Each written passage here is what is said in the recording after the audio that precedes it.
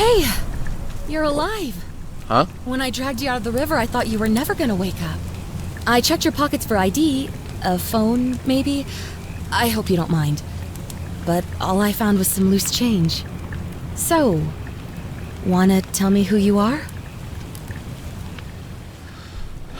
Select your body type. I'm guessing that's male? Select your skin tone.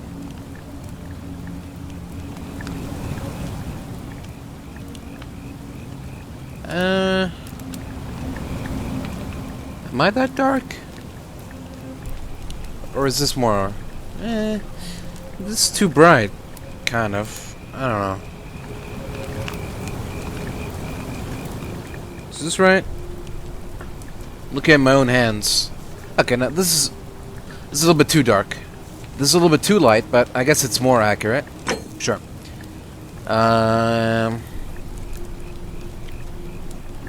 Marcus. Well, it's nice to meet you. And I'm sorry to pry, but any idea why you were floating down the river? What's the last thing you remember? Waking up. Oh. Okay. Pick the class. Recent head trauma has increased your pain threshold, making you 50% harder to take down. Time on the run from authorities has made you quicken your feet, 25% faster when sprinting. Military issued firearm, but only 10 bullets. You'll have to use them judiciously since there is no way to get more. Archaeologist. Years of studying history give you occasional insights into the ancient world.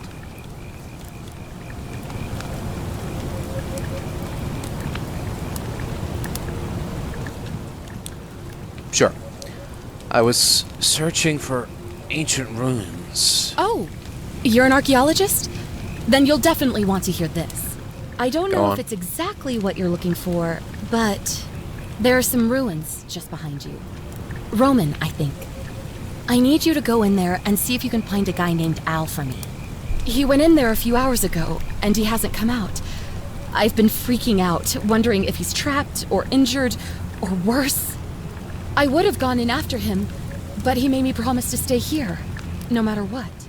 There's no way I'm leaving without him, so I'm just kind of stuck here, waiting. What I mean is, I was hoping you wouldn't mind going in there to find him? If you can do that, I can get both of you back to civilization in my boat. Please? Mind if I ask some questions first? Oh, of course. Sorry, I don't mean to be pushy. I just... What do you want to know? So, where are we? You really don't remember? We're in Italy. This river is the Tiber. Right. And what's your story? Oh, there's not much to tell. Feels like I've spent my whole life in a dead-end job with an endless commute. Know what I mean? No? Not even gonna tell me your name? Oh, I'd rather not say if it's all the same to you. Yeah? What, are you like my daughter from the future or something? Why don't you want to tell me? All right, fine. Sorry if I sounded cagey, it's just that I don't always get the best reactions when I introduce myself. My name's Karen.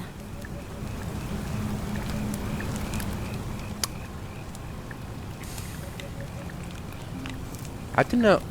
What? Okay. I thought this game came out before, like, the 2020s. I thought this was like 2019 or something. I didn't know this. It was this recent.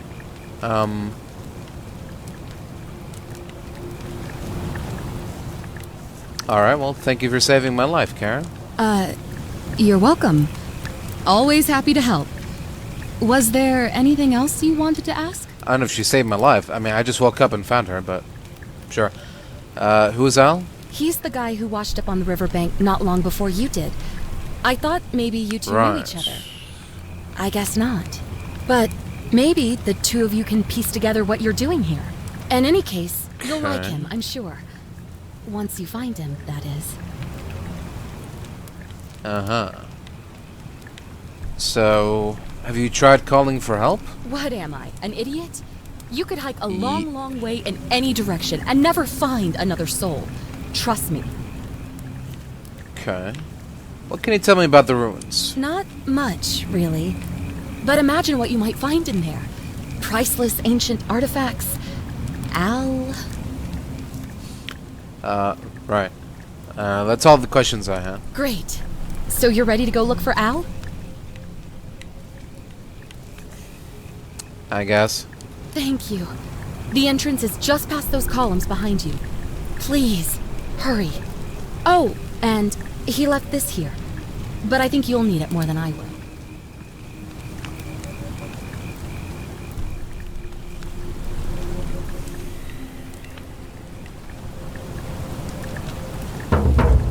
Thanks. Use stick to move. What? B to jump? What the? The ruins are just beyond those columns. Please, hurry. Old wooden robot. Karen must have used it to rescue me from the river. I was asleep on this not long ago. Smells of campfire smoke and sweat. Why is B jump?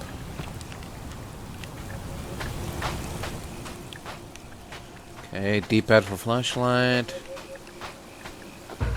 Does it have a battery life? Oh. Left trigger to sprint? Okay. Yeah. Actually... Let's see. Let's turn down the sensitivity a little bit. I don't know why my only options are 100% or 80%, but okay. It's a little bit better, I guess.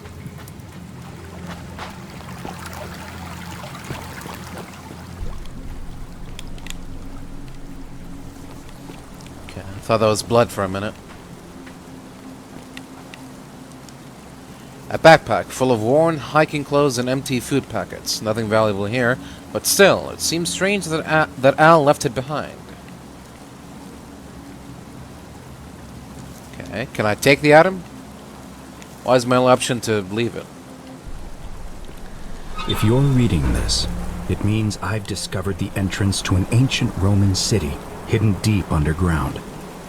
Its existence is long forgotten, all knowledge of it lost, except in the Latin inscription here. It reads, "You who wish to enter the city, step forth and be judged." Whoa!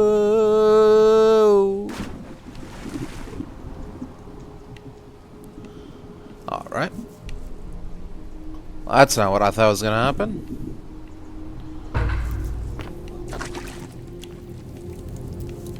Is this the The virtuous judging part? shall be rewarded with eternal life in paradise. Oh yeah. The wicked shall find themselves showered in gold, but in vain, for this shall be their final resting place. Could an underground city have remained a secret for all this time? Oh, it's left stick. Could people have survived down there, against the odds? It seems there's only one way to find out. If I'm not back in an hour, I'm somewhere on the other side. Consider this an invitation, or a warning. Al Worth. Why does it look like Vegas?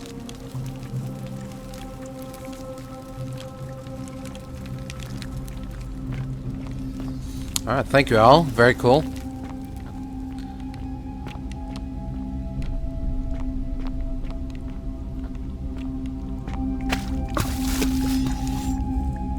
The many shall suffer for the sins of the one.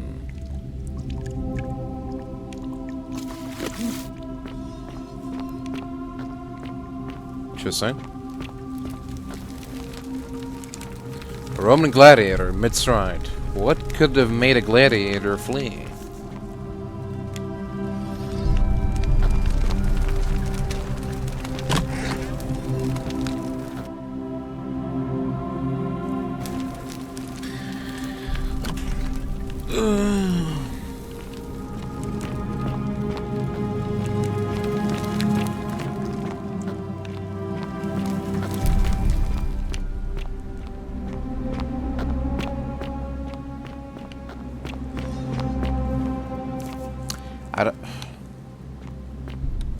I don't have that. I don't have F5 on my controller.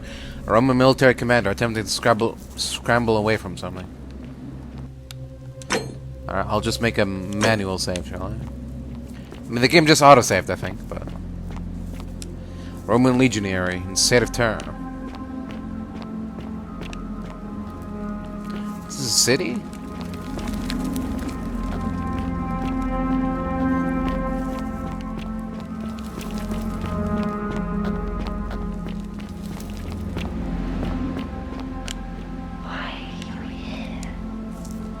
I fell. A Roman woman who appears to be praying for help that never came.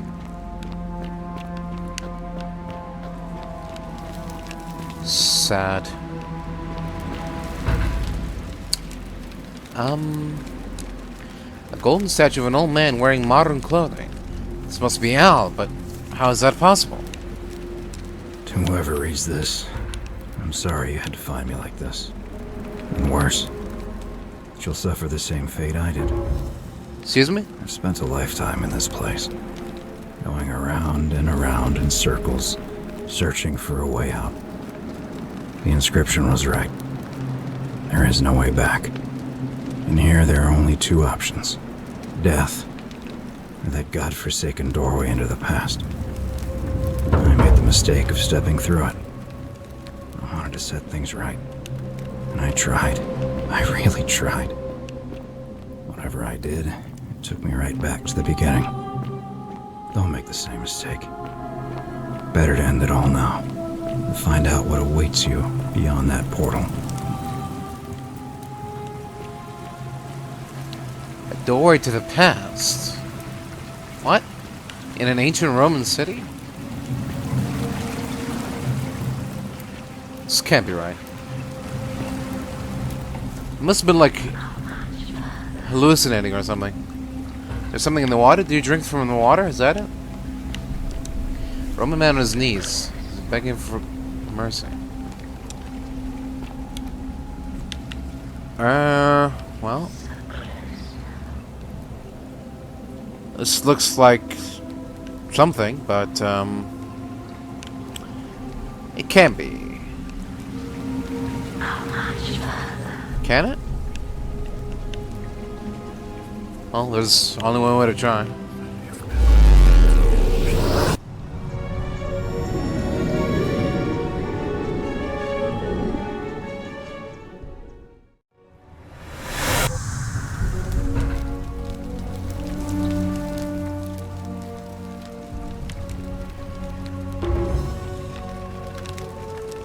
This can't be.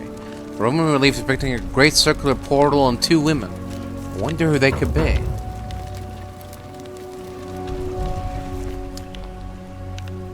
Well, shit.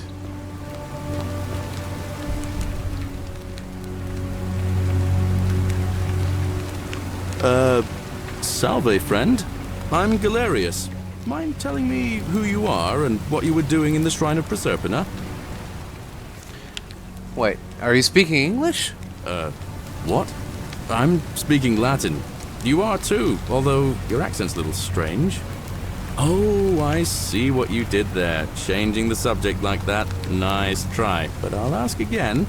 Who are you, and what were you doing in the shrine?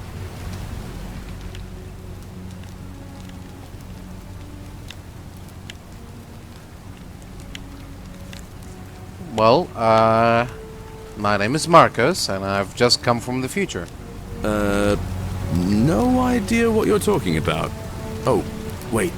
Are you a bit, you know, not right in the head?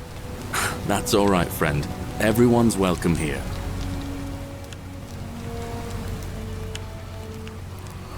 Thanks, I guess. But listen, most folks seem a bit confused when they get here, but you seem very lost, and in more ways than one. So let me make this nice and simple for you. Go on. Live by our law here, and we'll all get along just fine. Your laws? Not laws, law. There's just one, the golden rule. And the punishment for breaking it's... well, it's kind of horrific. But our magistrate insists we take all newcomers to see him, so I guess I'll let him fill you in. So then, you coming? I'll make my own way, thank you. Look, you seem like you might need a little extra help, and I'd feel a lot more comfortable if I showed you the way. Fine, lead the way. Follow me. When I first arrived, I couldn't believe there were people living down here. But, as...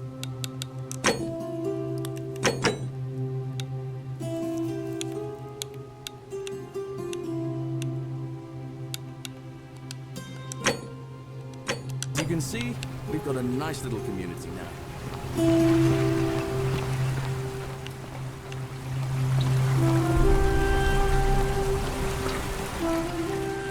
Do I still have my flashlight? Oh, okay.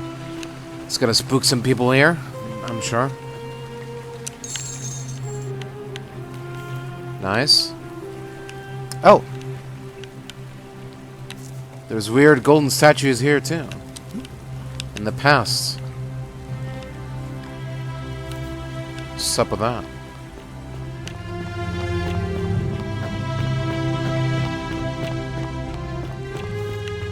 Very odd.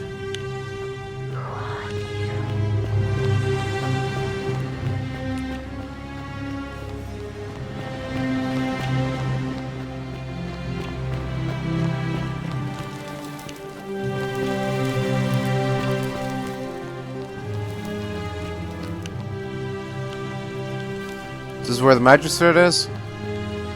Did I just accidentally stumble onto the place where we needed to go? Salve, friend. I'm Octavia. Welcome to Hello. life under the Golden Rule. It's a ghastly thing, is it not? How are you faring so far? Fine, thank you. Ah, another stoic, perhaps. We all need something to help us through times like these. We've all been where you are now. I remember when I first arrived.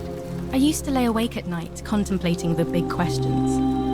Why am I here? Is there a way out? What is the Golden Rule, and who or what is responsible for it?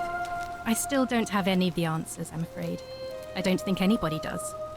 But I'm happy to share with you what I've learned.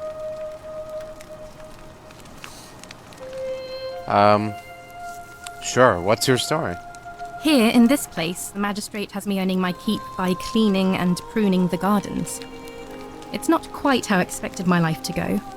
I used to live in a lovely villa on the banks of the Tiber. I was even betrothed to a handsome young man from a prominent family. But long hours of menial labor for the good of the community has its own charms too, I suppose. Sure. How did you end up here? Oh, much the same way as many of the others. When the fires came to Rome 7 months ago, my family and I fled for the Tiber, hoping to escape on a barge. We were among the fortunate ones with enough coins for passage, but unfortunately, there were a lot of desperate people, and they boarded before we could depart. A scuffle broke out, and I was pushed overboard. The last thing I remember was the water, rising up to hit my cheekbone. I woke up by the river, near that shrine, and stumbled across this place. I'm sorry to hear that. Oh, that's all right. I'm sure it's all part of God's plan for me. God? Don't you mean the gods? Oh yes, of course. A slip of the tongue. Right. Let's talk about something else. If you like. What do you think about the Golden Rule? The many shall suffer for the sins of the one. I think about those words a lot. I'd like to think that if we all love our neighbours as ourselves and do to them as we'd have them do to us, then we'll all be fine. But on the other hand, Sure. I was always taught the intent of man's heart is evil from his youth, and that all of us are born with a tendency towards sin. And that's where I get stuck. Is it true? Are we born with a tendency towards sin?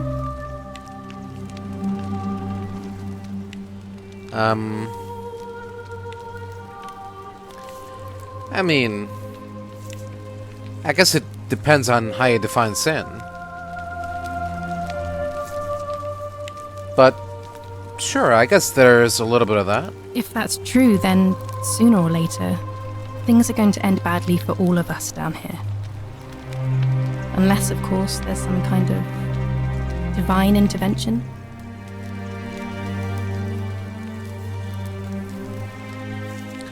Fair enough. So you're a Christian? Please keep that to yourself. I know you're not from around here. Things are very difficult for us right now. There was a terrible fire in Rome last year, and our emperor decided to make us his scapegoats. There were executions. It was horrible. Don't worry, your secret's safe with me. Oh, thank you. You have no idea how much I appreciate that. Do you know a way out of here? I'm afraid not. Although, I did once hear someone gossiping down at Aurelia's tavern about a possible way out. I don't put a lot of stock in such rumours, but if you're desperate and wealthy, you could look into it, I suppose.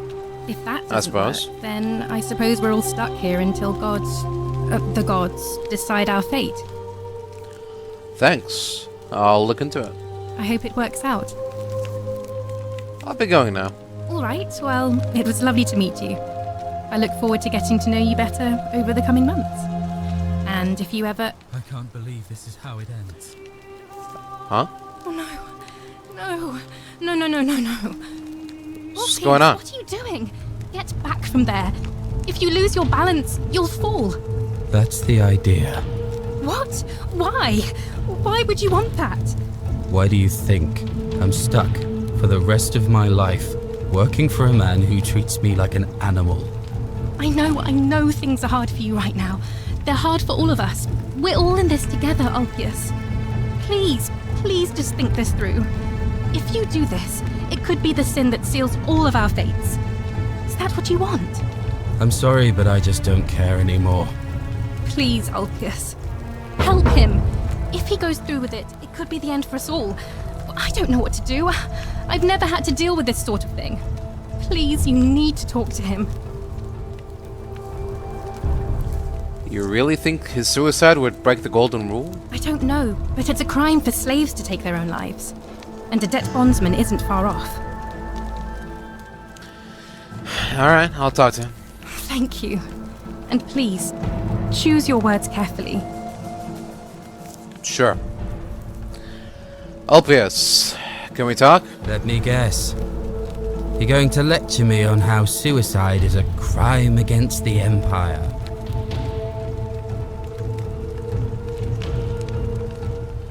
I was just going to ask you what's wrong.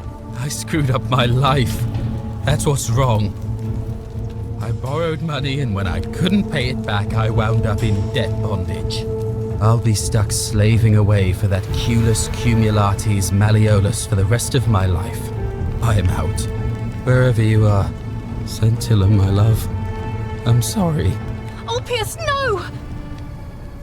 Look out! I can't believe he went through with it. Oh Lord. That poor lamb.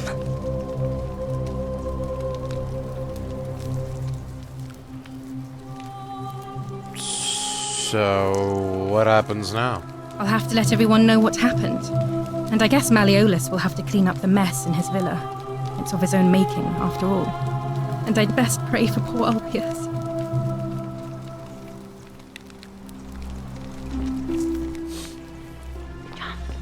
Alright, well.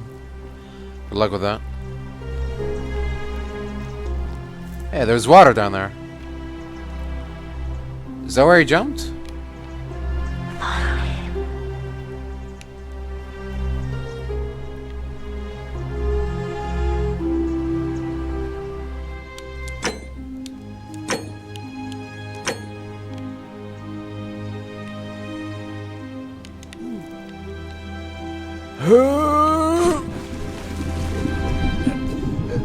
Thank you. Thank you. I am delighted and deeply honored to have been elected your magistrate. Yes, thank you. I'm delighted and deeply honored. Thank you. Is that supposed to be in down there? Painted Greek vase depicting some kind of battle.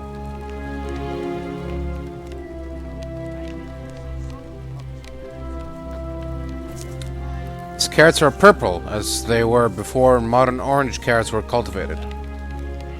Oh. A little history lesson. Thank you.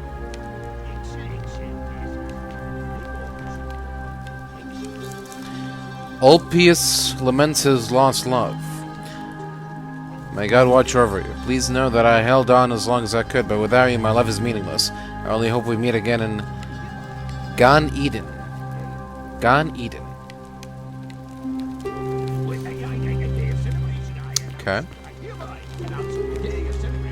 Empty bottle. Appears to be a bottle for hemlock, a deadly poison. It smells musty like mouse urine. How do you know what that smells like? Julia to her captors, Malilus and Claudia, curse you to the depths.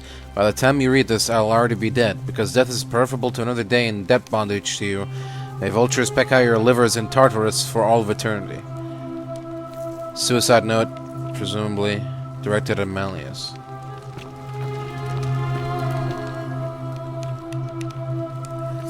It's no doubt unpleasant cooking with such poor ventilation, but Romans probably regard that as their servant's problem.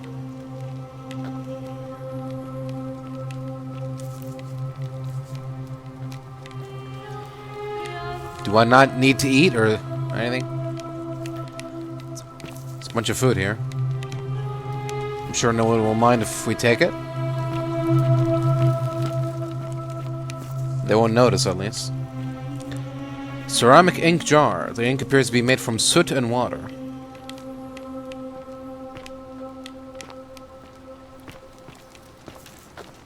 Is he done doing his speech?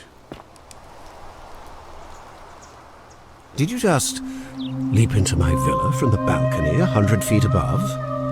That was either extremely reckless or impressively clever. Well, why have you risked life and limb to see me? What's your story? I'm Malleolus, and if it wasn't for this interruption, I'd be practicing my victory speech for the election later today. What will you do if you win? I'm glad you asked. I'll finally restore freedom to this city, just as I've been promising. These good people have suffered long enough under Sentius's tyranny. And how will you do that? By declaring there's no such thing as the Golden Rule.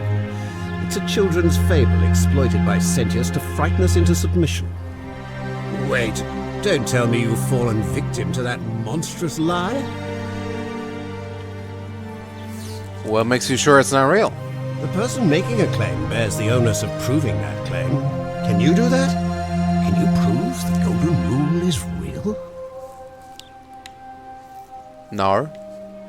Let's talk about something else. As you wish. What do you think about the Golden Rule? You mean the children's fable exploited by Sentius to scare us all into doing what he wants? Do you know a way out of here? I'm afraid not. We're stuck down here together, for better or worse. We're all going to have to make the best of it. Okay. So, did everyone fall down that mosaic? Like the bathysphere and leading to Rapture? But instead it's just a hole? And now no one can get out? I'll be going now. I trust you can see yourself out. Sure. Through the door this time. There's a key just beside it. I'll keep that in mind. A Greek statue of a lion.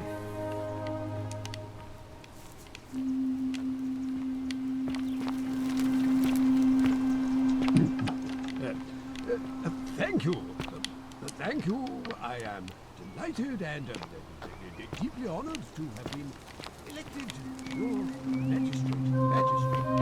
Yes, thank you. I'm delighted and deeply honored to have been elected your magistrate. And now,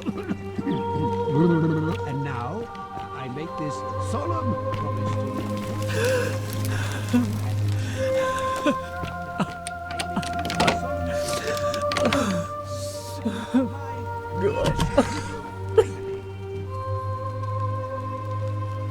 You're not supposed to be in here. Hello? Can we talk? Talk. What business could you possibly have with me? What's your story?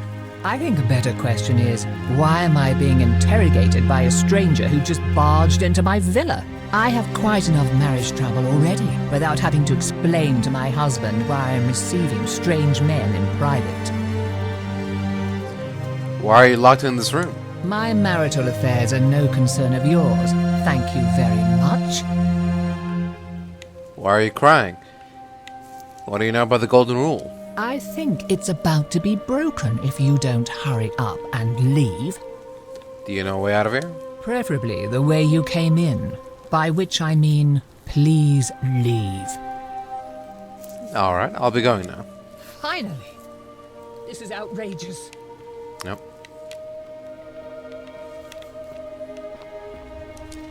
Sculpture of Minerva, the Roman goddess of strategy. Sculpture of Ares, the Greek god of war, known to the Romans as Mars.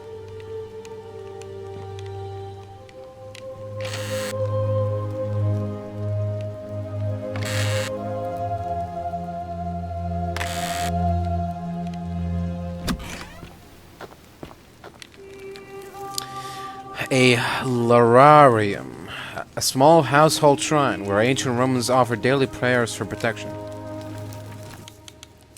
Sure.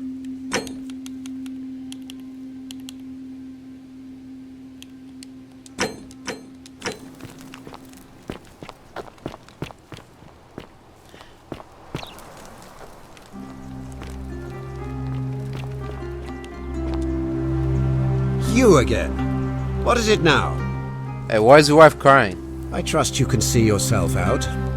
Through the door this time? There's a key just beside it. Okay.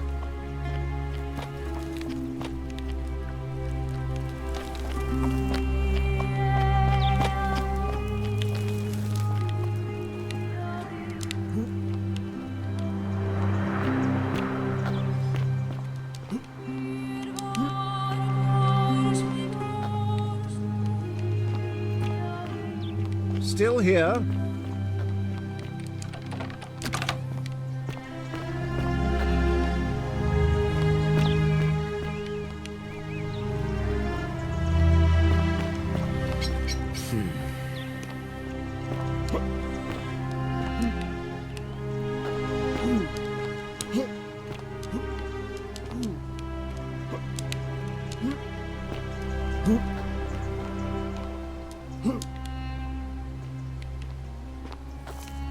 Interesting.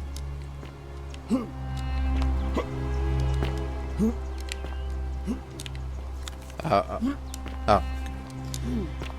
Phew. Thought I was stuck there.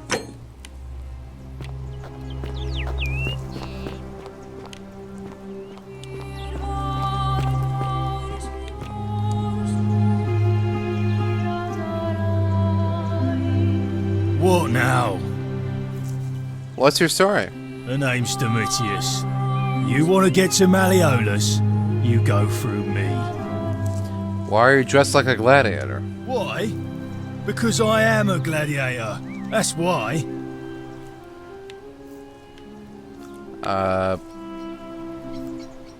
Okay, but you're nowhere near an arena. You want to see me fight? Keep running your mouth, fatuous cunners. Okay. What do you think about the Golden Rule? I think it's gone on long enough, and Malleolus is going to put an end to it once he's elected. How's he gonna do that? He's going to announce it in his victory speech. Just you wait and see.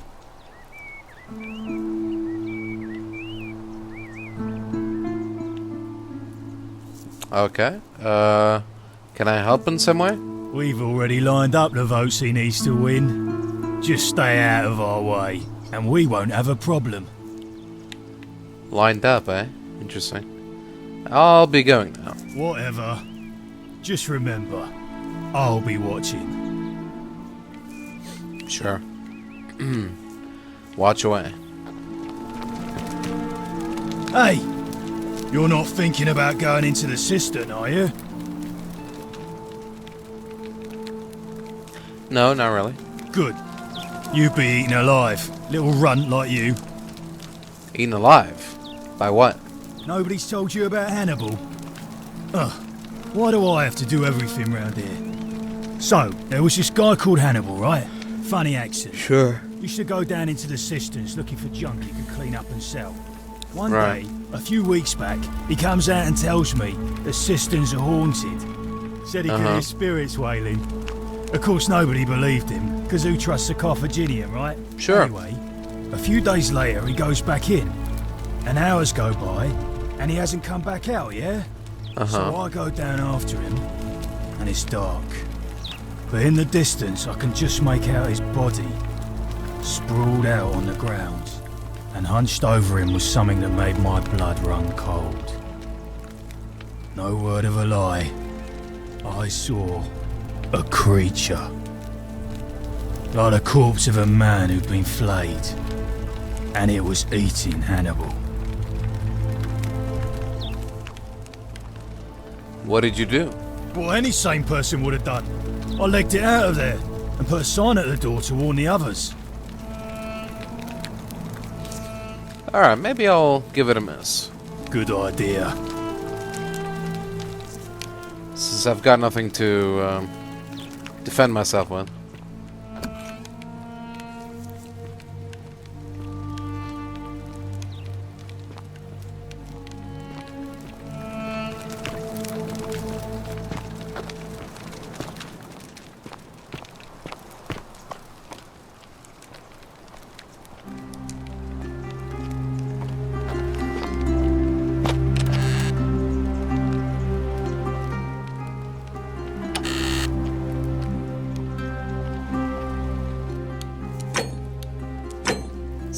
Does the eye mean that I'm being seen? There's no one here. Okay, I'll just read the note. Note to Octavia. An anonymous friend to Octavia, may the Lord bless and keep you. I am sorry I could not risk discussing this with you in person, but if I am right, then you are a believer like me. You may not be able to worship openly here, but know that you're not alone. If you ever feel like you need somewhere to pray, there's a special place waiting for you deep in the caves behind the theater. Turn right at the first fork and again at the second.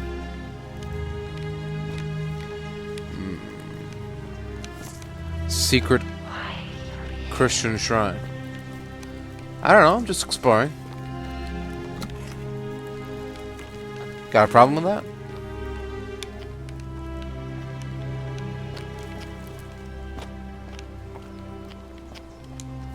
Sculpture of Minerva.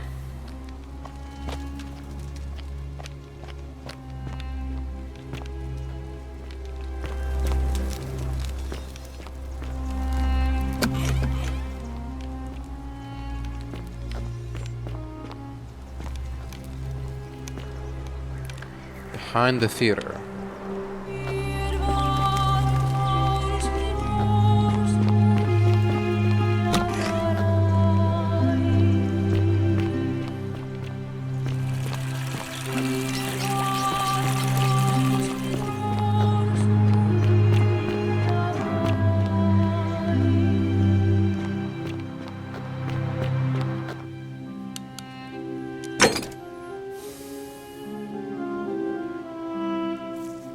I think it's too late for that.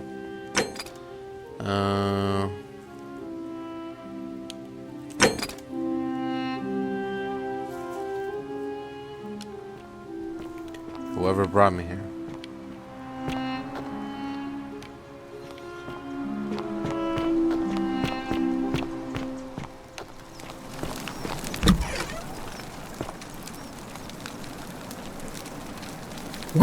doing in here?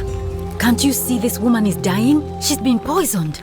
She needs the resin of a plant called Silphium, but that Culus cumulatus Decius won't give it to me. I'm sorry. I wish I could help. It's too late. She just slipped away. What happened? She was poisoned. She came in here frothing at the mouth. Normally, I'd treat her with resin of Silphium, a rare plant which is perfect for this sort of thing. And I knew Decius had some at his market stall, right around the corner. So I ran over there, but he just looks at me with this evil smile and says, "That'll be 1,000 denarii." There was no way I could afford that, and he knew it. Then that toad shrugs and says, "Supply and demand. I guess you don't value your friend's life that highly." Anywhere else, I'd just pay a thug to steal it from his stall. But there's no way I can do that down here with the golden rule. So all I could do is come back here and just watch her die. I kept on apologizing. And now I'll never know who poisoned her, or how they managed to do it without breaking the golden rule, or why she cursed that snake's cruel black eyes with her dying breath. Is there something I can do to help? Well, unless you have the power to bring someone back from the dead, there's really just one thing you can do. Yeah? Get me that Silphium resin. I'm going to have another patient in here soon. Could be in the next day or in the next hour. And I will not allow this to happen again.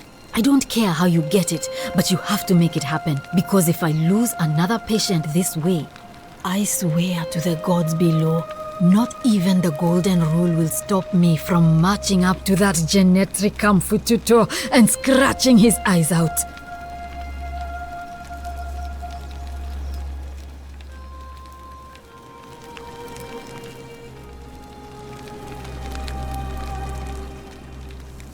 Alright, I'll see what I can do.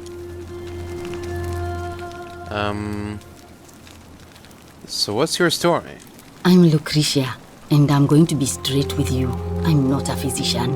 This is Nevia's clinic. I've just been filling in ever since she disappeared. I'm tired and out of my depth and miserable all the time.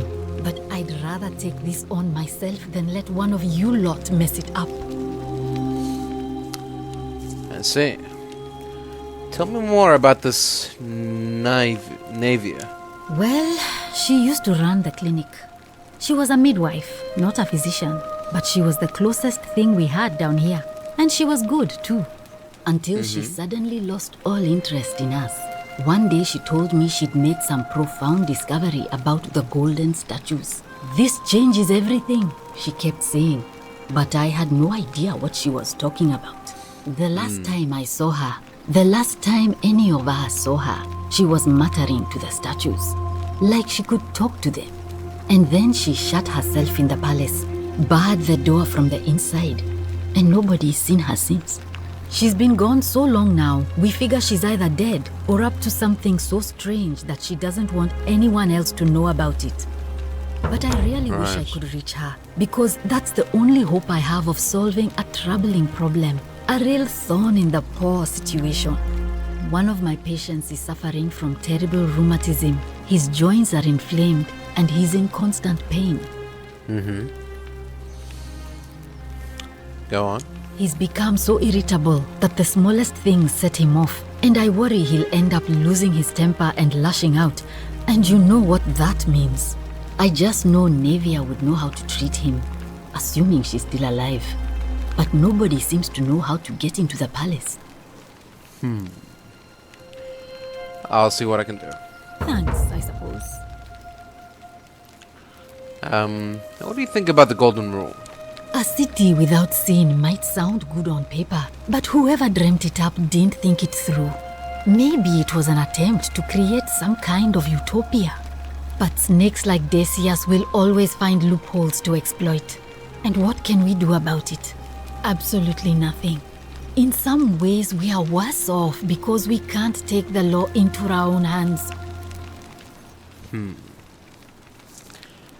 we talk about Ulia? Sure. What do you want to know? Do you know what poisoned her? Hemlock, I believe. Is there a reason why she might have wanted to die? I haven't seen her in months. She's not allowed to leave Malleolus' villa, and they are quite secretive. You think she was poisoned, or was it self-inflicted? Do you really want to know? I mean, if somebody poisoned her, then surely they would have broken the golden rule, and so maybe it's best we don't discuss it. Alright, let's talk about something else. Gladly.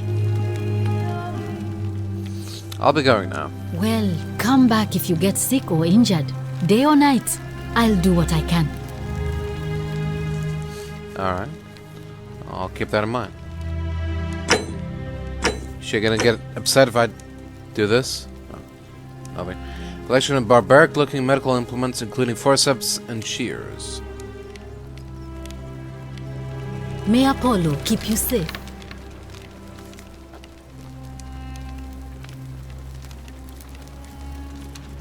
Mortar and pestle haven't changed much in the last 2 millennia. Wooden rack containing various dried and ground substances. Large stone statue of Apollo, the Roman and Greek god of disease and healing, among other things. May Apollo keep you safe. Harps.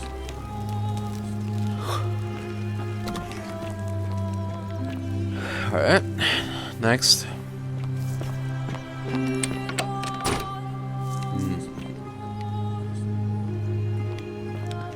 What do we have here?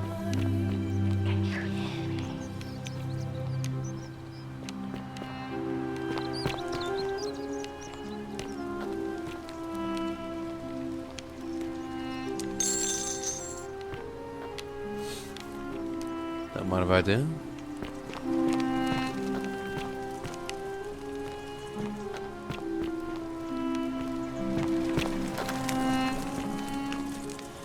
Small stick with a sponge attached. This must be what the Romans used instead of toilet paper. Appears to be for communal use. Best to put this back immediately.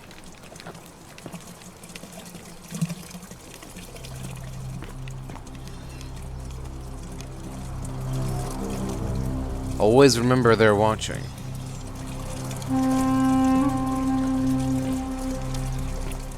Excuse me?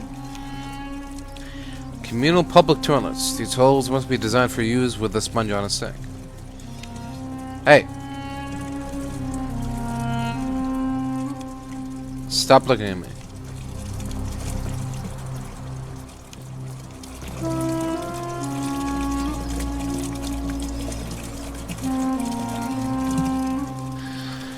Theophilus had an orgy with 4 girls here and disappointed all of them equally. Okay.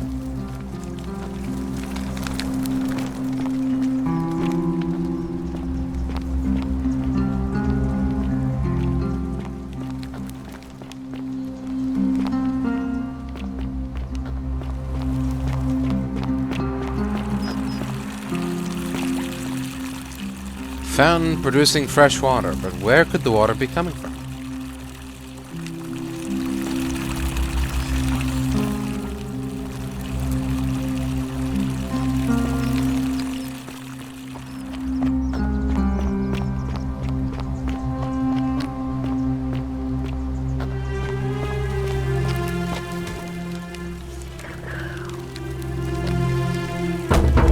I'm locking myself in. Don't try to follow me. Nothing good will come of it. What are these sounds? Fletched arrow.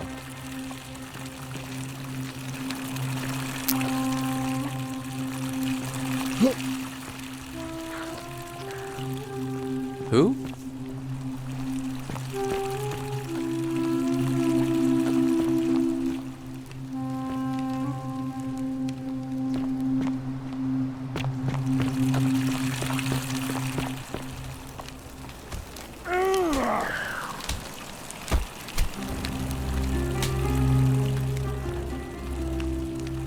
Okay.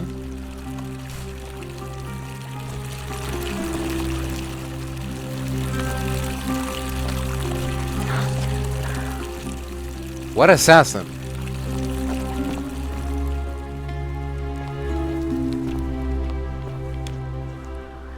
Is there an assassin hiding in the bushes?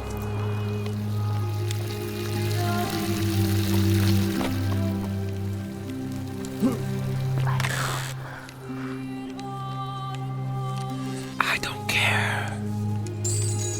Didn't ask.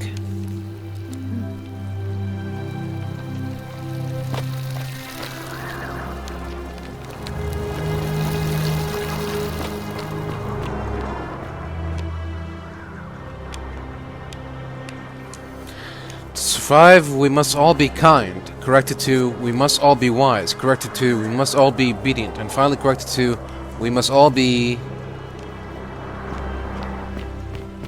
Question mark, question mark.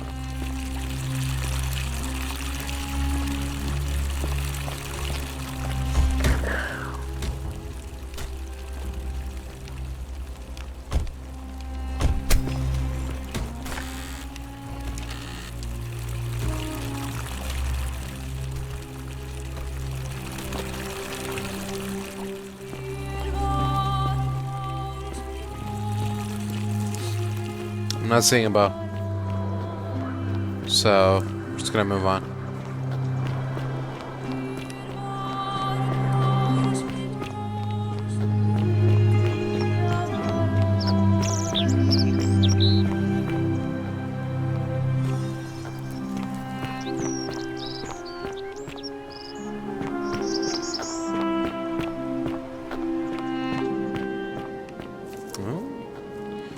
What do we have here? Oh, lost.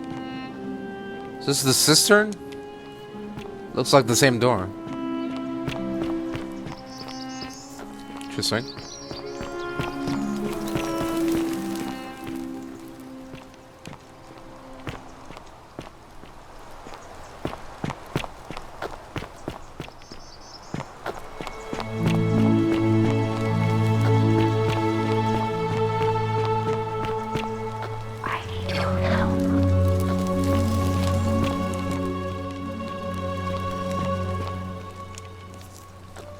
What now? How can we pass this test if we don't know the rules?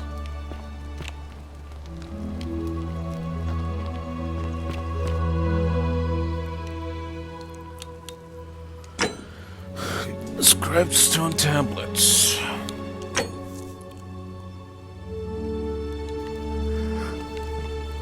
Okay. Is there a map? No map.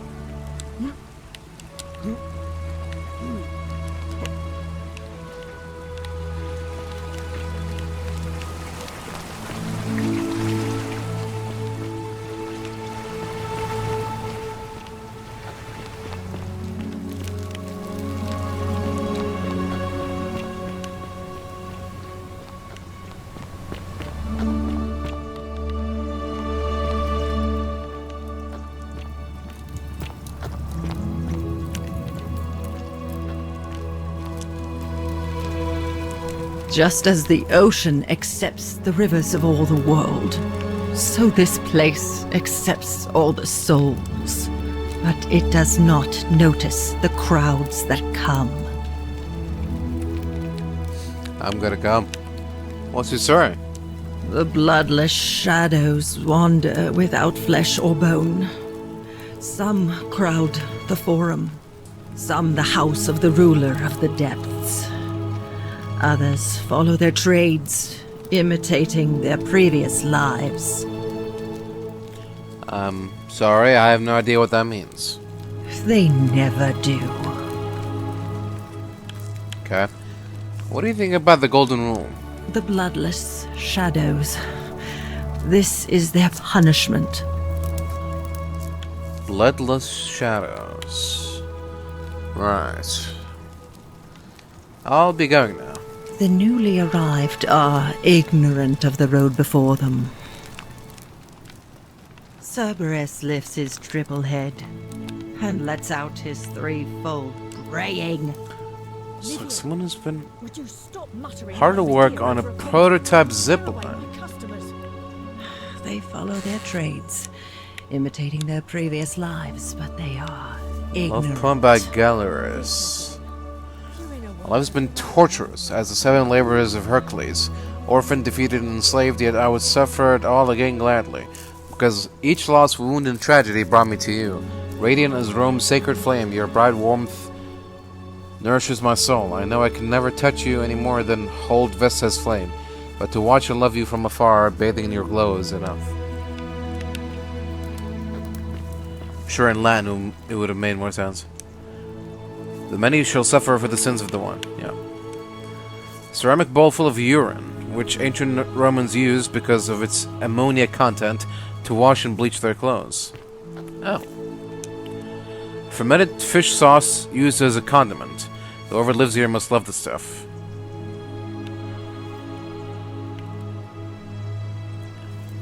Is that G? GF? CF? Skom Skavri X Ofi na Skavri.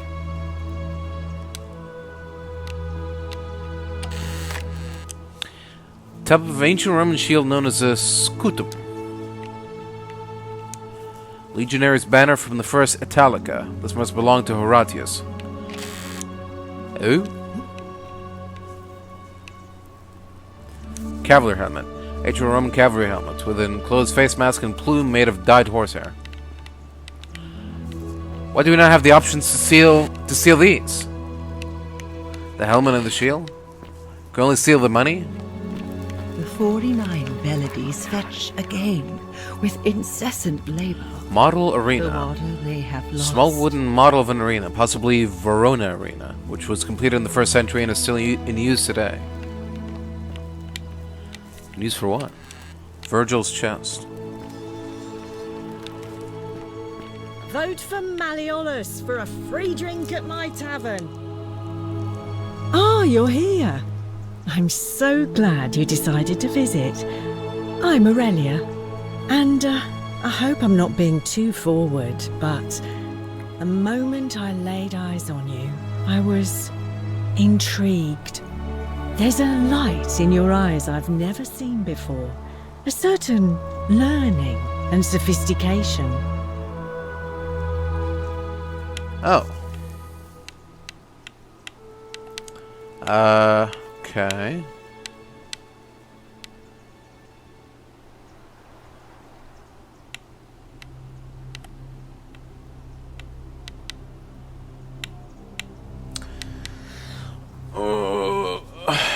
Okay, so we either go full simp, or ironic simp, or reject her outright.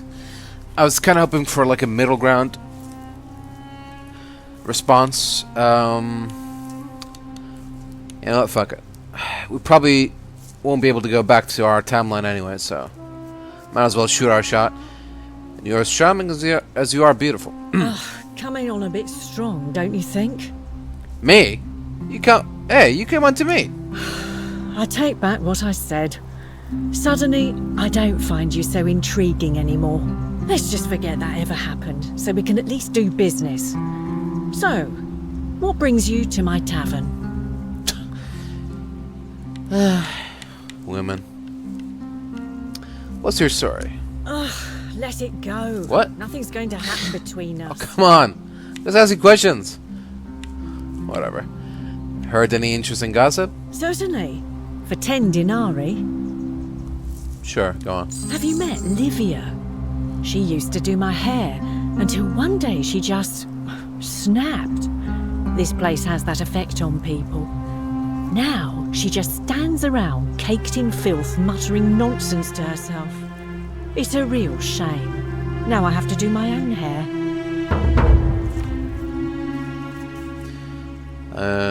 Okay. I mean, I kind of figured that one out myself, but sure. Go on. I hear that if Malleolus is elected, he's gonna throw a small festival to celebrate. Oh, you gotta be kidding me. Whatever you like. That was a waste. What do you think about the Golden Rule? I just try not to think about it. Drink helps with that. As the saying goes, to drink is human, so we drink. Right. I'll be going now. All right. See ya. You're not gonna sell me anything? Tavern keg. Oh, she just... Okay. Large wooden beer keg with inbuilt cup holders. Let the buyer beware.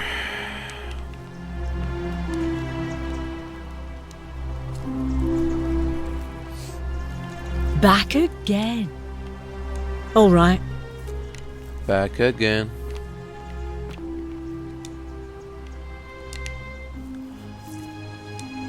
Large vat for brewing beer. There's a layer of small insects drowning on the surface. Sounds about right.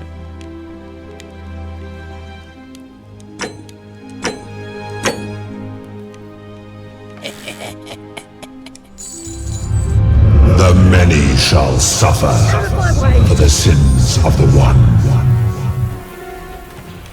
Excuse me? Sentius? Who? Hey, come on. I didn't do nothing. No one saw me. Hey, no one saw me. How do they know?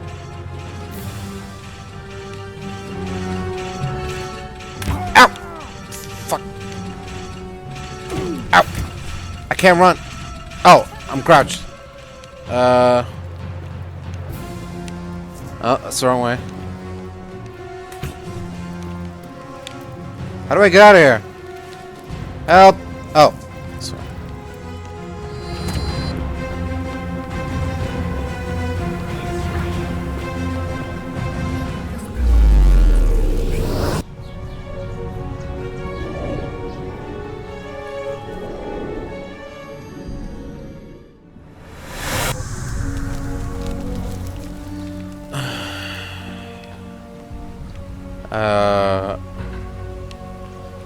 Wait.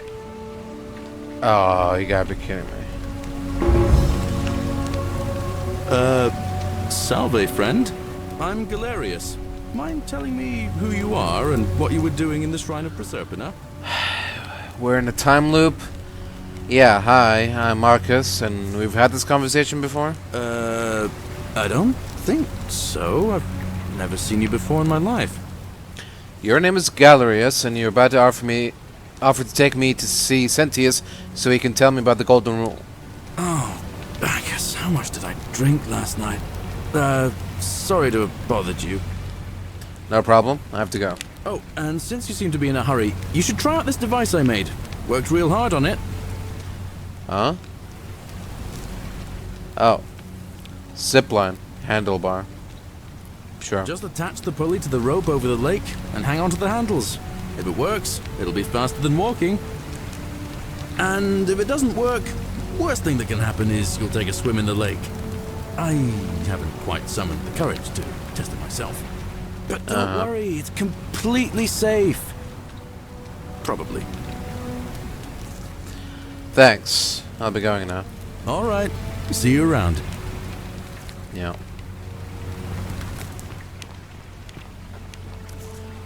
Do I still have the money at least? Think so.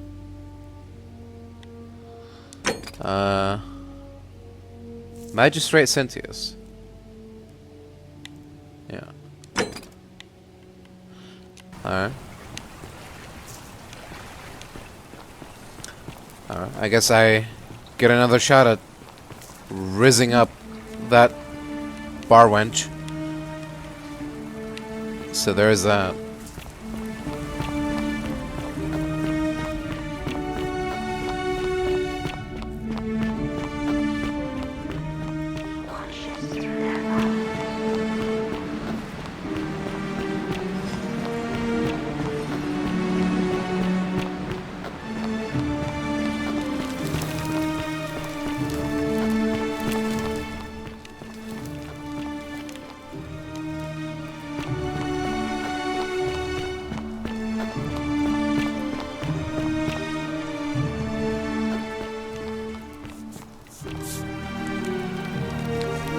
day, friend.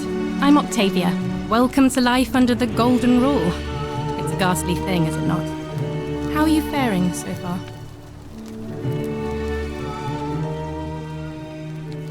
Actually, I really need to talk to Ulpius. All right, well, it was lovely to meet you. I look forward to getting to know you better over the coming months. And if you ever... I can't believe this is how it ends.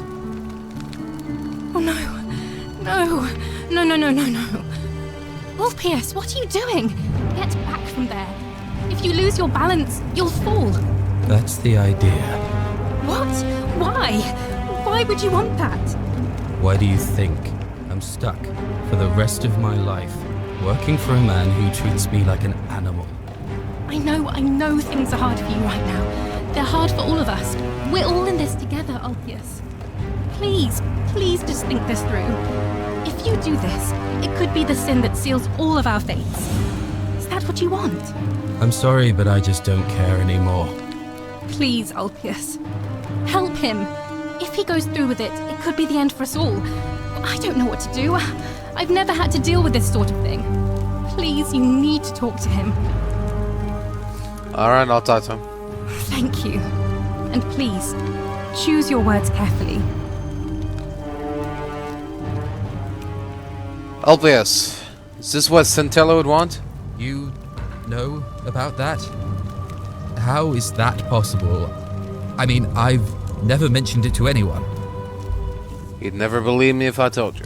Well, if you say so. You don't understand. I don't want to hurt anyone. I just want it all to be over. Maybe I can help solve your problem. It's too late for that. Yulia and I made a pact, and she's already swallowed hemlock this morning. If I backed out now, I'd be betraying her. I can't do that. What if I can help her, too? No. Time's up. I am out. Wherever you are, Centilla, my love, I'm sorry. Ulpius, no! Look out!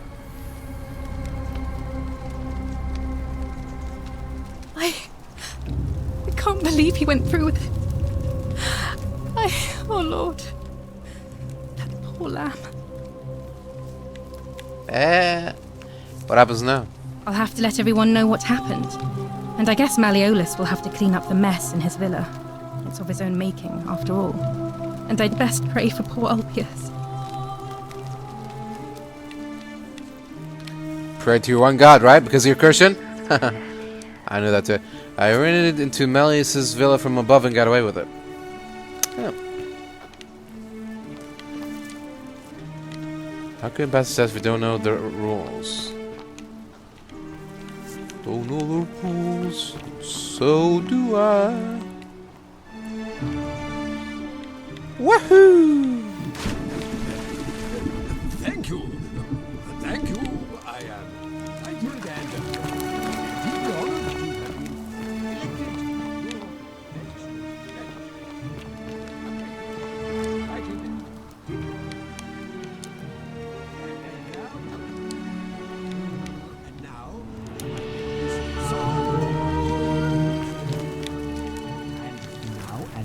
And now I make this so. Did you just leap into my villa from the balcony 100 feet above? That was either extremely reckless or impressively clever. Well, why have you risked life and limb to see me? No reason. I trust you can see yourself out. Through the door this time? There's a key just beside it. Yeah. Thank you. Thank you. I am delighted and deeply honored to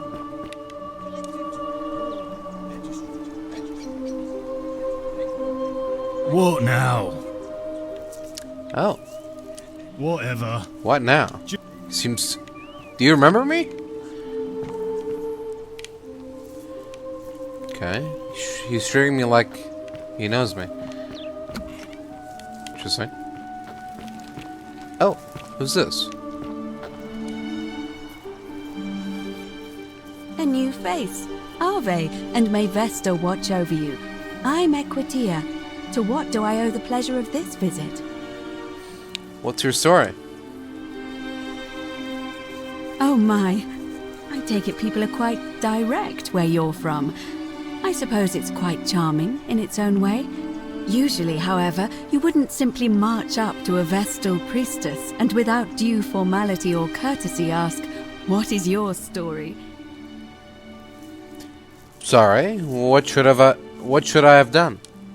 The proper approach would be to arrange an introduction through a mutual acquaintance in high office, by which time you would already know how to address me. And then you would find a way to satisfy your curiosity rather more indirectly. But to be honest, I've often thought what an unnecessarily formal way to communicate that is. So, let's do it your way. You just keep being yourself and ask whatever you like. It'll be a refreshing change. Alright. So, what's a Vestal priestess anyway? You really don't know? You are from far away, aren't you? Well, You could say that. I am one of the priestesses, charged with keeping the sacred flame in Rome's shrine of Vesta burning. I take it you know who Vesta is? Never met her. Why don't you remind me? Vesta is the mother goddess of hearth and home, and the guardian of the Roman people. Right, she's the housewife goddess. What do you do here? Put simply, I tend to the temples, ensure their sanctity is preserved. Why? Why? So that we continue to honor our gods, invite their blessings, and not bring their wrath down upon us, of course. It's vital that we keep them appeased and remain in their good graces. Alright. How did you end up here? You know, I'm not entirely sure. But what about you? How did you end up here? A young woman named Karen dragged me out of a river unconscious and sent me in here. Karen, you say? And nothing about that name seemed odd to you?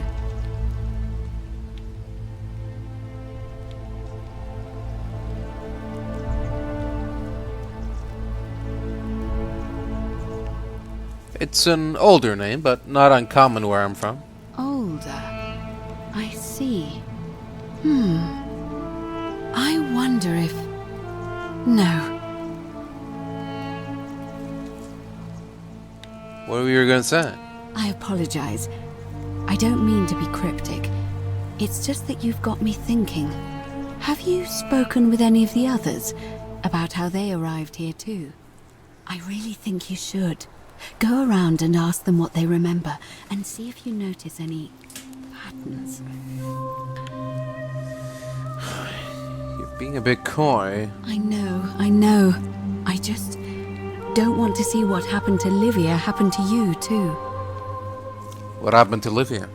Up until a few weeks ago, she was a perfectly productive member of our little community, darning clothes and cutting hair. She was always so chatty, always seeking out newcomers and asking them where they were from and how they wound up here. And then, about a month ago, she suddenly changed. She withdrew, stopped working and became despondent, started muttering to herself. Galerius and I visited her to see how we could help, but she just looked at us with this haunted stare, called us bloodless shadows, and told us we were ignorant of some pattern. Look, it could be unrelated. Perhaps she simply fell ill. Or, as Galerius suggested, the weight of the Golden Rule was too much for her.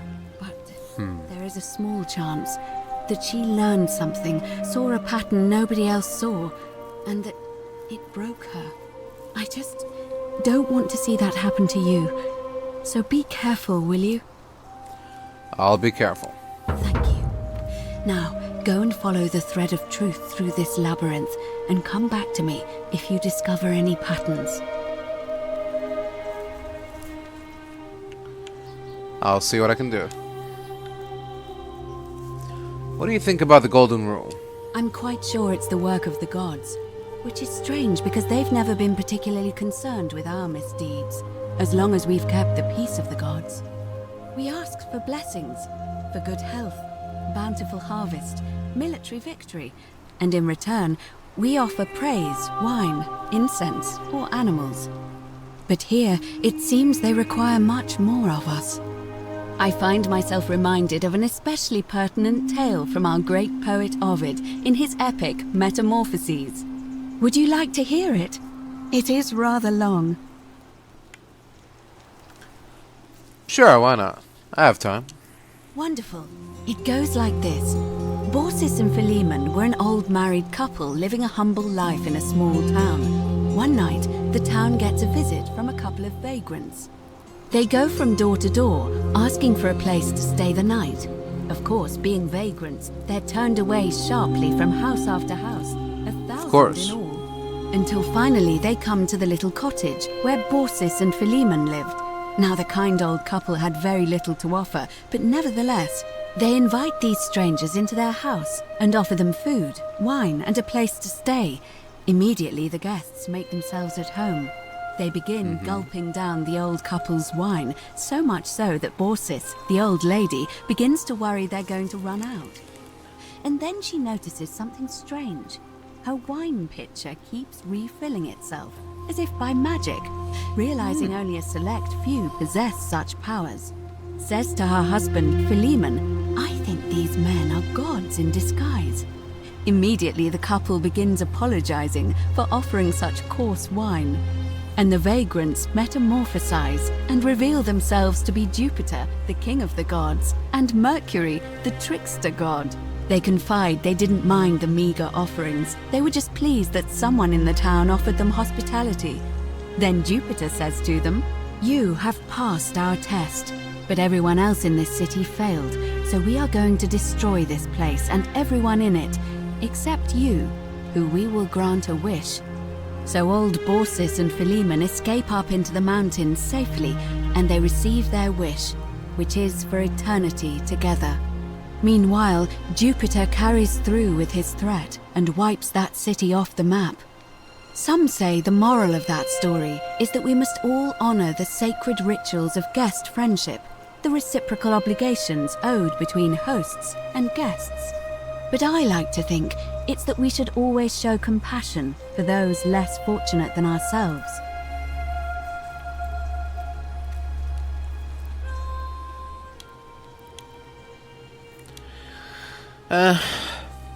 Sure. I'm pleased to hear it. I'll be going now. Come back to me once you've acquainted yourself with the rest of our neighbors.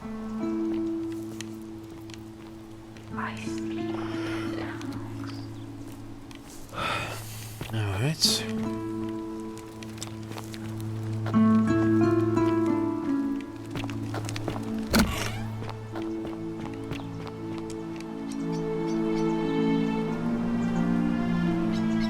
What now?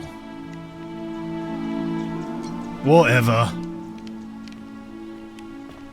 Okay. I can't ask anybody about how they got here, just some people? You again. What is it now? What do you think about the Golden Rule? You mean the children's fable exploited by Sentius to scare us all into doing what he wants? Wait, don't tell me you've fallen victim to that monstrous lie? The Golden Rule is definitely real. Nonsense. There's no way you can prove that. If it was real and you'd seen someone break it, then you'd be dead already.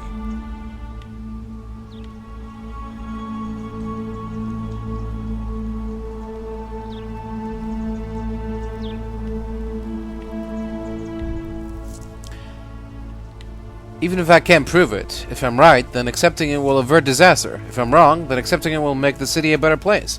Isn't that a good thing? I disagree. I'll be guided by what is best for the city's people, and that means giving them the freedom to do as they wish.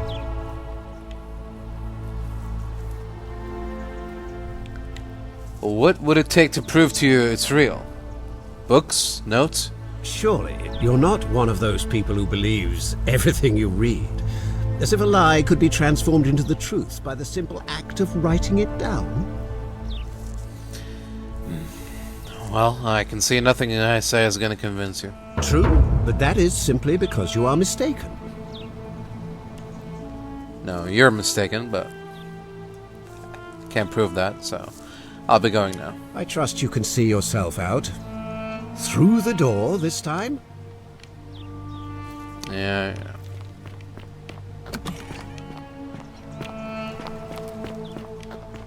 Oi! How did you get in there, you cheeky little Sturkus? If I cop anything from Malleolus, I'll be coming for you.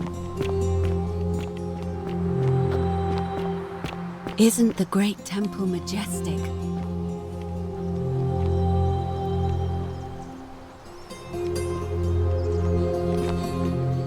Is this where we went? Where did we go last time? Did we go over here? Greetings, citizen. My name's Horatius. Magistrate Sentius asked me to escort you to him personally. Follow me, please. What's this about? I expect the magistrate wants to brief you about the Golden Rule. It shouldn't take too long. He's busy preparing for the election later today. Alright, lead the way. Follow me.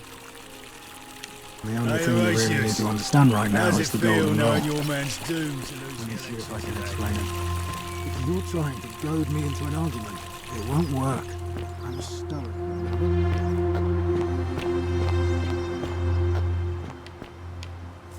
Oh, okay, I remember. Right, this way, and then... Okay, yeah. Over here. Alright, so it was the right way. Name's Rufius. Better watch your step. What's your story, Rufius? Can't talk long. Got to stay sharp, but... family's from Seleucia on Tigris. Babylon province. But I've been roaming a long time now. Even joined the legions. The 6th. The one they call Ironclads.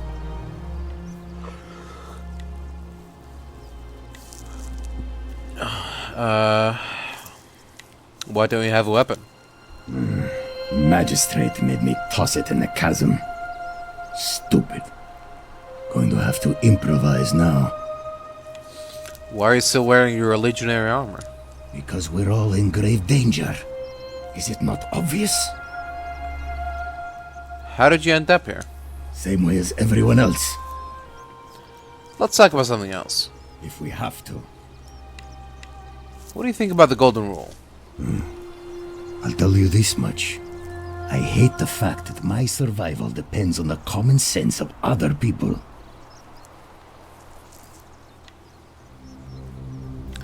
What do you mean? I mean, all these people just bumble along like nothing's wrong, while we're one bad decision away from being wiped out. Like the last lot of people who lived here. Seems like I'm the only one ready for what's coming. Whatever that is. And when it hits, it's everyone for themselves. You've been warned.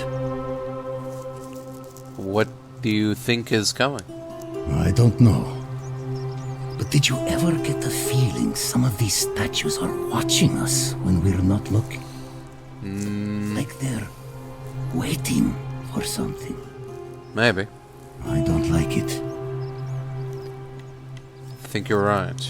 Of course I am. I'll be going now. Whatever. Yeah.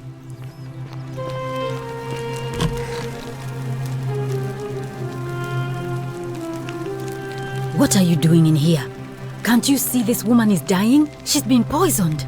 She needs the resin of a plant called Silphium, but that Kulas Kubulates Decius won't give it to me. I'm sorry, I wish I could help. It's too late. She just slipped away. What happened? She was poisoned. She came in here frothing at the mouth. Normally I'd treat her with resin of Silphium, a rare plant which is perfect for this sort of thing. And I knew Decius had some at his market stall, right around the corner. So I ran over there, but he just looks at me with this evil smile and says, "That'll be 1,000 denarii." There was no way I could afford that, and he knew it. Then that toad shrugs and says, "Supply and demand. I guess you don't value your friend's life that highly." Anywhere else, I'd just pay a thug to steal it from his stall. But there's no way I can do that down here with the golden rule. So all I could do is come back here and just watch her die. I kept on apologizing. And now I'll never know who poisoned her, or how they managed to do it without breaking the golden rule, or why she cursed that snake's cruel black eyes with her dying breath. Is there something I can do to help? Well, unless you have the power to bring someone back from the dead, there's really just one thing you can do. Get me that silphium resin. I'm going to have another patient in here soon. Could be in the next day or in the next hour. And I will not allow this to happen again. I don't care how you get it, but you have to make it happen. Because if I lose another patient this way, I swear to the gods below, not even the golden rule will stop me from marching up to that Genetri Camfututo and scratching his eyes out. I'll see what I can do. I'll be going now. Well, come back if you get sick or injured. Day or night, I'll do what I can. See ya.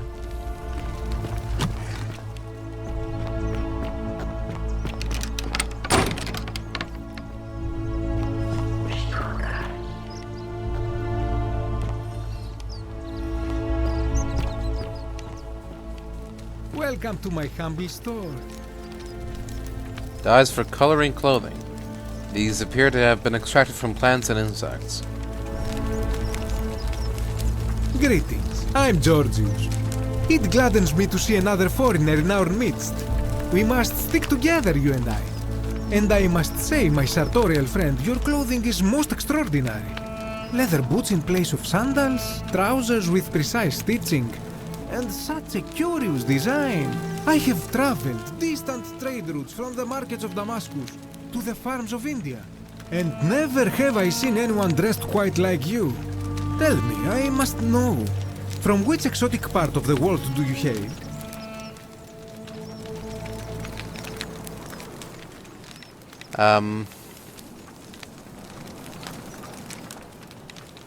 I'm from beyond the edge of the known world. Then you are an explorer, like me. Wonderful. You must have many stories to share. I cannot wait to hear them. We will have much time here to get to know one another. But for now, do you require assistance? I know you do not require clothing, so information perhaps? Sure. What's your story? My story? How kind of you to ask. I am a tailor and I run the humble shop in the forum. How did you end up here? A good question. A very good question indeed. And I would be happy to tell you if only I could remember it clearly myself. Why don't you tell me what you do remember? I remember I had just been to Rome to sell an extraordinary selection of wares. And drowning in coin, I decided to celebrate my success. I rented a prestigious villa by the Tiber, invited over a few select friends, and we began making our way through some of the most exquisite wine money could buy. Quite a lot of it, in fact. Now, I have had visions and awoken in strange places before. I have even found myself naked in the desert sands more than once, but none of that compares to this. This time, I remember people screaming, then falling into a void as empty as time before creation, gasping for air, and then nothing. When I regained my faculties, I was lying naked by the banks of the Tiber, gods know how many miles from my villa. So you floated down the Tiber? Indeed. I'm lucky I was carrying a little extra weight. I believe it kept me afloat. In any case, it seems I'd been rescued and resuscitated by a benevolent stranger. I went to find firewood for his campfire, stumbled across a cave, and discovered that trapdoor temple. And here I am. Alright, so everyone found this place through that trap door. Why set up a tailor shop here? You mean to say, with all the turmoil and terror of the Golden Rule, and so few customers, why bother setting shop at all? Yeah, more or less. I'll tell you, it is precisely because of the Golden Rule that I wish to remind my friends of the importance of looking one's best. I say, the more of our customs we preserve down here, the more we can preserve a semblance of normality, the better our chances of keeping our heads. Don't you agree? I suppose. Oh, and there is another reason too. Oh. If we all end up as golden statues for future generations to marvel at, I don't know about you, but I would like to look my best. Right. Let's talk about something else. Anything you like. What do you think about the Golden Rule? Ah, yes. The many shall suffer for the sins of the one. As a Greek, this is nothing new to me. It is how our gods operate. Why do you say that? Have you not heard the tale of the god Hades? He was the first to learn this dreadful lesson when he abducted Persephone and imprisoned her in the underworld. When Demeter, the mother of Persephone, learned of this, she did not punish Hades, the guilty one. Instead, she changed the climate of Earth so that it became hot and dry. Nothing grew. The grain turned to empty husks and the rivers dried up. Innocent people died by the tens of thousands until at last the other gods were forced to act, lest they have no worshippers left. So yes, we know this rule. This has always been the case. The Golden Rule has merely brought it into focus. What can we do about it? If we are to survive, I say we must each keep the simple wisdom of Thales of Miletus, first of the 7 sages of Greece, who said, avoid doing what you would blame others for doing. Sounds simple enough. It does, doesn't it? But it is not enough for us to do this alone. For even if 99% of us adopt this principle, that will never be enough. Sadly, no matter how well we protect ourselves, the life's work of many good people can be undone in the blink of an eye by a single selfish act. Yeah. Tell me about it. Ah, the voice of experience. I am sorry for your loss, my friend. But on a lighter note, I will say one thing for the Golden Rule. For all their grim and haunting poses, these golden statues do make magnificent models for my clothing, do they not? I guess. I'll be going now. I hope that our paths cross again soon, my friend. Sure.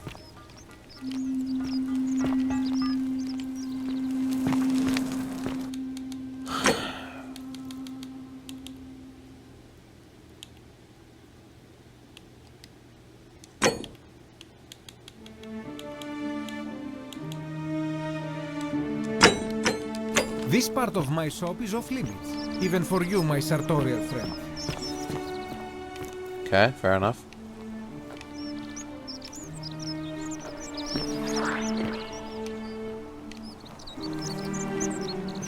You alright? Just looking around. Greetings and salutations. Yeah, how you doing? This isn't part of your shop too, is it? It's just some open stalls.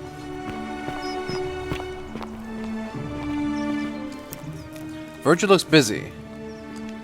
I should try talking to him again later. Busy with what? Shovel. For the last time, Dacis, I'm not making you a bow. But why?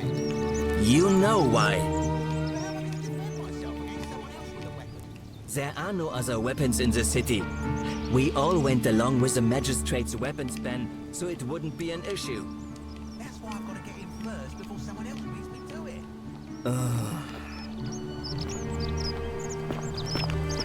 Greetings and salutations.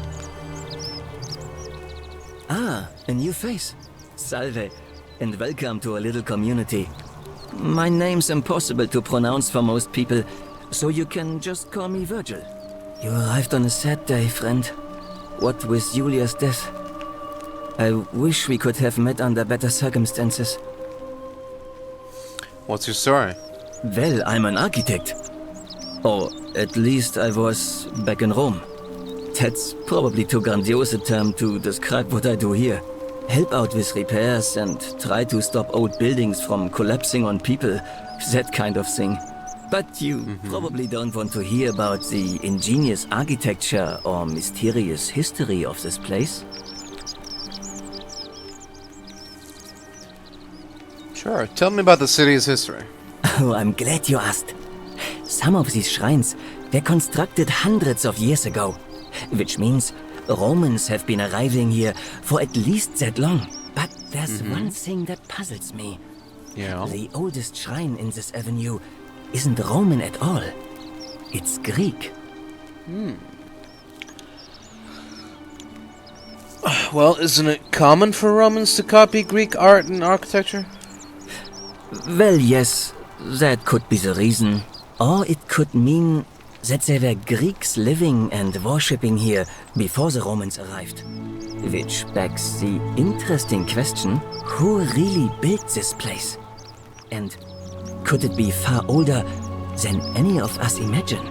If only there was a way we could talk to the people who came here before us. The stories they could tell. Tell me about the city's architecture. Gladly. Personally, my favorite thing about this place is the aqueducts. Those series of adjoining arches.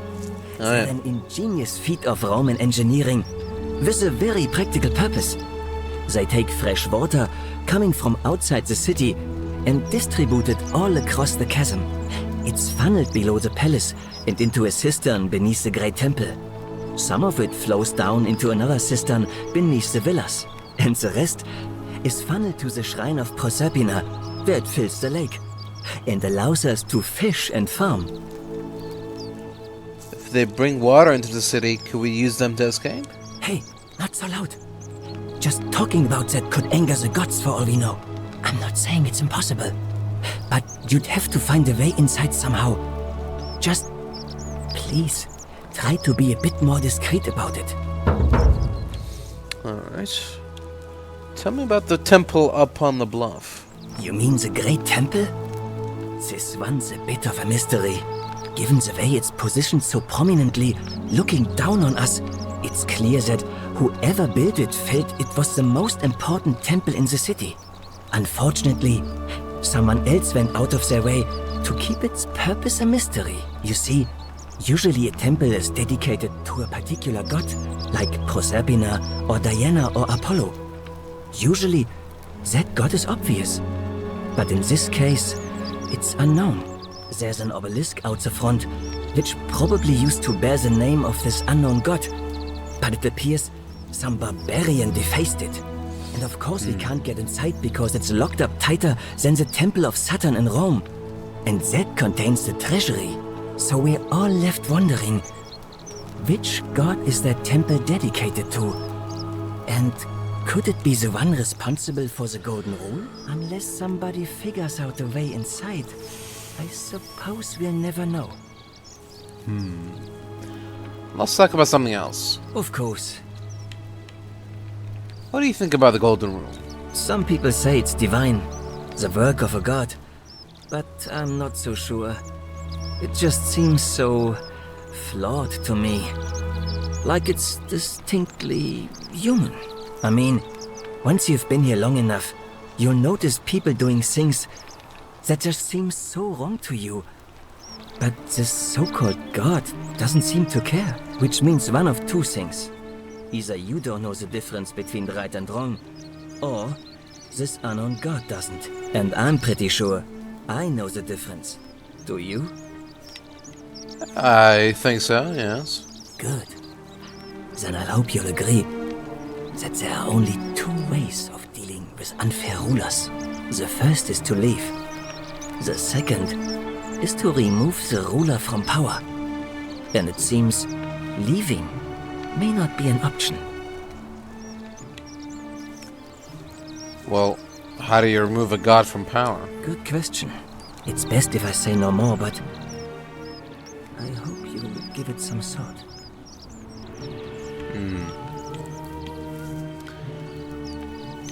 Why does someone think you're a sinner, Virgil? Look, I haven't done anything wrong, if that's what you're thinking. Somebody just has a problem with my preference for male company. Oh. I see. And when you grow up in the north, as I did, in the city of Noviomagus, you expect a bit of hostility. The Batavi are not known for their tolerance. I saw enough friends killed or driven away to know the cost of not keeping your personal affairs to yourself. So I hid who I was for, what was it, nearly 10 years? Watching what I said and where I looked. But that kind of fear eats away at you slowly, until living isn't any better than the thing you were afraid of. Needless to say, since I'm now living underground, halfway across the known world, with an assumed name, my openness didn't go down well among the enlightened folk of the Batavi.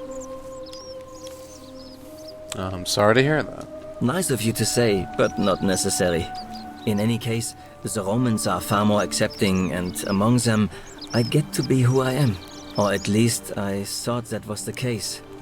It seems I was wrong. Do you know who's writing the graffiti? It's not just graffiti. I have quite a collection of handwritten notes too. The strange thing is, I keep my personal affairs to myself. I've never really been interested in any of the men here. Not my type. So I'm not sure what I could have done to upset this person. If I had to guess, I'd say it's probably one of those cultists. Cultists? Strange bunch. They insist there's only one god, and that he considers my nature a sin. Can you believe that? If there are any of them here, they won't admit it. Not since they supposedly burnt down half of Rome last year and went into hiding.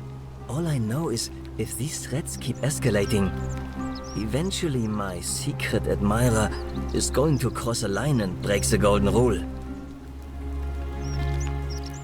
Alright, let me look into it for you. What? Really? I didn't expect that. But thanks. It's always a pleasure to meet someone so selfless. I'm glad you arrived when you did. I'd start by figuring out who the cultists are. Or maybe ask around among the merchants here. Someone who lives or works in the forum must have seen something. But if you find them, please don't hurt or humiliate them. I suspect they're just confused. I'll see what I can do. I'll be going now. Nice to talk to you. Sure.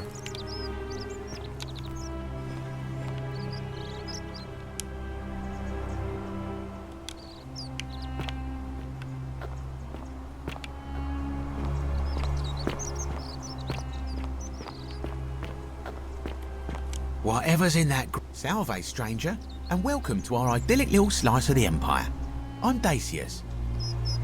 Terrible shame what happened to Yulia, but we just have to carry on, don't we? What's your story? You mean how did I end up here? That is a lengthy tale. Let's hear it. Alright. Well, you see, I'm in the business of procuring rare and precious objects liberated from the enemies of Rome. Mostly sculptures, vases, the occasional slave, fetch a magnificent price in Roman high society. Had myself a nice little shop in Rome, just off the Forum. Lots of foot traffic and close to the docks. Good place to be when the fires broke out. See, about 7 months ago, half of Rome caught on fire. Everyone who couldn't get to an outer gate was running for the river, open to escape by barge. So I gathered my coins and some priceless vases into a cart and had my most loyal slave girl, pretty young thing named Acantha, push it for me. All the way down to the river, I'm elbowing for a stampede of people, turning back now and then to make sure she hasn't legged it with my valuables. But, to my surprise, we make it, and I see this barge loading up, and it's so full it's almost sinking. But the captain's happy to take my coin, so I start boarding, and then he puts his hand on my chest and he says, "No, too heavy. The cart or the girl." So I did what anyone would have done. You chose the cart, didn't you? Of course I chose the cart. I mean, I can always buy a new slave girl if I still have my money. So I put my hand on the cart, and I guess she realised what was happening because those pretty black eyes of hers go all wide. And in one swift motion, she topples the whole bloody thing into the Tiber.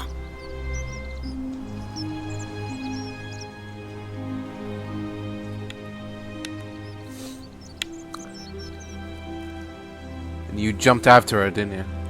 Naturally, I dived in after it, hoping to salvage my fortune. Yeah. Only, I guess I must have hit my head or something, because everything went black. When I came to, I'd washed up on the riverbank, not far from here, with nothing in the world but a single silver coin. Commiserations. Thank you, friend. But it turns out it might have been a stroke of good fortune, because this place is a veritable treasure trove. Look around you, there must be more gold in here than in the treasury of Rome. If I can just figure out how to get it out of here. Are we talking about the golden people? What do you think about the golden rule? It's terrible for inflation is what it is. There's so much gold just lying around, it's practically worthless. At least down here. Of course, I have an idea for generating real wealth, but what I need is a bow. Just a simple composite bow. I've scoured this city from top to bottom with no luck. But if you happen to find one, bring it to me and we'll talk. Hasn't the magistrate banned weapons? Oh, well, technically yes, but that just means you'll need to be a little discreet. Uh-huh. I'll see what I can do. Thank you, friend. Any idea who's threatening Virgil? I don't, I'm afraid. But I did overhear Fabia telling Georgius she saw something. She was headed to the baths not long ago. Oh, yeah. I need some silphium resin. Certainly. All I ask is a reasonable price of 1,000 denarii.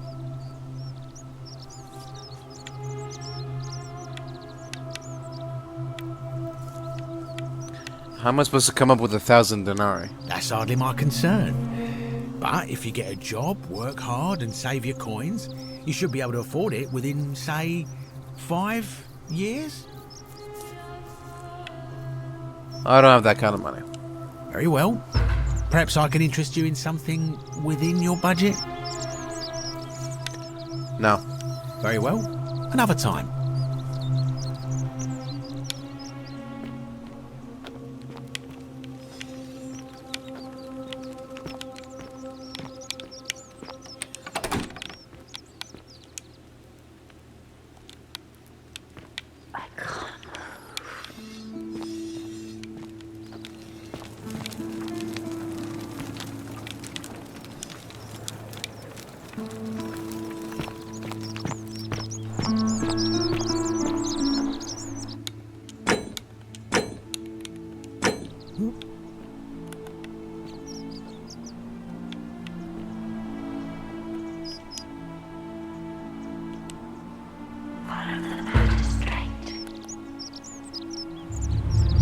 The many shall suffer for the sins of the one. One of you idiots did this!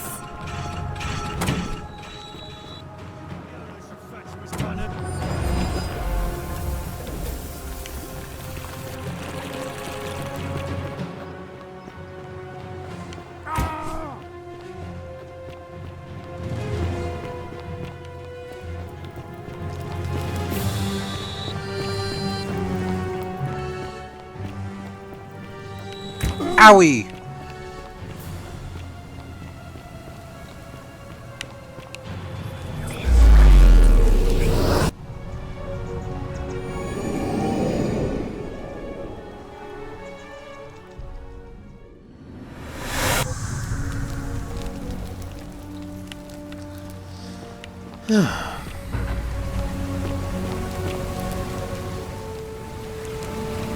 Salve, friend.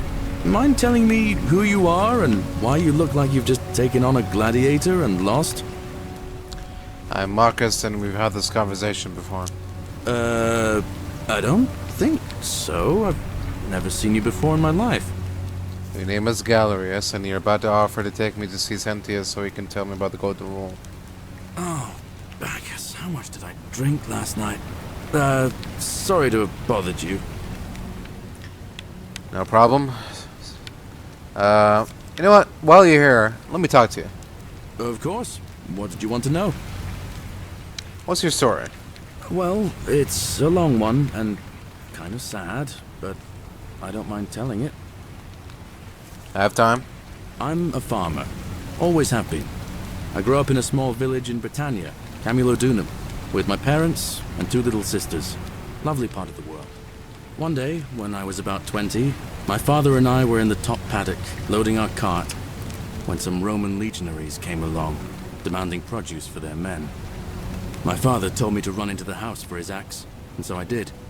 I sprinted so fast I almost threw up, but by the time I got back, he was bleeding out on the ground, and our cart was empty. That was my first encounter with legions.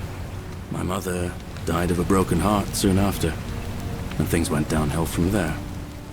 I took over the farmstead, but I was young, and it was a struggle. More raiding started before too long. We'd come outside in the morning to find animals missing, our stores pillaged.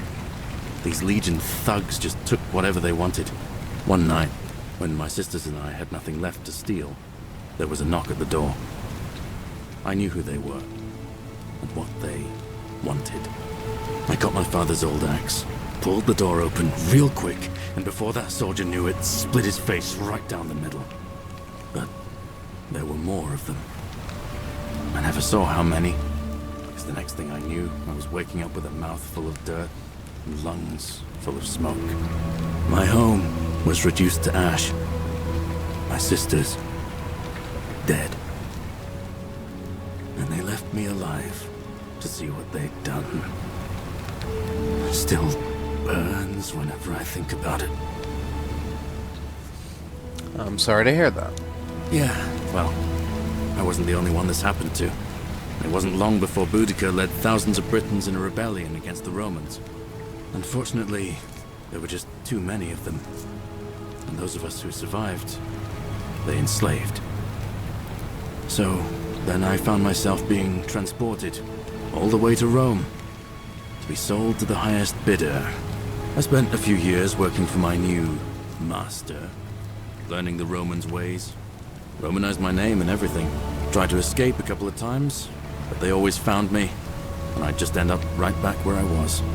I'd probably still be there too, if it wasn't for the stampedes breaking out. You see, about 7 months ago, an enormous fire broke out in Rome. Everybody was running down toward the river, screaming and shouting. I'd never seen anything like it. Human beings acting like cattle. I got swept up with them somehow, and the rest is a blur. Next thing I knew, some stranger was dragging me out of a river. Stumbled across this place and started my life over again. Well, I'm glad things worked out in the end. That's what I thought too, for a while. But it seems the gods aren't done tormenting me yet.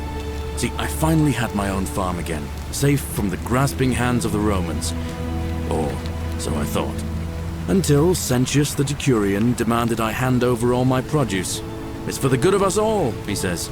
Only he takes the best bits for himself, of course.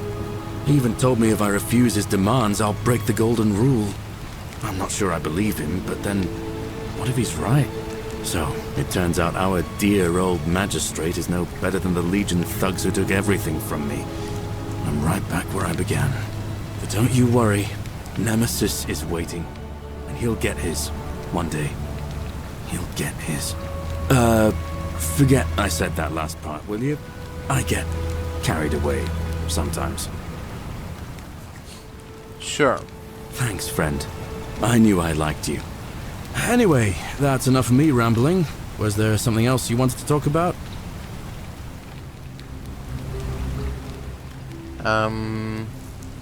What do you think about the Golden Rule? Oh, I don't give it much thought these days. I mean, everybody here's got their own view about what we need to do to survive. But I say, let's spend less time arguing about what it means to be good and just get on with it, you know? Alright. I'll be going now. Alright. See you around. So...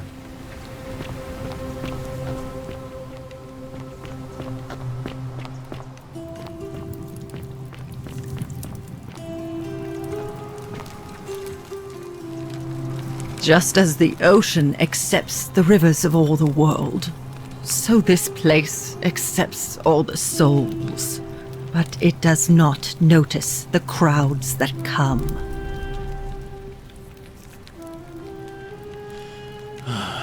What's your story? The bloodless shadows wander without flesh or bone. Some crowd the Forum, some the house of the ruler of the depths. Others follow their trades, imitating their previous lives.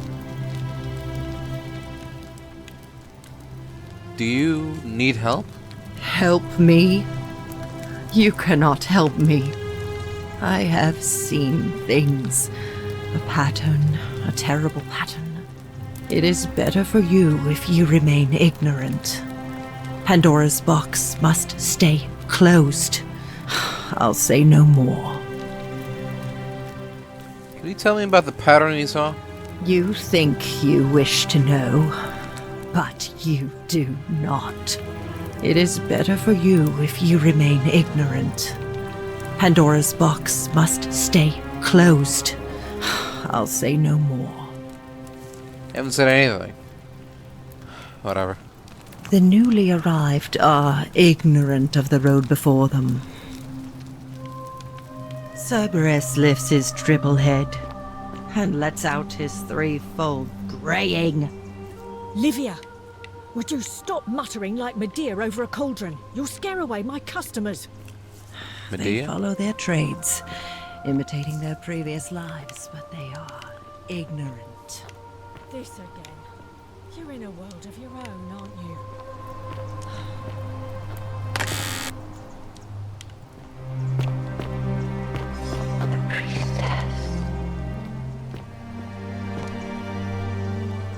Ah, you're here. I'm so glad you decided to visit. I'm Aurelia, and I hope I'm not being too forward, but the moment I laid eyes on you, I was intrigued. There's a light in your eyes I've never seen before, a certain learning and sophistication.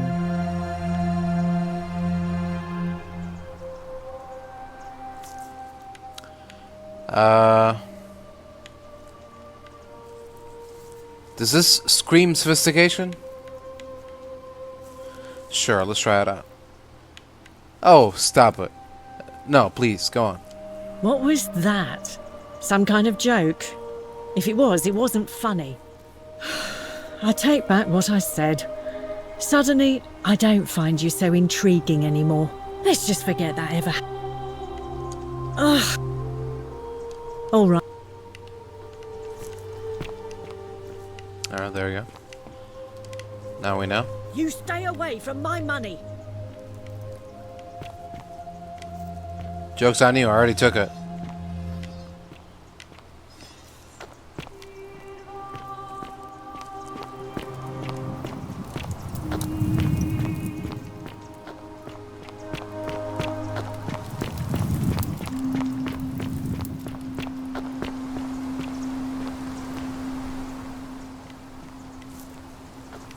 The hell's all this?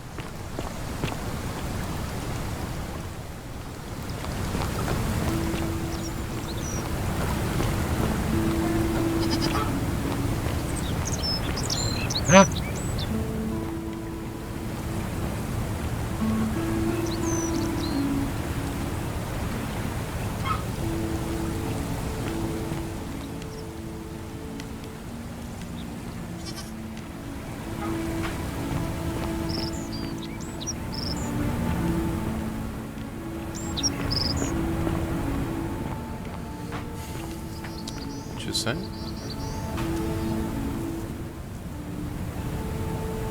Ah, it's you again. No. All right. See you around. This is his farm, I guess. Interesting.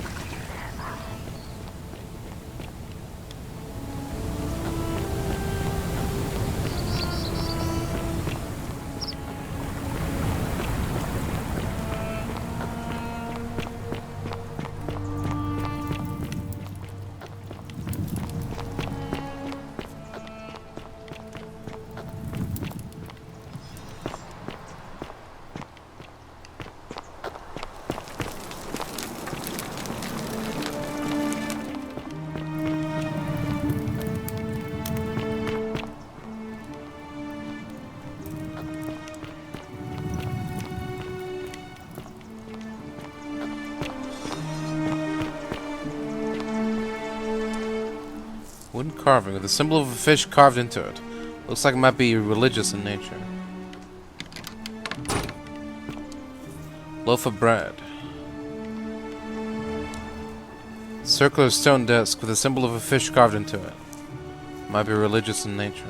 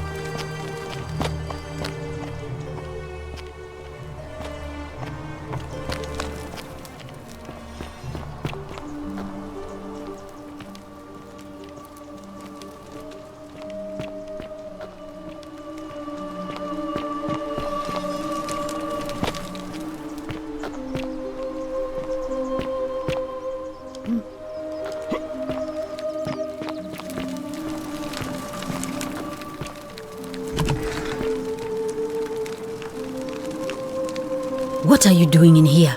Can't you see this woman is dying? She's been poisoned. She needs the resin of a plant called Silphium, but that Culus cumulatus Decius won't give it to me. I have the resin. Here, take a little. What? Quick, give it here. Yulia, you need to swallow this. Here, let me help you.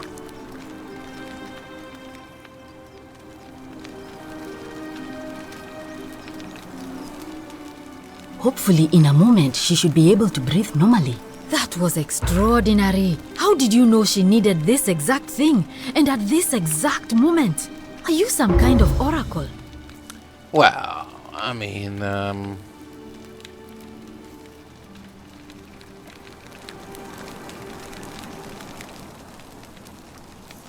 honestly, you wouldn't believe me if I told you. Look, if you don't want to tell me, I won't look a gift horse in the mouth. But no matter. That was like the gods hearing my prayers and intervening. You just saved a person's life, and you should be proud of yourself. She might even be able to thank you herself in a few moments. And maybe she can tell us who poisoned her, and who she meant when she was muttering about that snake's cruel black eyes. In the meantime, I'm happy to help you with whatever it is you need. I'll be going now. That's a shame. Thanks again for saving Yulia's life. Apollo smiles upon you. Oh, it's you. Sorry, I'm still a bit out of it. But thanks for trying to help me, I suppose. Was there something you wanted? Lucretia says I'm supposed to rest. What's your story? You mean my life story? Oh, well, I grew up as part of a big family in Rome. Me and 3 older sisters. Our father found good husbands for my sisters, but I wasn't cut out for that kind of life. So he found me a job as a scribe for a prominent merchant. It was a good life for a while. Until 7 months ago when the fires came. My colleagues and I worked desperately to try to protect our warehouse. We must have had 100 workers passing buckets of water, chanting prayers to Vulcan, but they fell on deaf ears. The fire was relentless and it claimed everything and everyone. Well, almost everyone. My employer told me to grab what valuables I could and flee for the Tiber with the crowds. I remember diving into the river and then... the next thing I knew, I was waking up on the riverbank not far from here. I'm sorry to hear that. Thank you. But to be honest, sometimes I think dying in that fire might have been a blessing, given what's happened since. Why? What happened there? I can tell you, but it's a long story. I have all the time in the world. All right. I'd been here about a week when it dawned on me I'd be trapped here for the rest of my life. I could hardly breathe and I knew I had to get out somehow. So when my new friend Aurelia offered me a secret way out, I would have done anything. And then I learned her asking price. 1,000 denarii. She was supposed to be my friend. I told her it would take me years to save up that much. So she suggested I take out a loan from Malleolus. And I did.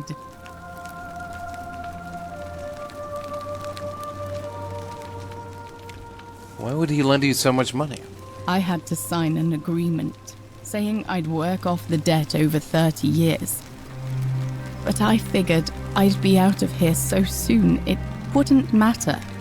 I paid Aurelia, and she gave me her so-called way out. Do you want to know what it was? Hemlock. Oh. Oh no. Drink this, she said, and you'll be out of here in no time. Of course, I demanded my money back, but she refused. She pointed to a sign on her tavern saying, "Let the buyer beware." Then she just looked at me with those cruel black eyes and she laughed. She immediately told Malleolus I'd tried to escape without paying him back. Only he didn't seem upset or surprised at all. In fact, he just thanked her.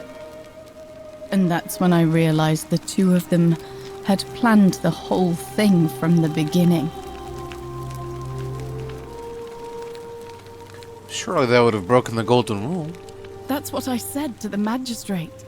I went to Sentius and begged for help, but he said the law was clear. I'd signed over my labor for 30 years and there was nothing he could do. I thought about resisting too. But Malleolus said if I didn't submit, I'd break the golden rule. And I couldn't be responsible for all those deaths, so he locked me in his villa. Confiscated everything I owned as collateral, and made me wear immodest, humiliating outfits while I worked day in, day out. His wife Claudia was just as bad. She set me to work on an endless stream of futile, demeaning tasks. I'd be on my hands and knees, scrubbing the floor clean for hours, only for her to pour slop on it and hiss, "You missed a spot." Those two took everything from me. But they forgot to confiscate one thing. My hemlock. So you poisoned yourself. I just wanted it to be over. But it seems I messed that up too. Should have drunk all of it.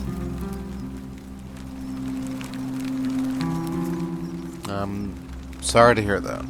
I brought it on myself.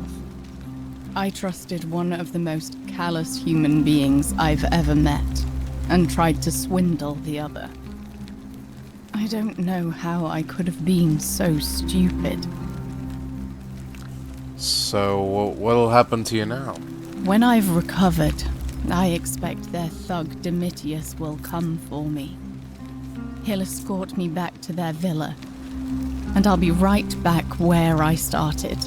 Only this time, I won't be able to lull myself to sleep at night with the thought of a permanent solution. Honestly, it would have been better if the poison had been allowed to run its course. Is there anything I can do to help? I doubt it. It seems this is the fate the gods have chosen for me, for trying to escape. At least until someone breaks the golden rule. Huh. Maybe it wouldn't be so bad.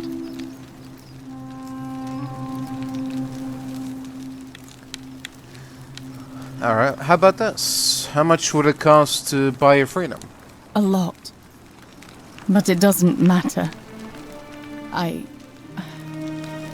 made a suicide pact with Ulpius last night. He's in exactly the same position as I am. Malleolus and Aurelius set the same trap for him a month after they did it to me. He and I are in this together. He's probably already thrown himself from the bluff into Malleolus's villa by now. If so, I'd never be able to live with myself, knowing I broke my promise to him. Perhaps I can help him too? I doubt you could make it up to the bluff in time. I don't know who you are, or why you seem so determined to help me, but thank you. I'll see what I can do. All right, but please don't take too long. What do you think about the Golden Rule? Our priestess, Equitia, once told me it's the god's way of creating a city without sin. But if that's the case, then whichever god is responsible for it didn't think it through. I mean, all it really does is make bad people better at hiding their sins, and good people too frightened to stand up for themselves.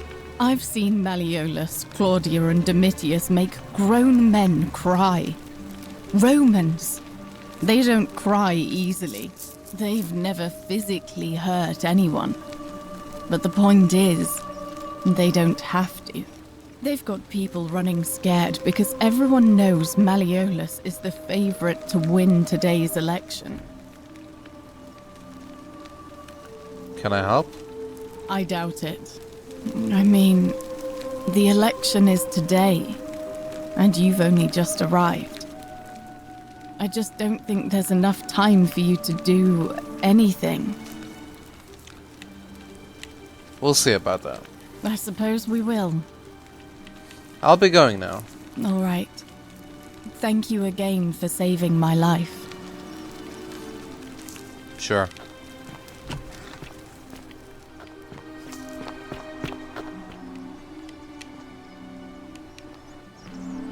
Fear is proof of a degenerate mind.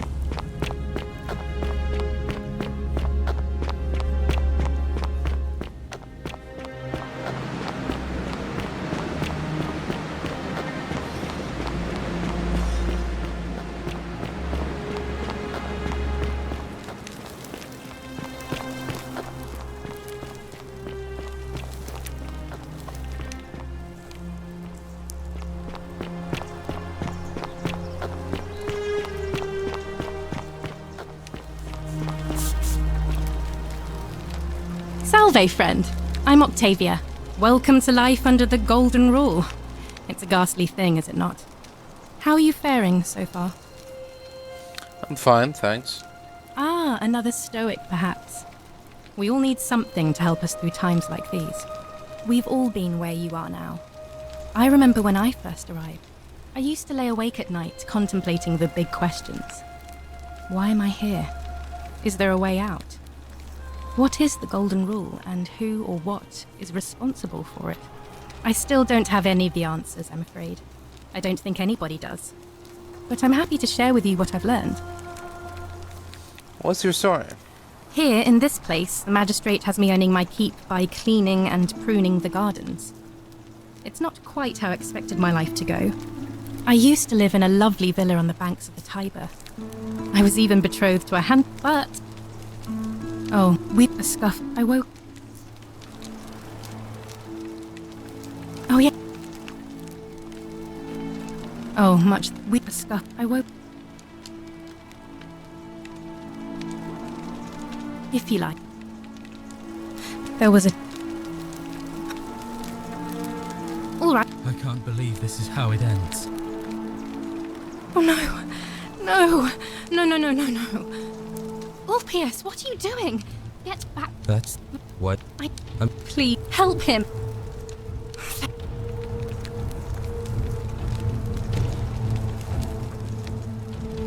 You... Well, you don't... It's too... If I backed out now... I've already saved Ulia's life, and I'd like to help you too. Oh, really? That changes things a little. But we're still in debt bondage to that monster. Unless you happen to have 2,000 denarii to pay off both of our debts. Wait, why do you need 2,000 denarii? Yulia and I are in debt bondage to Malleolus. We might as well be slaves. And that's how much it will take to buy our freedom back. How did you get yourselves into so much debt? Oh, so it's my fault. Is that it? You know what? Forget it.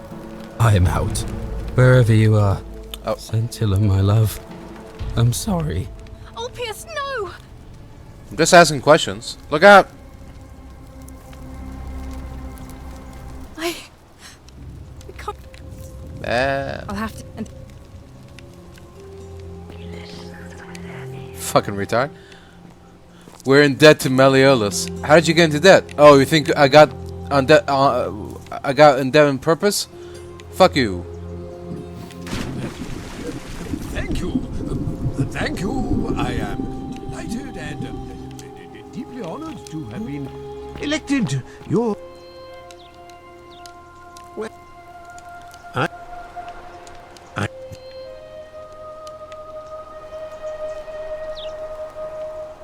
I try through the...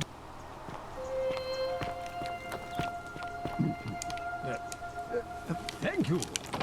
Thank you. I am...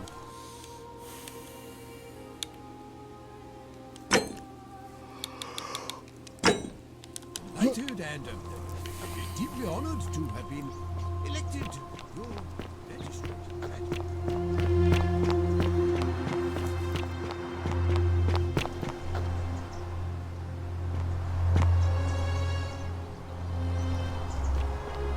Salve, friend. Where'd the priestess go?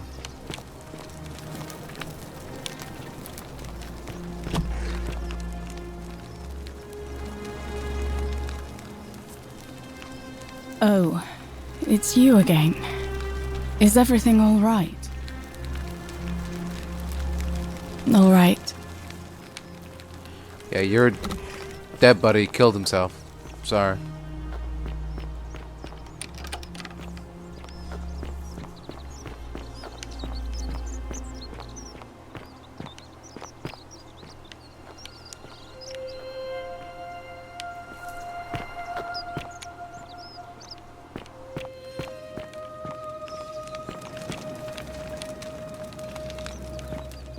Hey, Virgil, how much would you want to make me a bow? For the last time, Dacius, I'm not making you a bow. But why? You know why. Help! You have to do something. Alright. A man arrived in the baths. A real nasty sort, with his face all covered up. And he's got a weapon. A weapon? Do something, or he's gonna break the golden rule.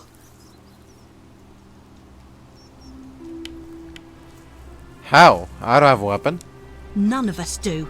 The magistrate made us throw them all into the chasm. So now this man's bow is the only one in the city. You'll just have to improvise. I'll see what I can do, I guess. Thank you. He's still in there, somewhere. I have to hide. Find me in this empty shrine when it's over.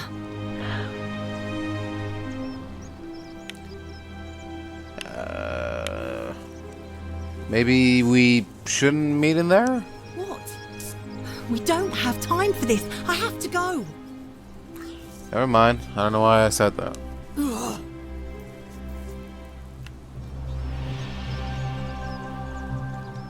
Intruder in the base. The shrine is collapsing. Look up!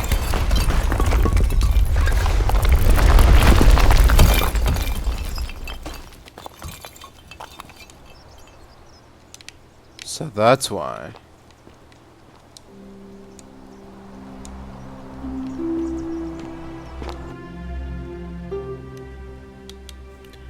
Nom nom nom nom nom nom nom. Can I eat it? Fabia, no! Oh gods, she's dead! Did anyone see that?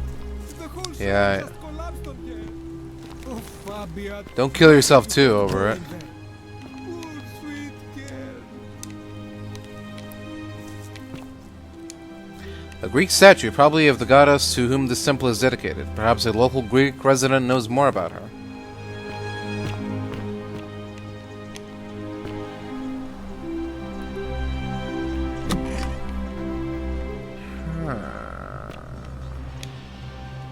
Oil lamp. So someone's been through here recently.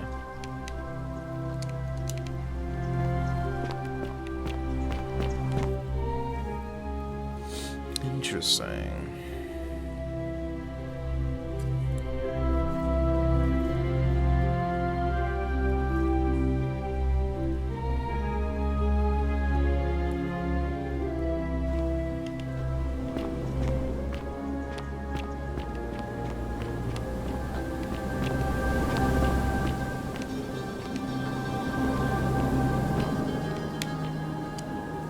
Greek lyre, played by being strummed with a plectrum.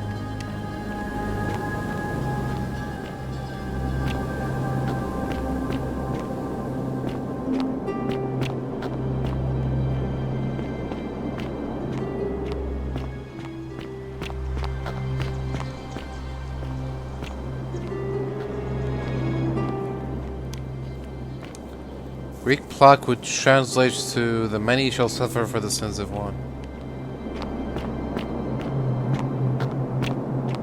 Come and join me by the fire. Sculpture of an unknown Greek general, his helmet pulled up off his head. Welcome, welcome. May I ask your name? I am Marcus. It's a sincere pleasure to meet you. Tell me, what brings you all the way down here? I found this place by accident. Then perhaps the fates brought you here to learn the secrets of this place. I will tell you everything I know, but first, a request. Yeah. I have been living down here alone for many years, with nobody to talk to but myself. The one thing I long for above all else before I die is a good philosophical argument with somebody astute. I'm hoping that person is you. Let us find out with this simple question. Have you deduced the name of the god responsible for the Golden Rule? Not yet. You have much to learn. It's best if you figure it out on your own. Come back once you've made progress. I'd really like you to tell me. Then you should speak with your contemporaries in the city above. Ask them about their stories and see if you detect a pattern of some sort. It is best if you come to this realization for yourself. You would never believe me if I told you.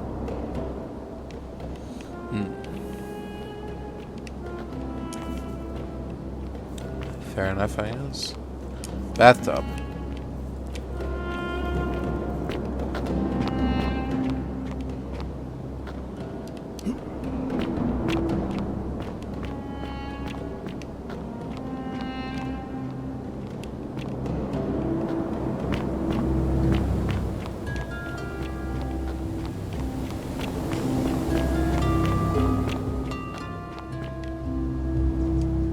Crumbling Greek sculpture of a woman. Clearly this has been here a long time.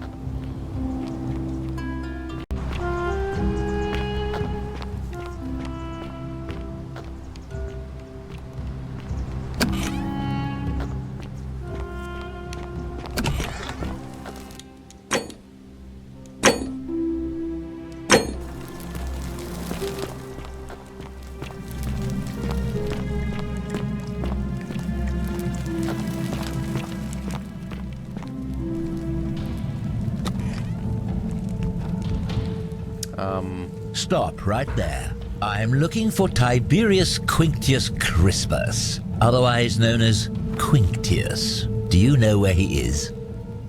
I don't know a Quinctius. I'm not sure I believe that, so allow me to explain something to you. Go on. I am here with orders from Emperor Nero himself to find and execute the cultist Quinctius for terrible crimes against the Empire. So, if you tell me the truth, I will allow you to live. But if you lie to me or otherwise obstruct the Emperor's business in any way, I will put this arrow through your chest. Is that understood? Sure. Thank you. Now tell me, who are you people, and what is this place? We're just a small community of strangers who wound up here by accident. A small community. Ha! I was told Quinctius was a cultist, but I never thought he'd be foolish enough to lead me right to the heart of his mystery cult.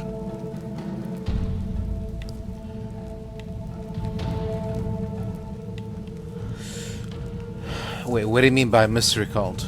Oh, don't play coy with me. I don't care if you're worshipping Bacchus, Magna Mater, or Christ. You lot are all the same to me.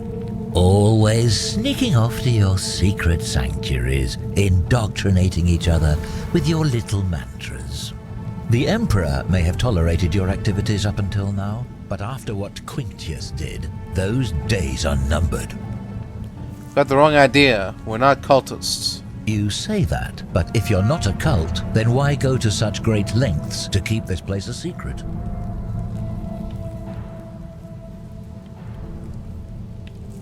We're not keeping it a secret. We're all trapped in here. So you admit you're not allowed to leave?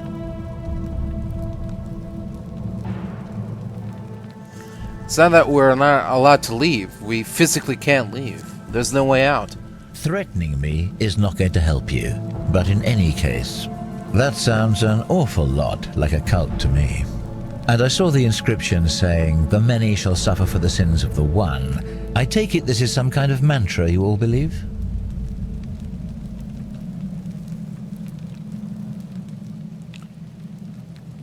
It's not a mantra, it's a warning. A distinction without a difference. You've clearly been indoctrinated into this nonsense. Now tell me, where did you lot get enough gold to make all these statues? These were once people who were turned to gold as punishment. You lot are practicing human sacrifice too. You people disgust me. It's not what I said. Yes, because I'm the real villain here. It's all clear to me now. The secret sanctuary, the indoctrination, the mantra, the human sacrifice. You're cultists. There's no doubt in my mind. What baffles me is how a person can believe in something with such zeal, They just can't see what they've become. However, you still have a chance to redeem yourself by telling me where Quintius is.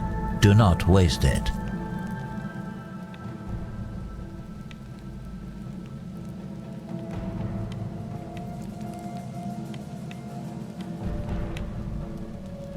Okay. Tell me about this Quintius. Very well. Here's what I know. He's a 40 to 50-year-old man with distinctive eyes, one green and one blue. He's also known to have delusions of grandeur.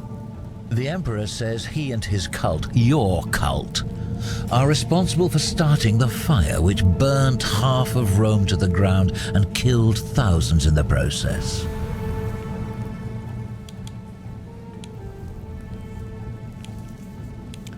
Perhaps the Emperor was looking for a scapegoat. Who are you to challenge what the Emperor says? Were you there? Do you have spies and scouts all over Rome, like he does?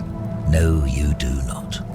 This is your last chance. Are you going to tell me where he is or not?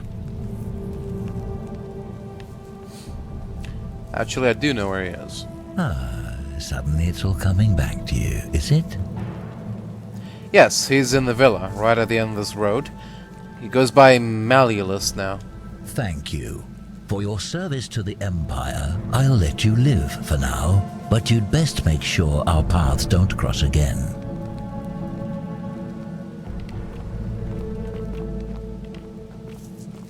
Alright, good luck.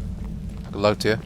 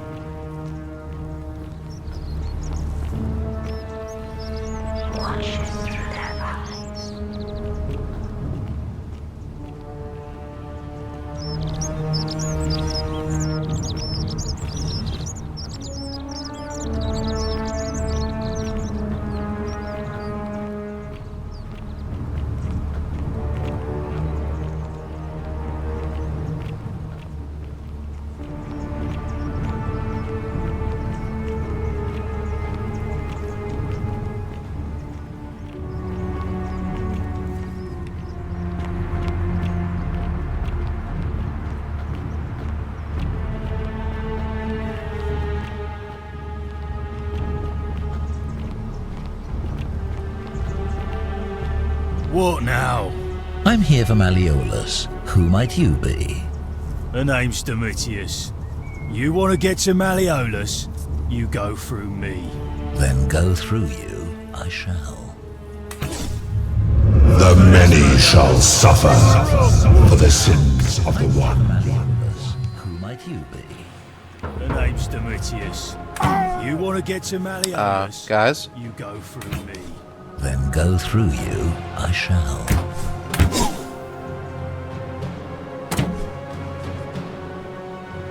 What now? Sounds about right. Alright? Oh. He's terrified. No. See where it's coming from.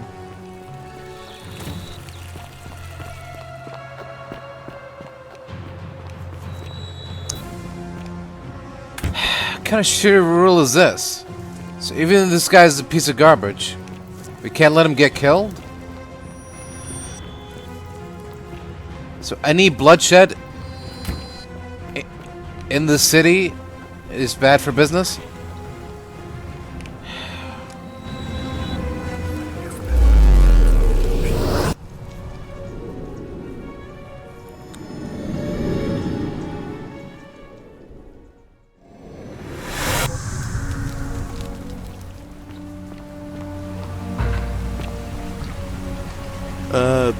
Salve.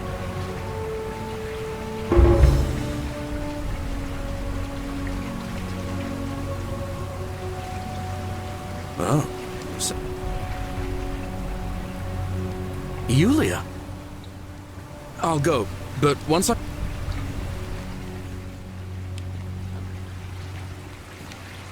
Okay, that should speed things up.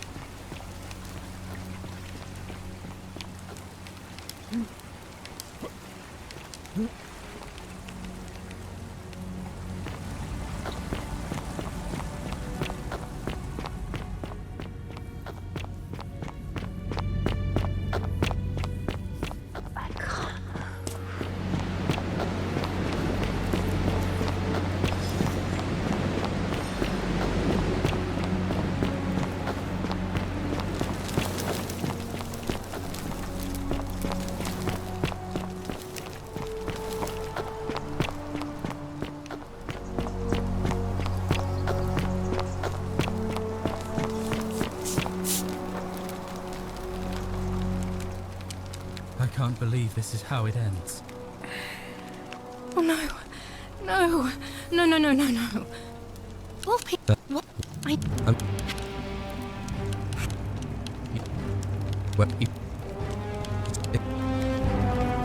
Oh, but we're still in debt bond. So. No, I'm out. Wherever you are, Scintilla, my love. I'm sorry. Ulpius, no!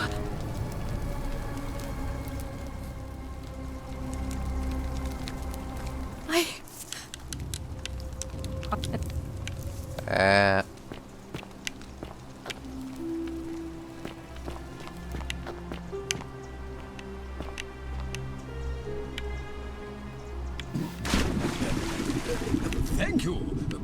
Thank you. I am delighted and deeply honored to have been elected your magistrate. Yes, thank you. Well,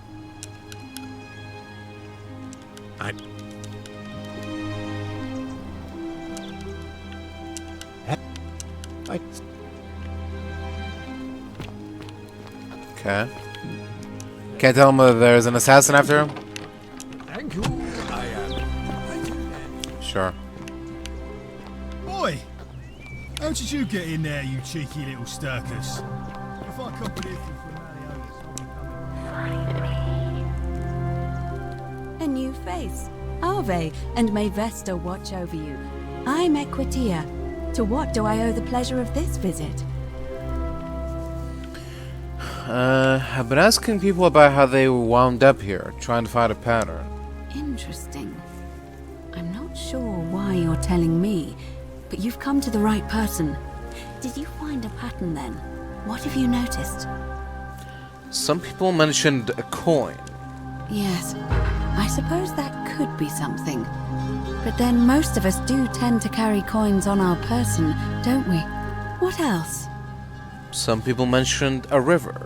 Yes, I understand many of our friends were carried here by a river current. What else? Some people mentioned memory lapses. That's true. I know I wasn't entirely sure how I wound up here. It's as I feared. I think I understand what poor Livia has been going through. Let me ask you this. Did you happen to encounter a stranger in the forest before you arrived here? I did. A young woman. And did you happen to catch her name? Karen. I see. And was this Karen by any chance wearing a hood? She was wearing a hoodie? How could you have known that? Because I've seen her before. There's something I think you should see. I think you'd better follow me to the baths. It's not safe in there. An assassin just arrived. What? How could you know that? And why are you talking to me instead of doing something about it? Please, go and stop him, and come back to me once we're no longer in danger. Yeah, about that. Stop him. The hell am I supposed to stop him?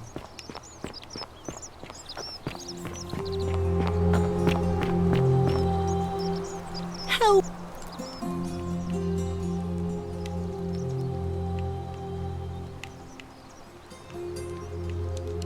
You... Do not go in there. What? Why? Just trust me. All right, fine. Come and find me in my bakery instead. Please be careful. Yeah.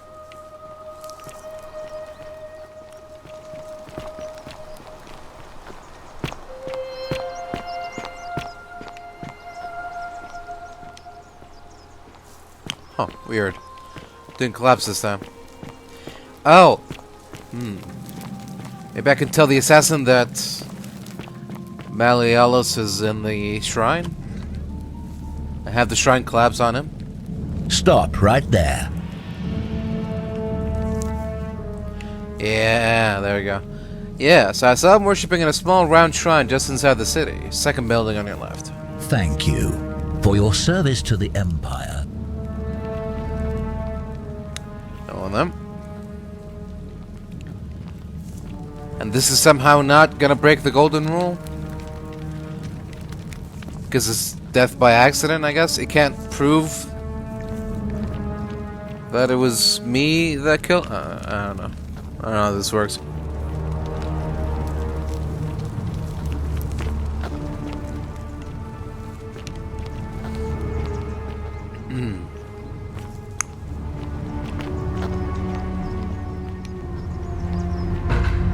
Curse you, cultist! Achoo!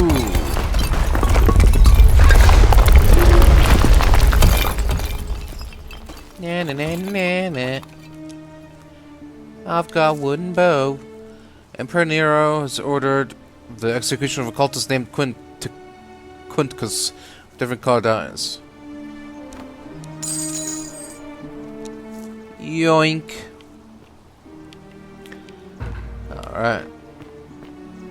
Ho ho ho. Now I have a bow.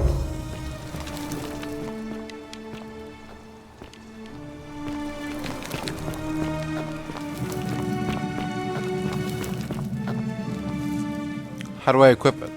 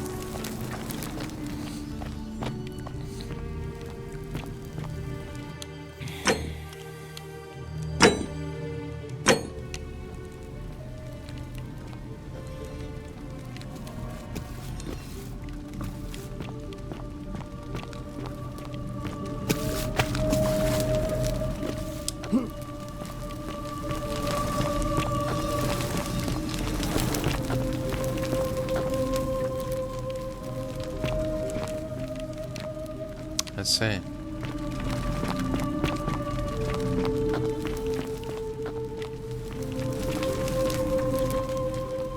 So no one tried to build a ladder or a staircase leading up there? No?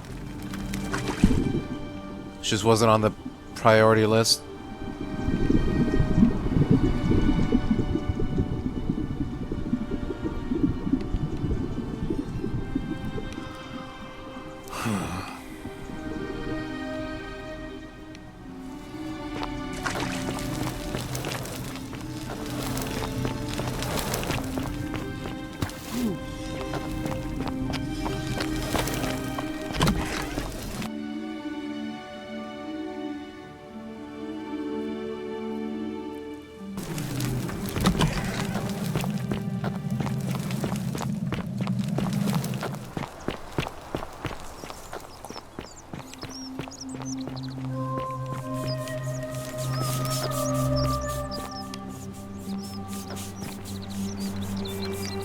You there!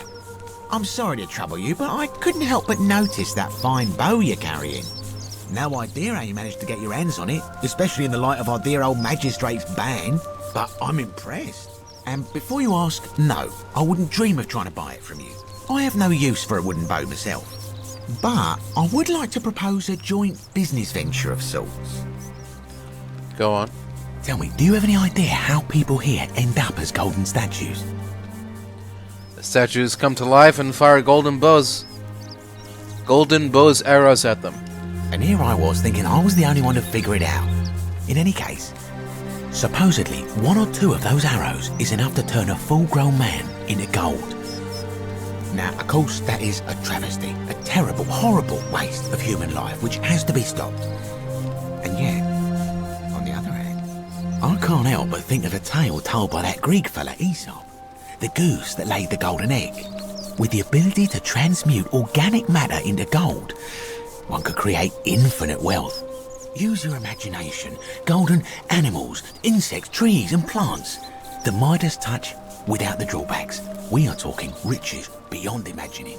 And even if we were to split all those riches between the 2 of us, half of infinite wealth is still infinite. Interested? No, I think the golden goose is meant to be a cautionary tale. Look, I might have skimmed over that one, but don't be so pedantic. Are you interested or not? This sounds grossly unethical. Oh, I'm not suggesting we use such a bow on people. There's no profit in breaking the golden rule. In that case, go on. Excellent. So the first question is, how do we get our hands on one of those golden bows? Now, I have a plan, but first, tell me, are you familiar with the story of the goddess Diana?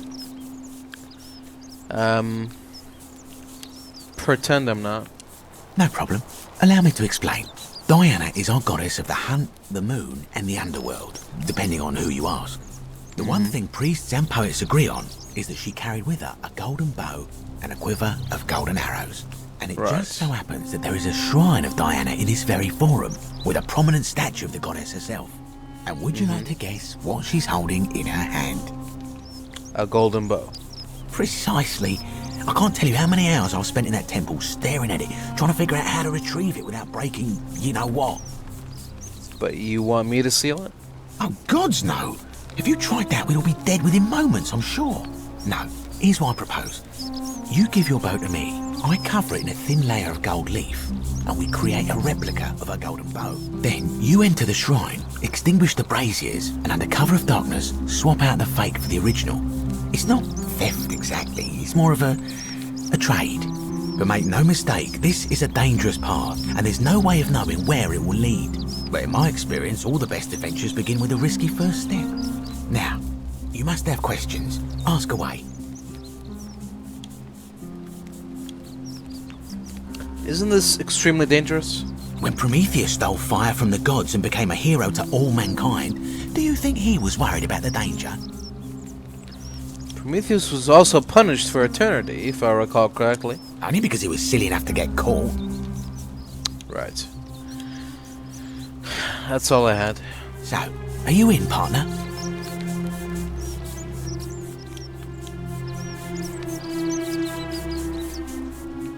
If you don't like action or horror elements, feel free to decline. What? What does that mean?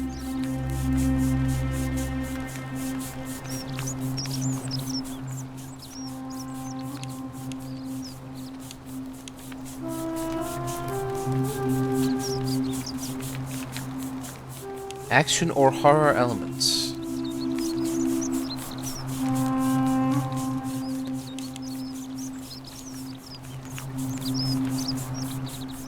Does this mean that I'm gonna have to fight some statues or something? I'm gonna pass. Are you sure? Last chance.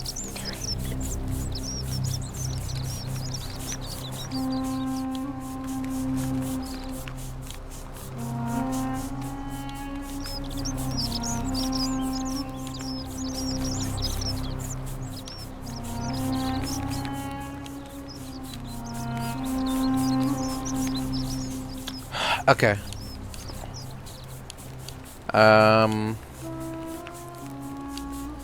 Assuming that the whispers we're hearing are coming from one entity, they've been right with warning us about the shrine, so if they say do it, then I'll do it. Wonderful. Now, if you'll hand over your bow, I can get started applying a layer of gold leaf. This is a quality weapon. Now, bear with me for a moment. And here we are, a gold leaf bow.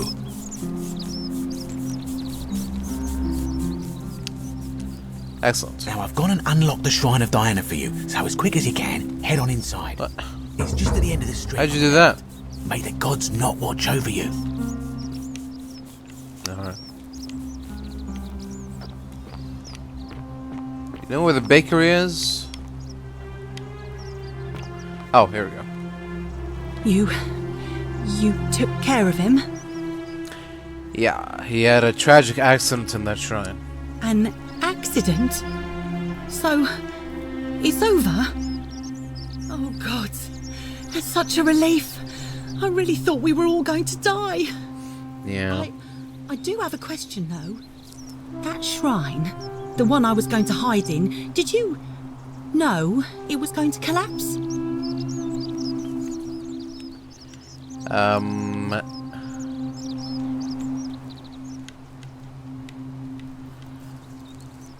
Well, you see, if I said yes, I'd be admitting to murder.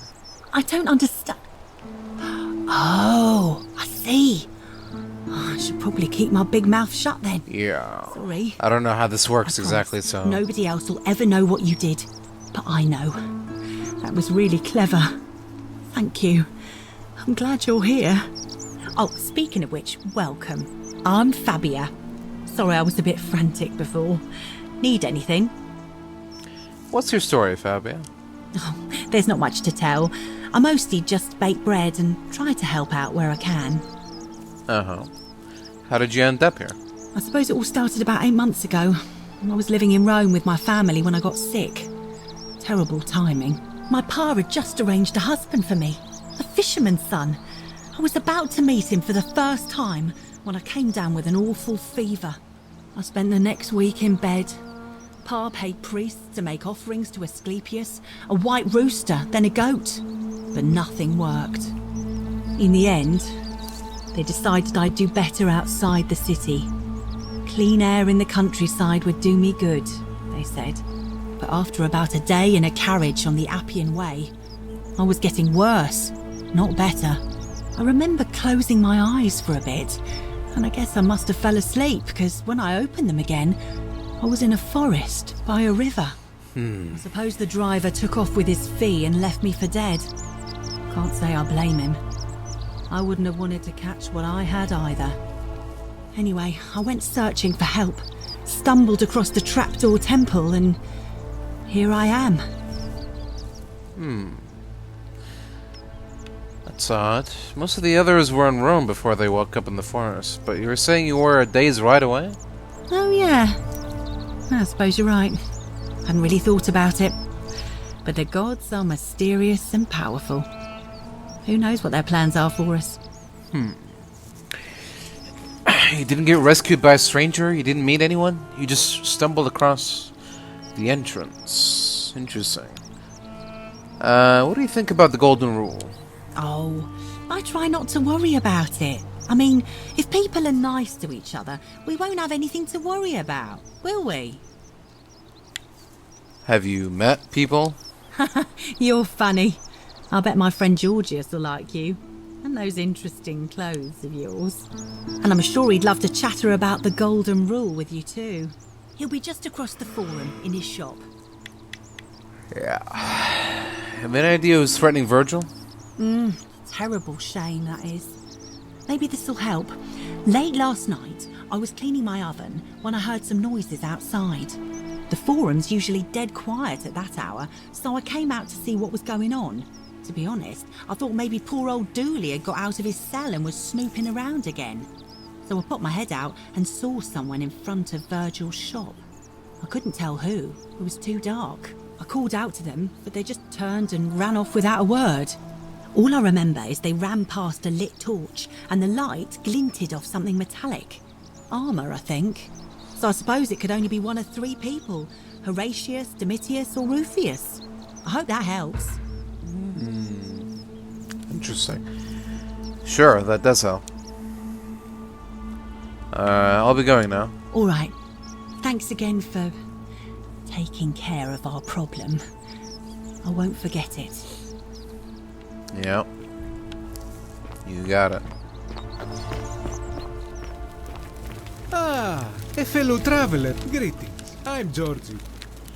I know. You want to know where I'm from, but I really want to ask you some questions. My friend, your words intrigue me more and more. But yes, very well. Ask me what you will.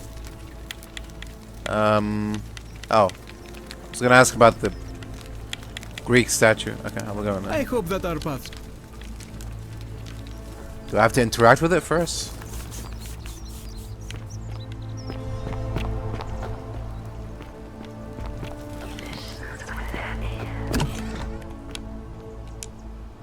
Perhaps the local Greek resident knows more about her. A Greek statue. Okay.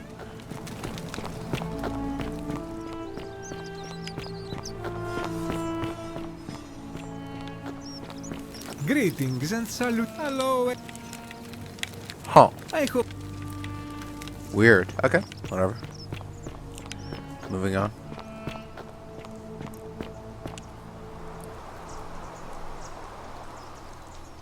I take it you've cleared the way to the baths? Follow me, but don't follow too closely. We can't have people thinking we're bathing together.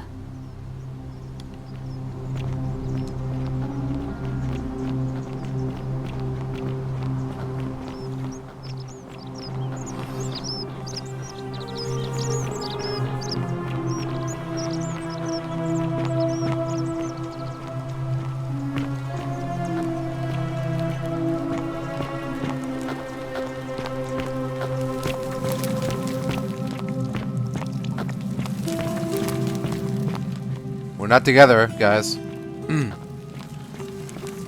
want to let you know. In case you're wondering.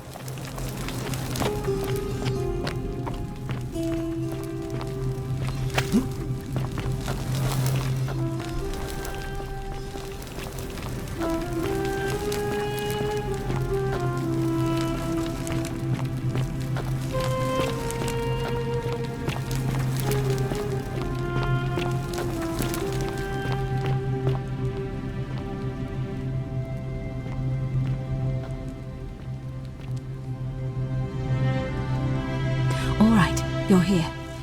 You were asking how I knew the young woman you met by the river was wearing a hood. Here, look down at the bottom of the baths. It's a little hard to make out in this light. If only we could see. Oh, what a marvelous lamp. But do you see it? Somebody waking up by a river in a forest to find a hooded figure with a coin. It's just as you described it, only your pronunciation is a little off. The name you heard wasn't Charon. Charon. It was C-H-A-R-O-N. Of course. As in Charon, Charon. the ferryman of the dead. Charon, who, in exchange for the right coin, helps the souls of the newly deceased cross the Styx, the river that separates the land of the living from the land of the dead.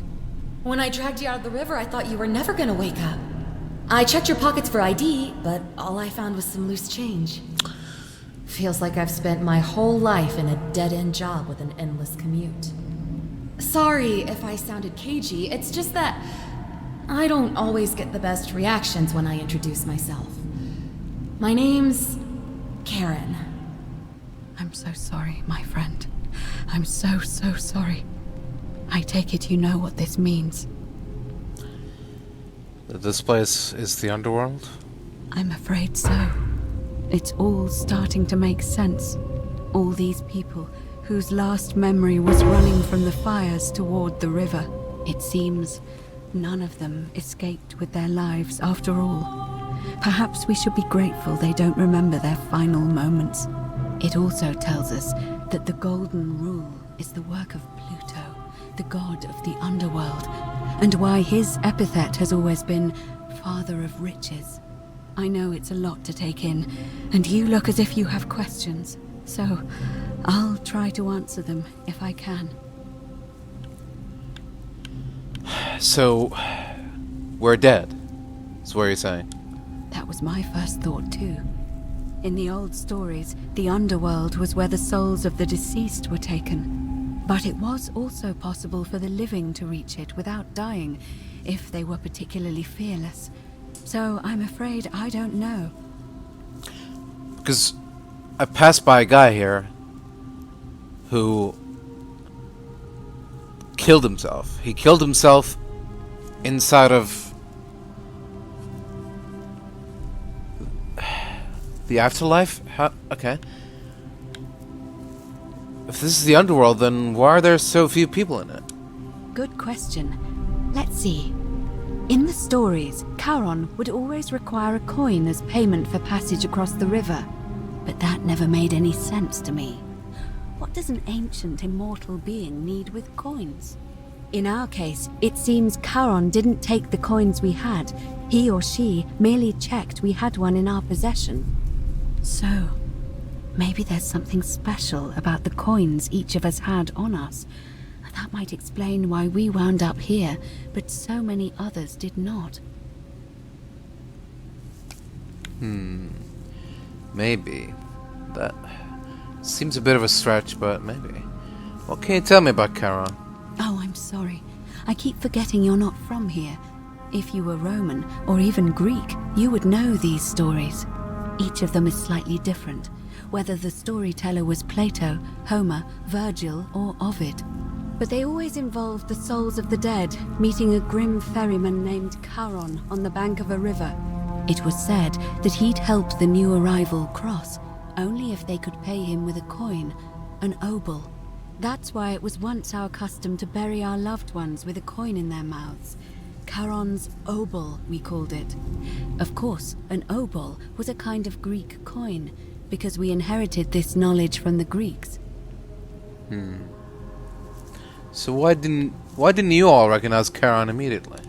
To be fair, the ferryman isn't exactly as the poets described, and he, she, they seem to appear to different people in different guises. You say you saw a young woman named Karen with a hood. Yeah. And I once heard Kabash mention a stranger in a ram headdress named Kerti. And Rufius described meeting a stranger named Kumut Tabal wearing an eagle headdress. But whatever form this stranger took, they were always wearing a hood of some sort, and their name always began with a K sound. I suspect the only way you'll solve this riddle is if your paths cross again.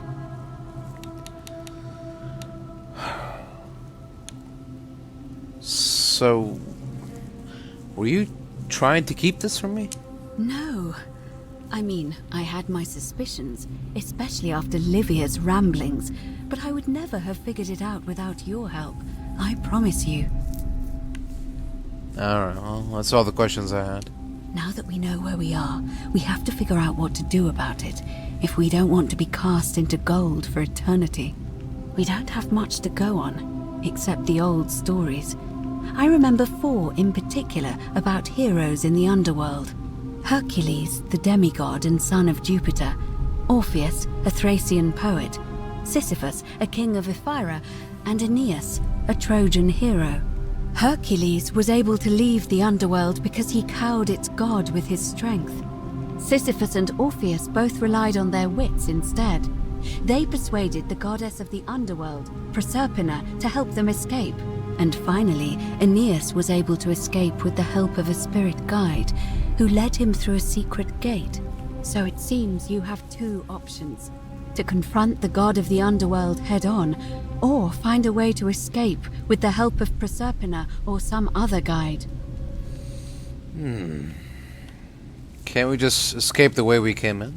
It's a reasonable question, but the problem is, this place is fairly well designed to keep us here. There's no way to climb up the shaft. And even if you could build a ladder big enough, just trying it would break the golden rule. We know that, thanks to the writings left behind by those who've tried. Right. Tell me more about confronting the god of the underworld head-on. That option would be the boldest, but also the only way to learn the truth about the golden rule, and maybe even put an end to it.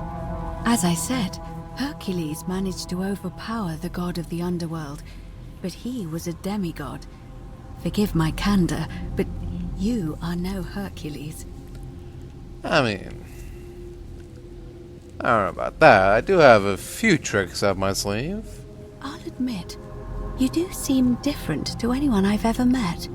And even that lamp of yours looks like something Prometheus might have stolen from the gods. So, if you want to confront him, I'll help you as much as I can. Who knows? Perhaps your name will be uttered in the same sentence as Hercules one day. But first, you'd need an audience with you-know-who, and for that, you'll need to enter the great temple overlooking the city. The problem is, the door has been sealed shut for as long as I've lived here, and there doesn't even seem to be a keyhole. I suspect the answer lies in the desecrated obelisk in front of it. I'm not sure if you noticed, but there are 4 plaques missing from its base. It looks as though somebody, or a series of somebodies, forcibly removed them, and in doing so, dishonored and angered our divine keeper. If you could recover and replace all 4 of those missing plaques, I imagine he might be willing to receive an audience again. What can you tell me about the obelisk?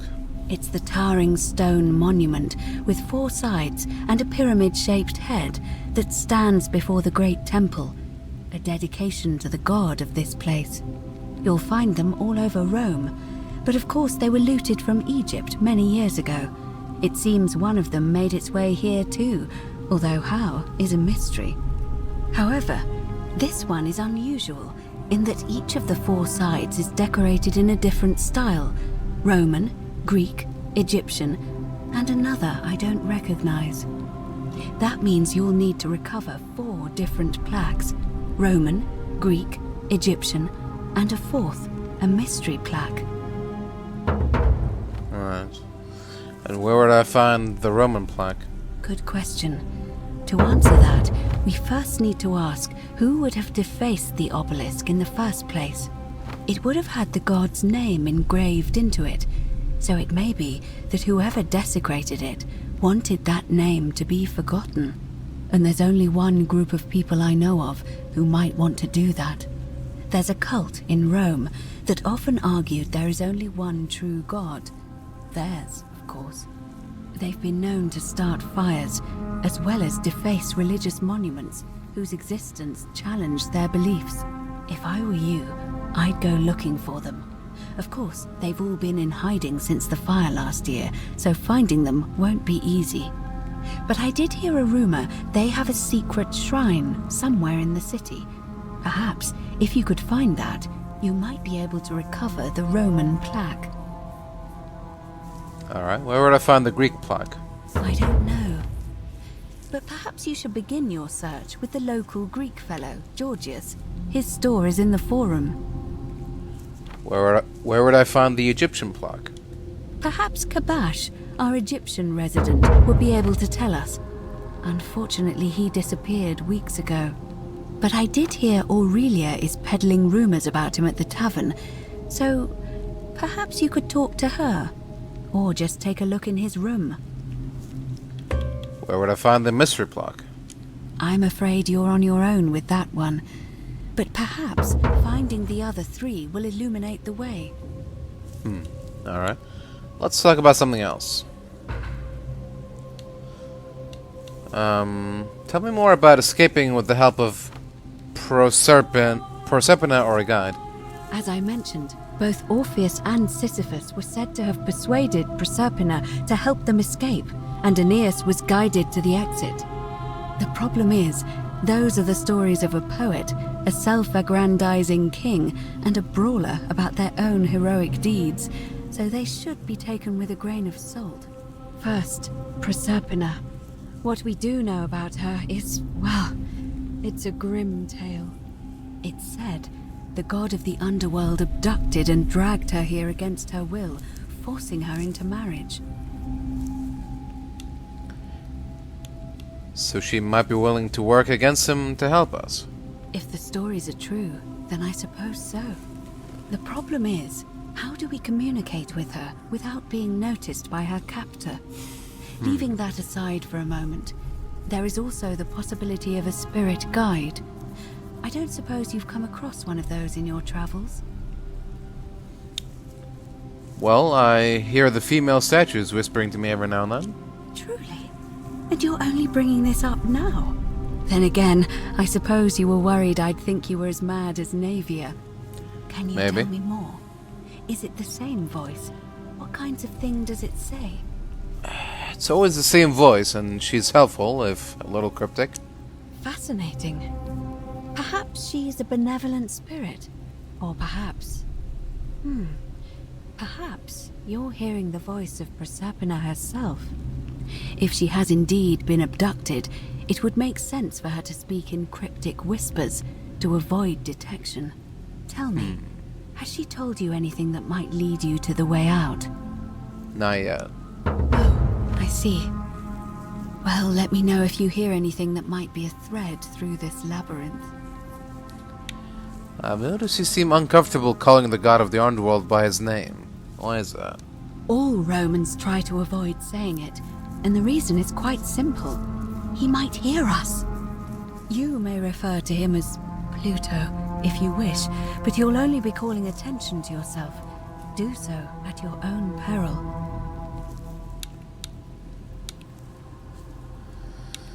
Alright, I'm ready to get started. All right. I would suggest not discussing this with anyone. The best we can do for them is to let them remain oblivious for as long as possible. As for Livia, it seems she's been shouldering the weight of this terrible secret all this time. Perhaps it would comfort her to know she's not alone.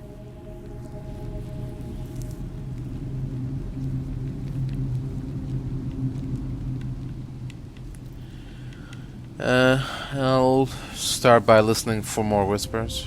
In any case, time is of the essence, so you'd best begin. May Fortuna guide you. Although you may not need her with Proserpina on your side.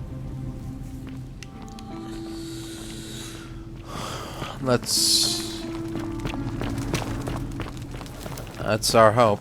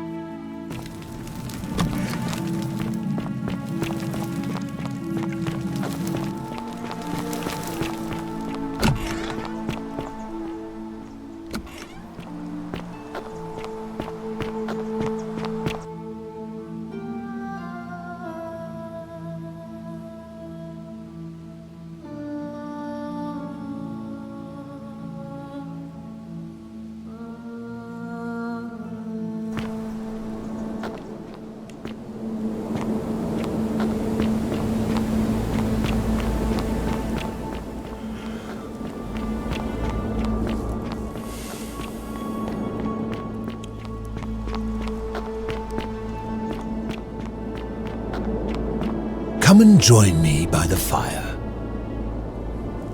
Welcome, welcome. May I ask your name? You first.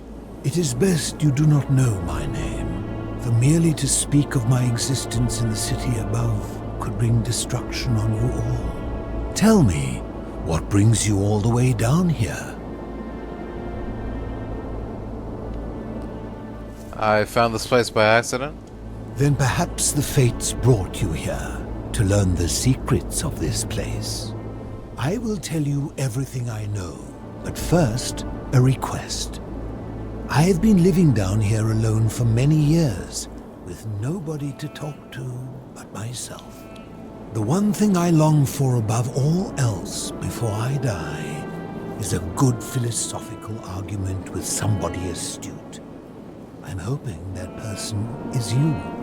Let us find out with this simple question. Have you deduced the name of the god responsible for the Golden Rule? Pluto, god of the underworld. Excellent. I see you are indeed quite astute. Very few come to that realization before their time in the sun is over. Now, will you join me in a friendly Socratic dialogue? If I have to. Good enough for me. Now, Let me begin with a question. Would Go you on. say you know the difference between right and wrong?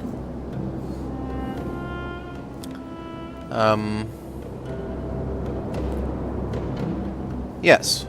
And to what extent? In every situation? In most situations. So, you're not entirely confident. That is quite sensible. Indeed, I'm reminded of something Socrates once said. To paraphrase, better to know that you know nothing than to know nothing and think that you know. It is Quite. because knowledgeable people have learned enough to know they know very little in the broader scheme of things. You Yes. see, out there in the world, being uncertain about right and wrong was acceptable because our mistakes rarely had consequences. So we would tell lies and bend rules and turn a blind eye and rationalize, and yet still find a way to think of ourselves as good people. But under the golden rule, morality matters.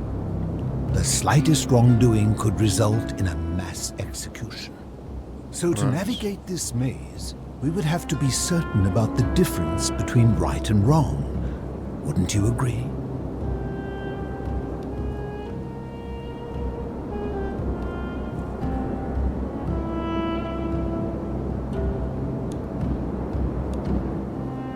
Of course. So let me ask you this. Is there one system of morality which is always perfectly correct, which you could follow in every situation and always do the right thing?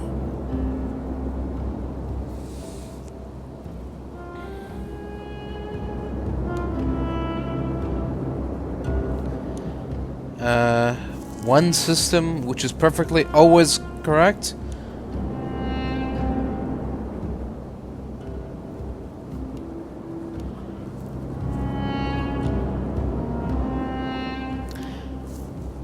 No, I don't think so. Are you sure? Or is it possible that humans simply haven't figured out the right system yet?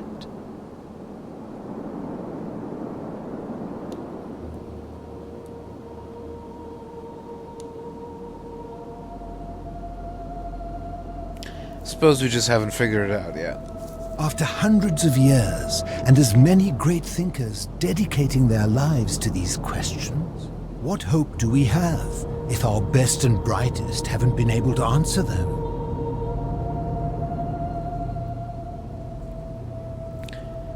What's your point? My point is this. I don't think anyone alive truly knows any hard and fast rules about right and wrong.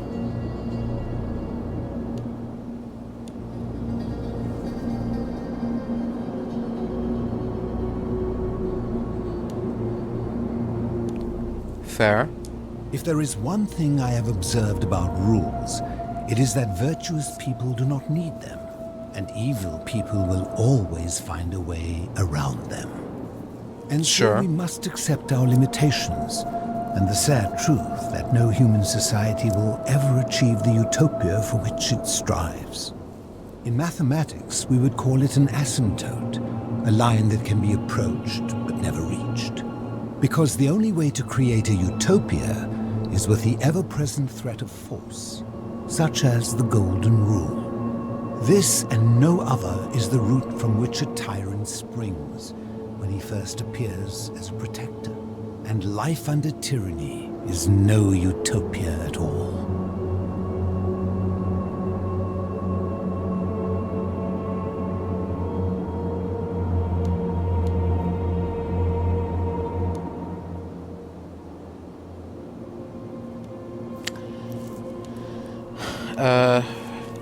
Agreed. I'm glad to hear that. In any case, thank you for humoring an old man. I would be happy to answer your questions. So what's your story? You mean, how did I end up living alone in this cave with nothing but these relics of the past for company? It's a long story. I'm listening. I was a quarrelsome young man. At 19, I left Corinth for Rome to study rhetoric at one of her finest academies, so I could argue more forcefully. Back then, I used to enjoy verbally sparring with everyone I could, And I was good. One night I found myself in a tavern in an argument with a drunk mercenary. It became heated, he drew a gladius, and I won the argument, but lost my life. I woke up on the banks of the Styx at a campfire opposite Karen. Of course, I tried to persuade her to let me return, but even with all my skill, I failed. I settled in, made friends, and learned what I could, quickly realizing our little community faced certain death under the Golden Rule. So I began looking for a place to hide underground. Fortunately, I found this place waiting for me. You see, I was not the first to take refuge here. I returned to my friends above, persuaded them to join me, and 12 of us descended for the last time to live out our days hidden from Hades' tyranny. Hades? You mean Pluto? They are one and the same. The Romans call him Pluto, but long before that, my people called him Hades.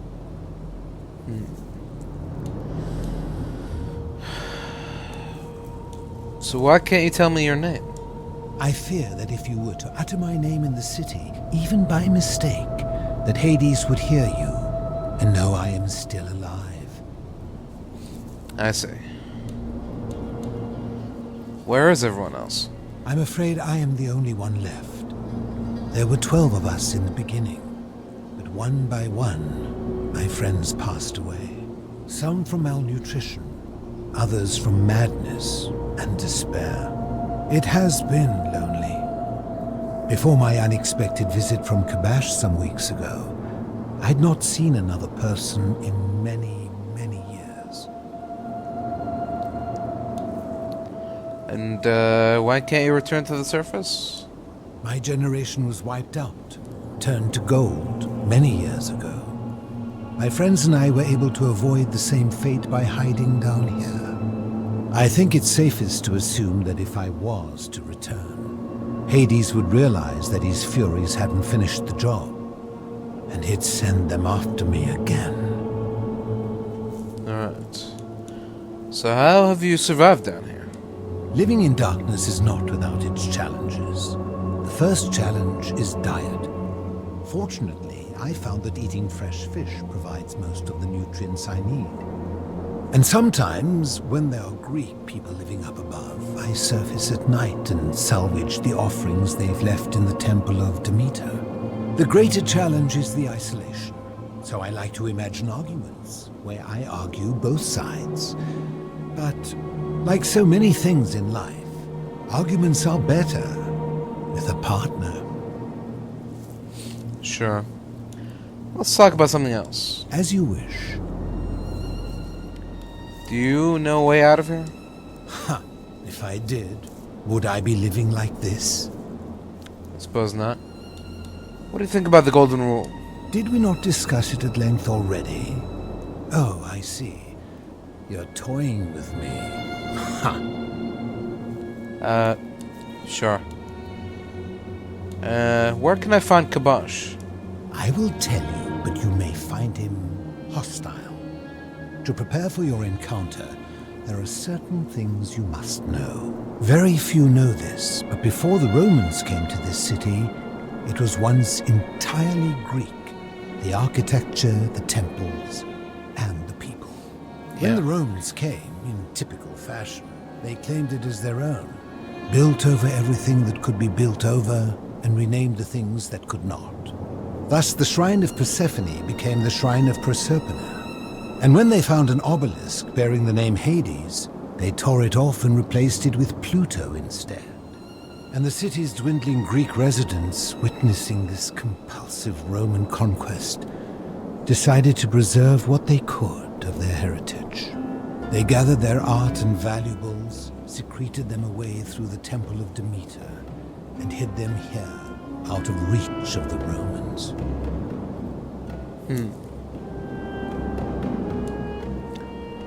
Okay, I'm with you so far. However, there was one thing that always seemed out of place to me, and it is the very thing you seek. An even older plaque bearing an Egyptian inscription. How did it get here? We had no idea until years later when the first of my friends began to die. As a result of their deaths, we began to dig catacombs branching off from this cavern to lay them to rest. We extended the tunnel so far that we accidentally discovered another, an even older tunnel, which somebody had gone to great lengths to keep hidden. Suddenly it made sense why there was an out-of-place Egyptian plaque among our people's possessions. You see, we proud Greeks had thought the Romans beasts for stealing and corrupting our heritage. But it turns out this game has been going on much longer than any of us imagined. I think it is best you head through the catacombs and follow Kabash's trail. What's in there? There are certain things you must see for yourself. Take this key. You'll need it to open the gate. Thanks. I'll be going now, I guess. I enjoyed our chat, but please, keep my presence here a secret, yes? Alright, I will. Try. I will try. No guarantees.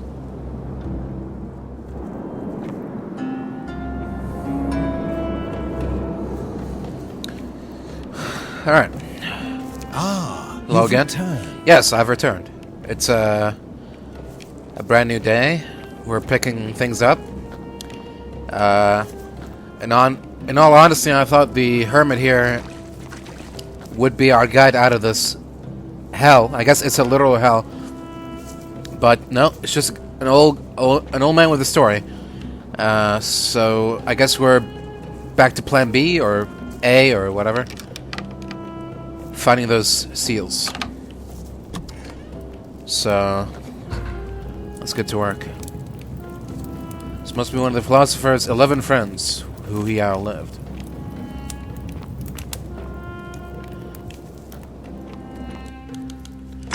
What's with the screen tearing? Okay. These things supposed to be on. Some sort of stuttering going on.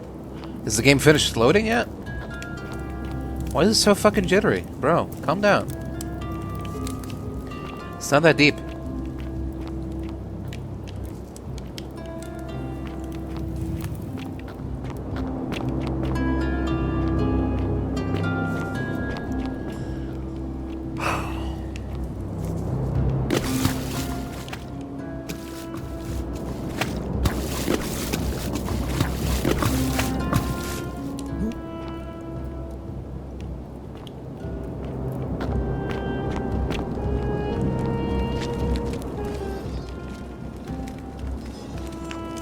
Egyptian board game.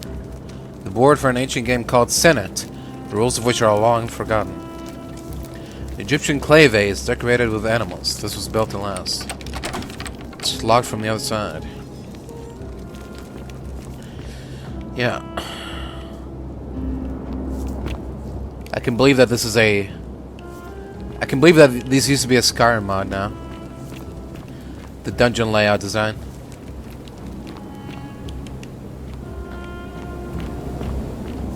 Alright, Mom. Or, man. Sorry.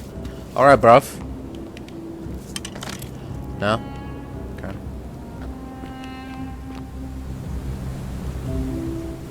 How do you use this?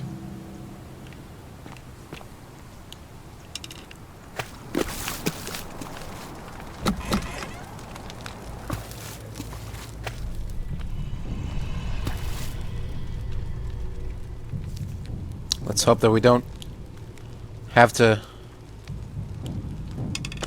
find out. Hey. Hey, tell your friend to calm down. Sir? Sir! You need to leave.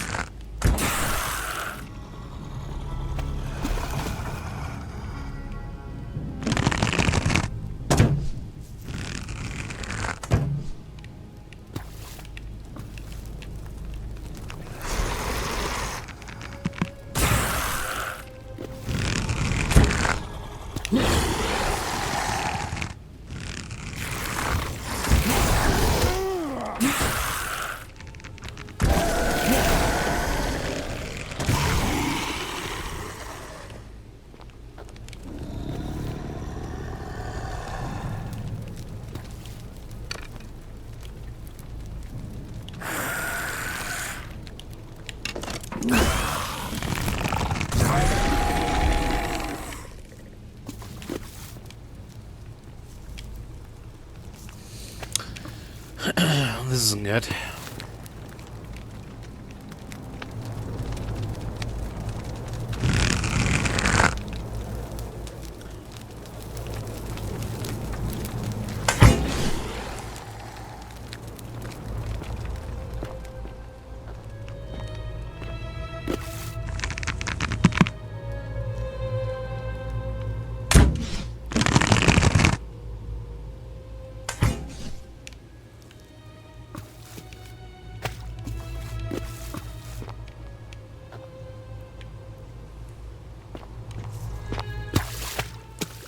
Hope that there are more arrows somewhere. Oh. Okay. It's not really what I meant when I said a lot. I was hoping for more than that, but sure. Beggars can't be choosers.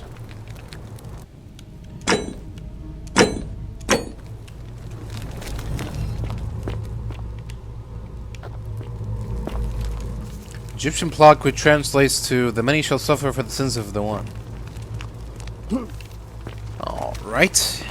Sensing a theme here, sensing a pattern. An Egyptian man looks like he was running from something. From his sins.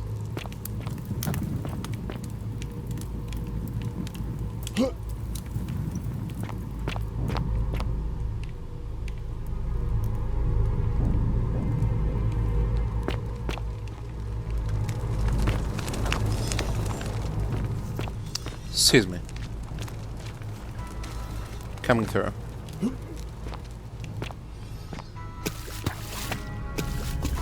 I guess I could have done that to avoid those gentlemen. Statue of Akher, an ancient Egyptian deity set to guard against evil spirits and welcome the dead to the underworld.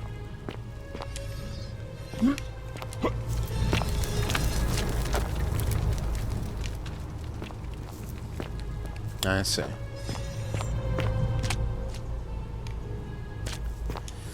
Egyptian plot which translates to the many shall suffer for the sins of the one. The remains of a broken statue neglected for thousands of years. This one isn't broken.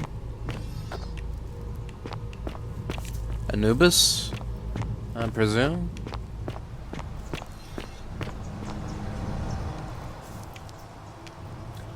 That's a person, isn't it?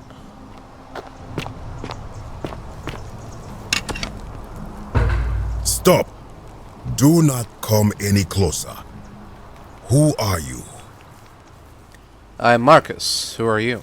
I am Kabash. And let me guess. Another Greek or Roman come to loot and plunder the resting place of my ancestors,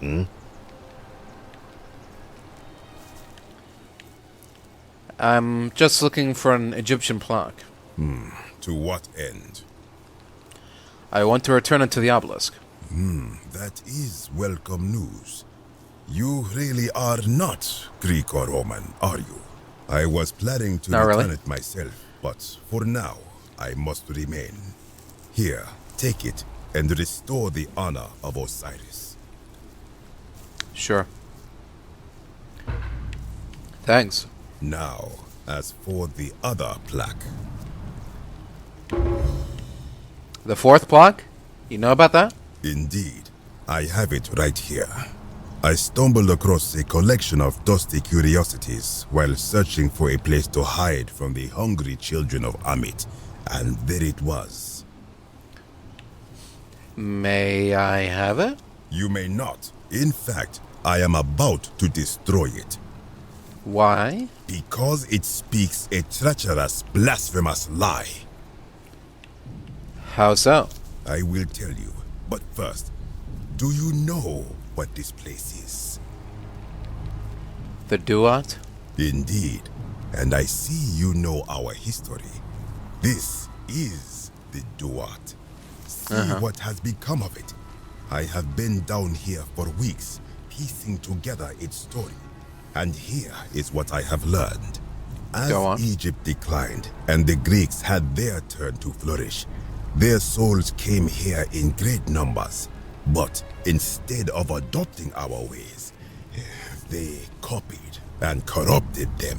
When they found the obelisk bearing the name Osiris, the true god of the underworld, they desecrated it, removing his name and replacing it with Hades. Even the ferryman of the dead, known to my people long before as Kerti, they renamed to Keron. As if that desecration was not enough, they built over this place, using it as the foundation for their own underworld, so that ours was forgotten. My only solace is that the Greeks then suffered the same fate when the Romans rose to power, renaming Hades to Pluto, and the cycle began anew.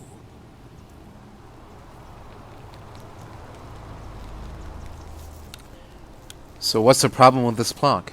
It is inscribed with a script I do not recognize, but it is ancient, almost as if it is older than the plaque bearing Osiris's name. But if that is so, it would imply the gods of Egypt are mere imitations too, copied and corrupted from an ancient people who prospered even before us. And that my people did to them what the Greeks and Romans did to us. But this I cannot accept. I sense a deception. Perhaps it is the work of Set, the usurper, seeking to undermine Osiris once more. What does the inscription say? You will never know. This work of sacrilege must be destroyed, thrown into the black abyss below in Osiris's name.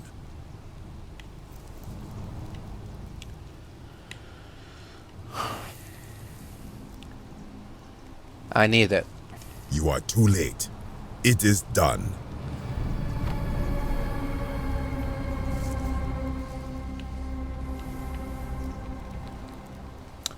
I wish he hadn't done that. It could not have gone any other way. It was Osiris's will. Now, the thing of evil you sought is gone. Why are you still here?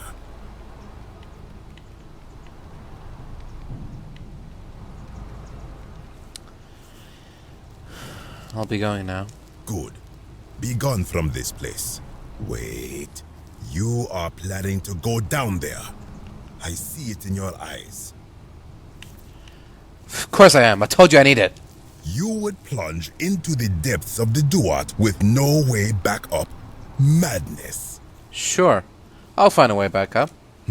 We shall see.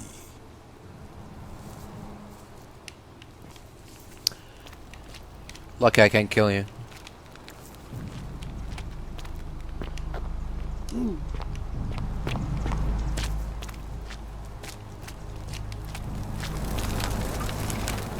Statue of Kerti, the Egyptian ram-headed deity believed by the Egyptians to ferry the deceased to the underworld. He is associated with Death and Osiris, the god of the underworld. This must be the man in the ram headdress who Kabash saw when he walked by the river.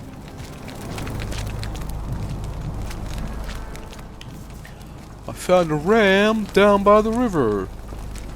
How is it possible to feel watched? See ya. Sumerian. Plaque bearing a cuneiform inscription, Nergal, the Fierce One. Well, great. And now we're stuck in the Sumerian underworld? That's nice. Just love that when that happens, don't you? Yeah. What's the deal with the Sumerians?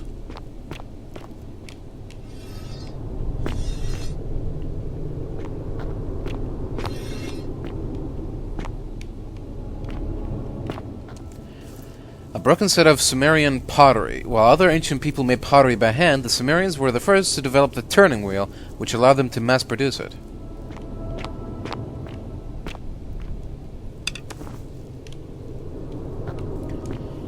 An eroded set of barricades. Looks like these Sumerians were trying to defend themselves from something.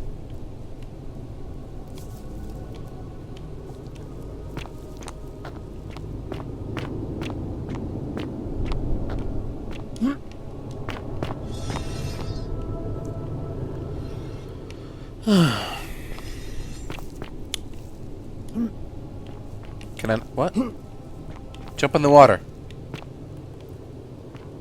Jump in the water. Huh?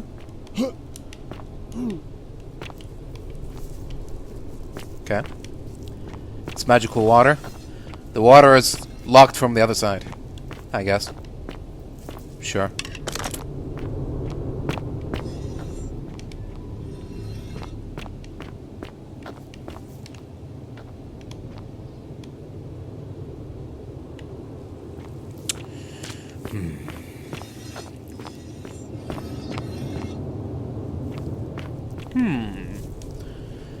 Stranger, heed the final words of Namkuzu. Bear witness to our aftermath and lament us. We did our best to live as the gods commanded. We planted and harvested together. We shared bread and beer. We accepted newcomers with open arms as a family. But with each newcomer, the bonds of our family strained, and soon we were as strangers to each other. And when those bonds were finally broken, my brothers and sisters planted only for themselves, and ate and drank alone. And it was there, in the empty space between us, that sin took root. Nurgle's sentinels have awoken and clamor at our barricades. Learn from our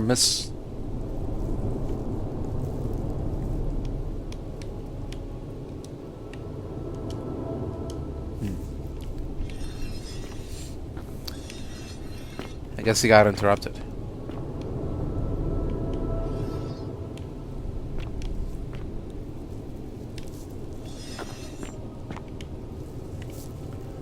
When the imposter is sus.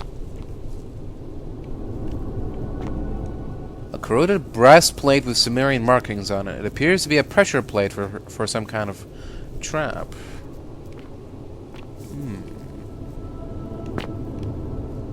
Wonder what trap it could be.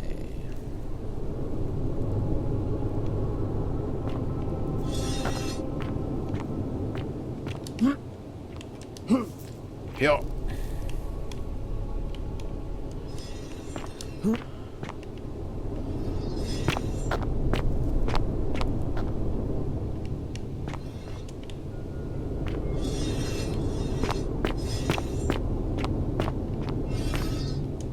A strange stone object in the shape of a suitcase. We'll probably never know what this was for.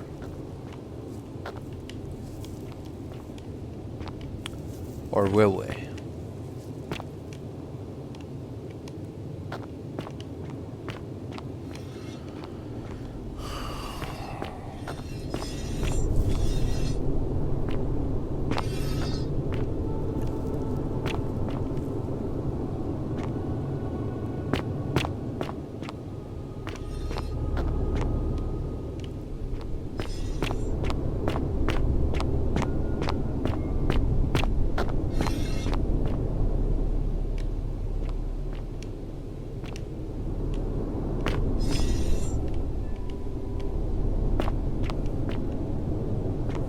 When I told you that you would not find a way back up, that was not a prediction. That was a promise. You will die here. There is no need for this end of violence. I disagree. I warned you against coming down here, against perpetuating this sacrilege. But you persisted. You have undermined and dishonored the true god of the underworld. How did you think this would end, if not with bloodshed? Just hear me out. Very well, I will listen. But if I sense deception, or if you further insult my gods, I will carry out my threat.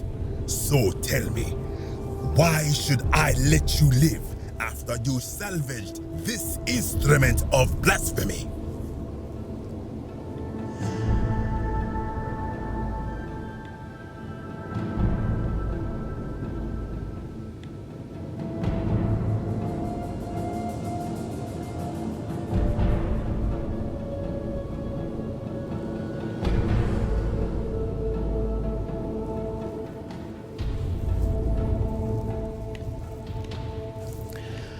Look, I'm just trying to replace all the plaques taken from the deceased obelisk. Why?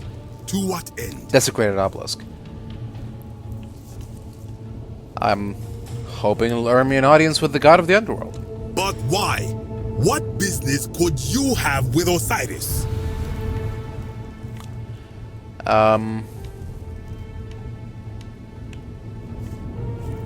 Gotta demand that he let everyone go? Blasphemous fool! You have sealed your own fate.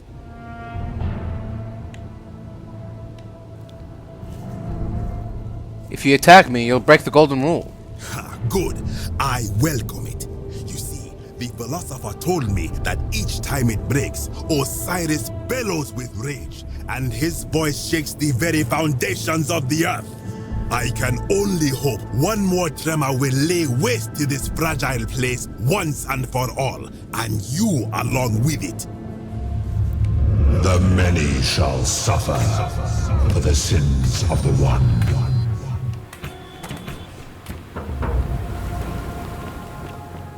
Why do I gotta suffer? I don't do nothing. I'll still get to keep my thing, right? At least.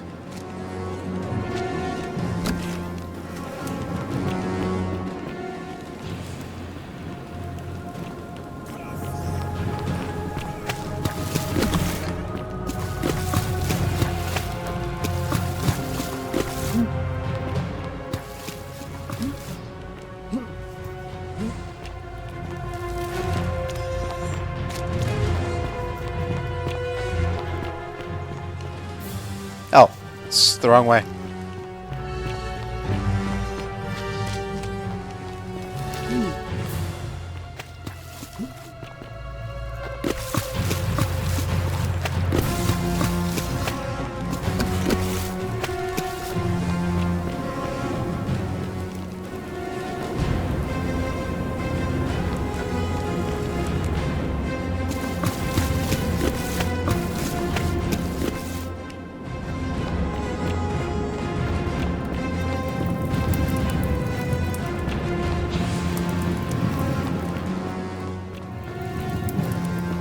Ah, there we go. Hey, old man, you still here? Old man? Are you dead?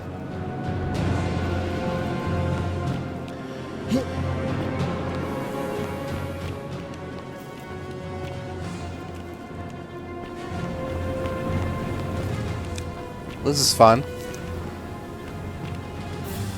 Thank you, Kabash, for this. Very cool. I love it when retards have free reign to be retarded. What a great society.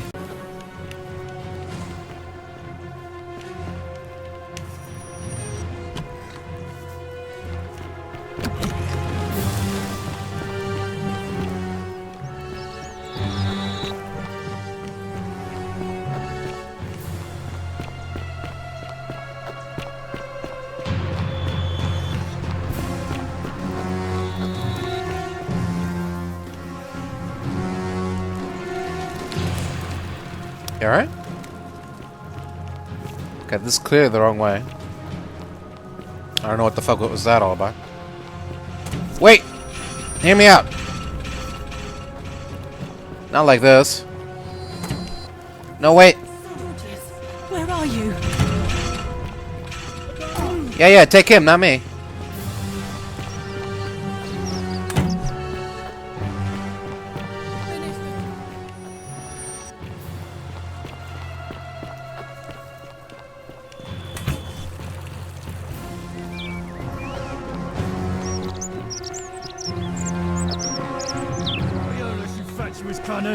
You said it was all a hoax.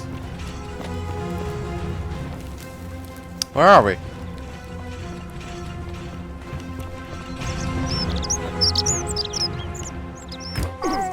No, wait. I can explain.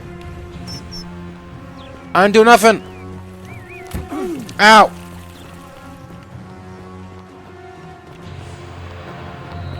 Please.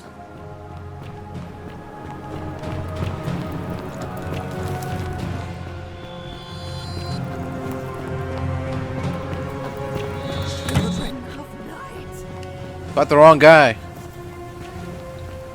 I didn't do nothing.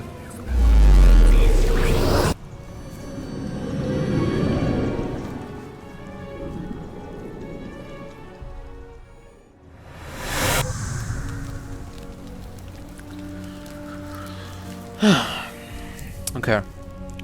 Do I still have what I need? Egyptian plug, Sumerian plug. Got it.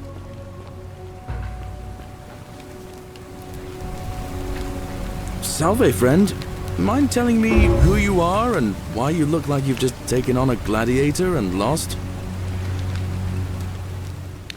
Marcus said I need you to take care of some things urgently. Oh, sounds serious. Here,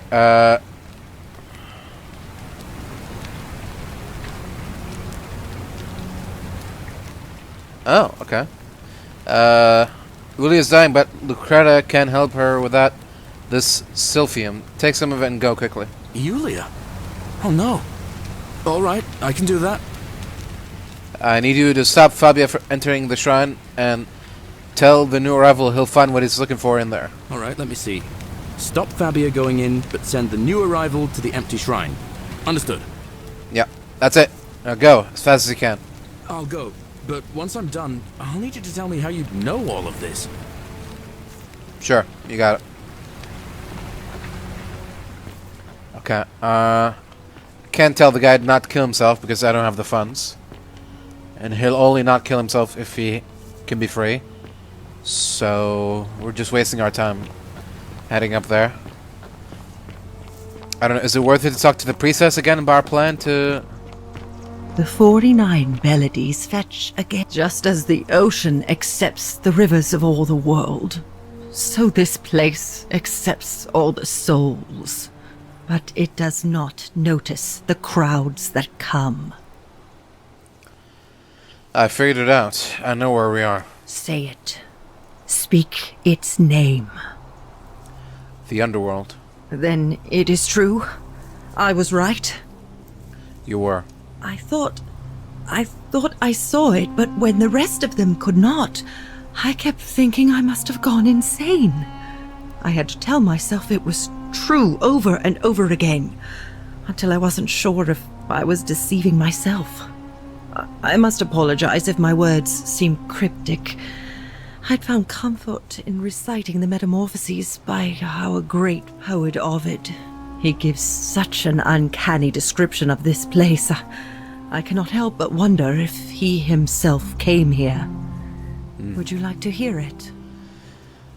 Yeah, go on. I will do my best to remember the relevant verse. There is a downward path, gloomy with fatal yew trees. It leads through dumb silence to the infernal regions. The sluggish Styx exhales vapor, and by that way, the shadows of the newly dead descend, entombed with full rites, and the ghosts of those, at last, given proper burial. The wide, thorny waste is cold and pallid, and the newly arrived shades are ignorant of the road that leads to the Stygian city, where Black Dis has his cruel palace. As the ocean accepts the rivers of all the world, so this place accepts all the souls, and is never too small for any populace, nor notices the crowds that come. There the bloodless shadows wander without flesh or bone. Some crowd the forum, some the house of the ruler of the depths. Others follow their trades, imitating their previous lives. And still others incur punishment. I hope I have done it justice, and now we share a secret. It's as if you've lifted a great burden from my shoulders. Thank you, friend. I think I should rest. Yeah, you do that. You take care now.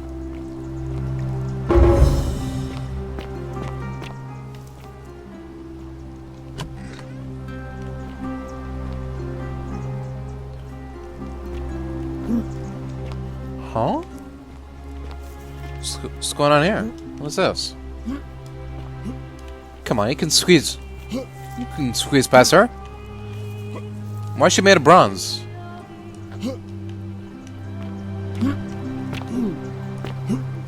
They ran out of gold? Okay, whatever. Let's my bow. At least there's that.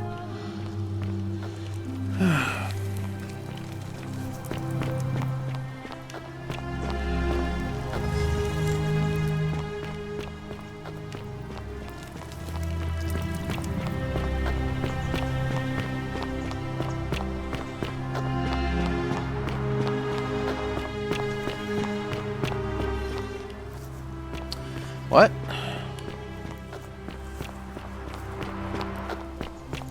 Where's Aurelia's place?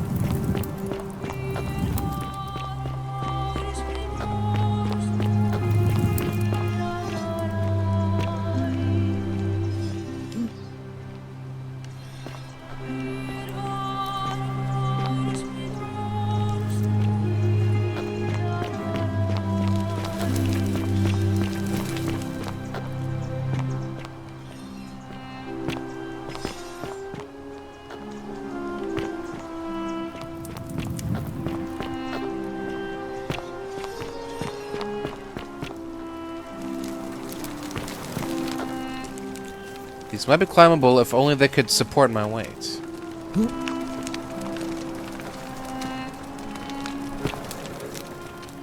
Why can't they? You don't know. Give it a try, at least. Whatever. You suck.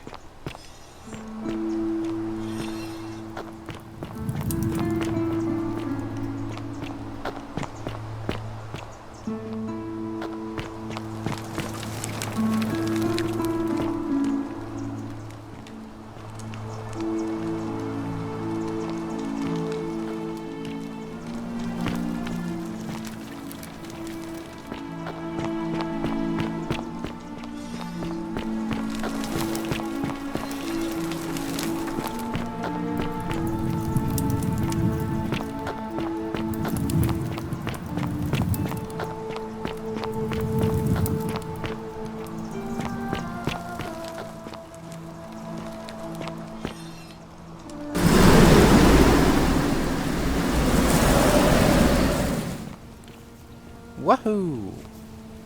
Oh! Fucking hell.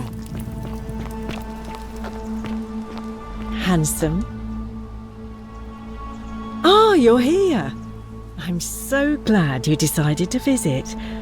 I'm Aurelia, and I hope I'm not being too forward, but the moment I laid eyes on you, I was intrigued. Oh. There's a light in your eyes I've never seen before. A certain learning and sophistication. Is this like a phrase? We're supposed to have like a respawn code? I don't know.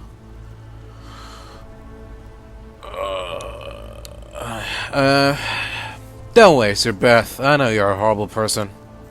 How dare you? Get away from me, you pig. Yeah? Would a pig do this? Yeah. The many shall suffer for the sins of the one.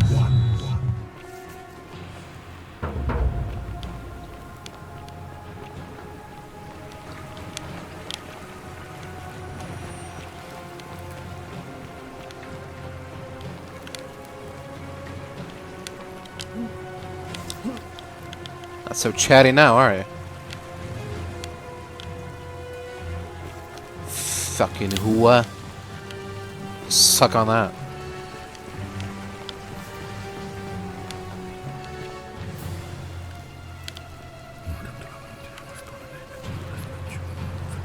Oh. So it doesn't open on its own.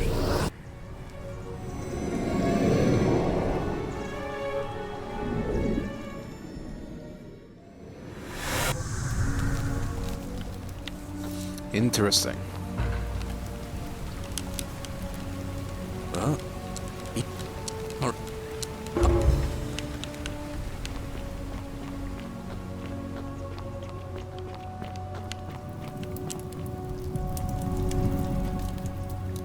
Oh, you're here. There's a... Not interested, sorry.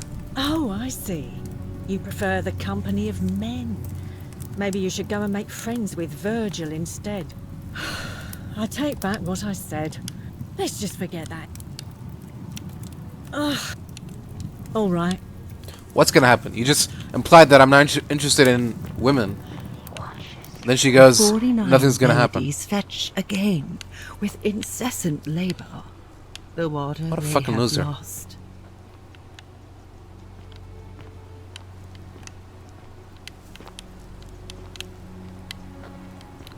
Oh. Oh, supposed to go down here. Whoops.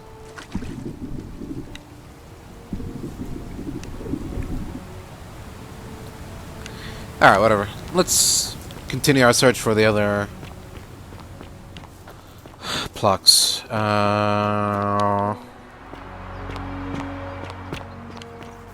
Okay.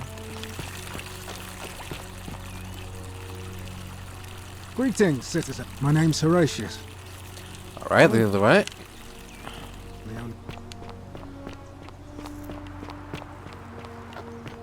I think she's going to be all right.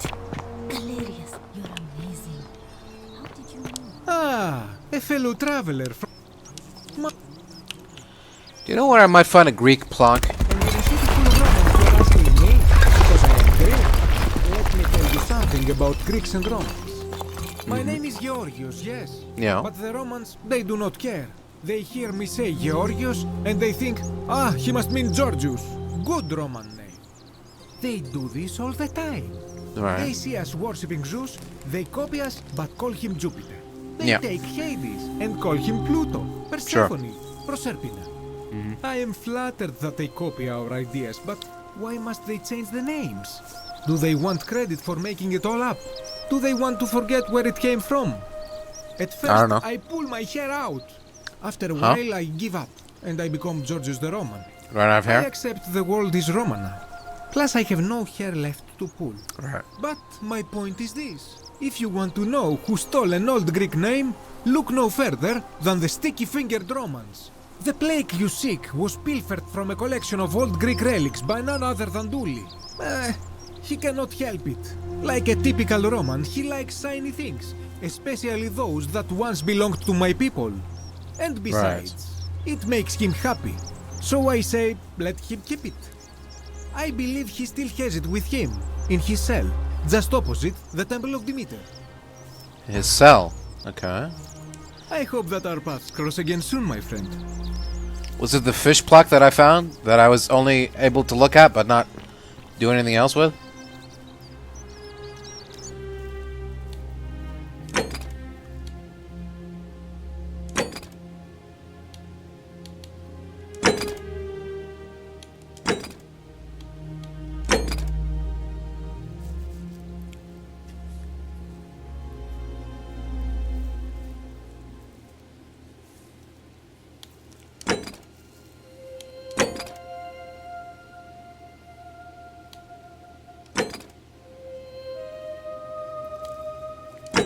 Democracy Manifest.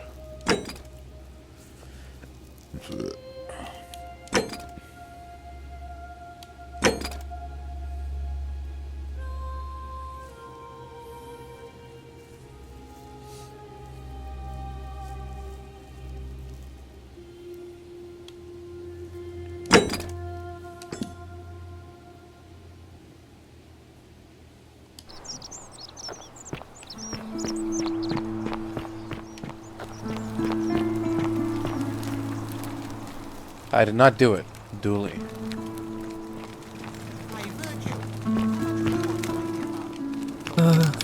Hello? Hello?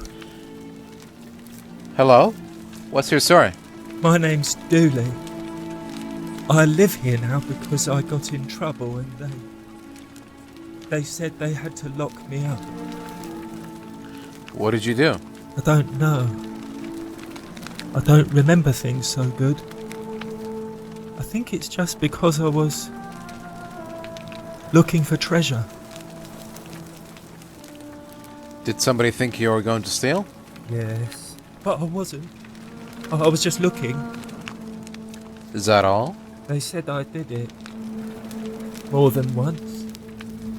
but I can't remember things so good. Then they called me mean names. They called me a liar, Billy. A liability? Yes. Oh. They said I have to live here now, and gave me this letter. But I'm not good with words. Do you think you could read it for me? Sure. Give it a shot. Magister Sentius to Duilius. I'm writing to you in relation to your incorrigible antisocial behavior arising from your obsession with an alleged lost treasure. While I am sympathetic to your plight and the passing of your guardian Hannibal some weeks ago, I wish to impress upon you an important message. The treasure you seek does not exist.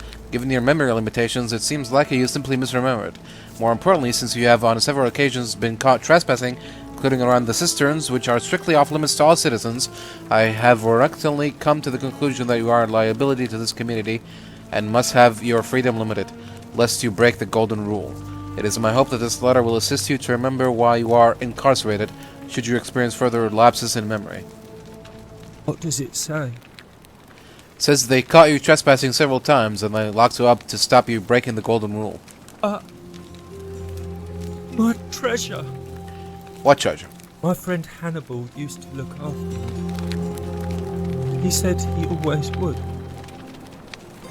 But then, he died. It was very sad. He said if anything ever happened to him, I had to find something very precious hidden away. He gave me this key and made me promise to keep it safe until I found the treasure. But I couldn't find it. All I remember is he said something about the cisterns, but when I went up to the high one, they put me in here. Now nobody looks after me, except my friend Galerius and Ek, the priestess lady. She's a nice lady. Yeah. Well, look, if you give me the key, I can try to find out what it unlocks. Hannibal said I shouldn't give it to anyone I didn't trust. But maybe you could help me get out of here. Then I would trust you a lot.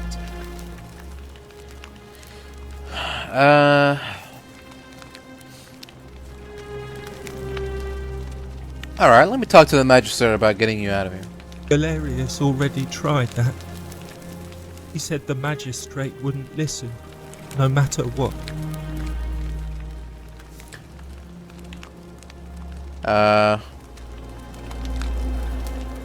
Well, maybe I'll just break you out.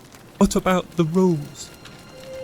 I don't want everyone to get in trouble because I was bad. Then maybe it's time we had a new magistrate. Like Galerius? He's nice. Well, I like Galerius. He made me a doll and everything. If you help make him magistrate, he can get me out of here, and I can give you the key to my treasure. Hannibal said it was in the cisterns. I can't remember what it was, just that it was way up high and very precious. Alright, I'll see what I can do. Now, about that Greek plaque in your cell. Do you like it? It's shiny, innit? It makes me happy just looking at it. Yeah, may I please have it? But if I gave it to you, then I wouldn't have it anymore, and I'd be sad. Well, I need it for something really important. But it's mine, and I really like it. I want to keep it. Alright, what's it gonna take for you to give it to me? Well, if you get me out of here, then I wouldn't need it anymore because I'd already be happy. Then you could have it, and you'd be happy too. Right. Let me talk to the magistrate about getting out of here. Galerius already tried. So all I need to do is persuade everyone to vote for Galerius. Yeah, Galerius will let me out. Then you can have my plaque, and everyone will be happy. Sure. Let's talk about your treasure. My friend Hannibal used to look after me. Yeah, you already said that. He gave me this key. All I remember is he's now nobody. You already said that. Okay. Fair enough. What do you know about the Golden Rule? Gold? You mean treasure? Never mind. I'll be going now. Bye-bye. Hello. Bye-bye.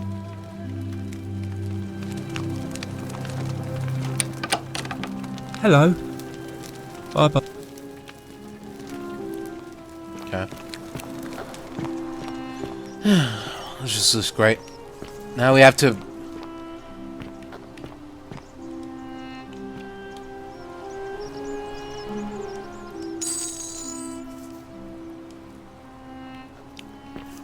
Now we have to get involved in a local election just to get the other plaque.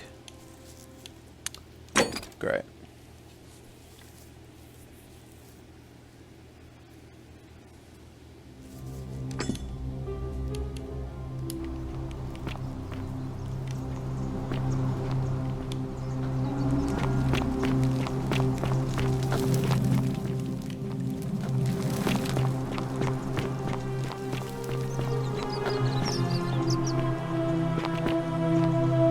You there? You've given me enough then, but make no mistake, now. So.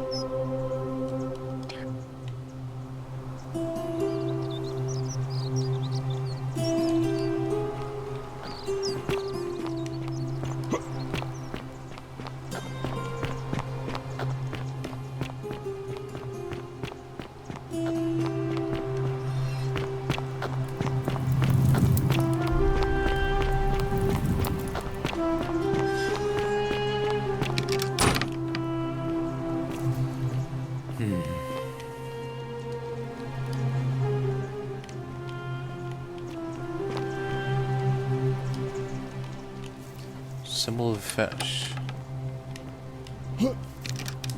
Interesting.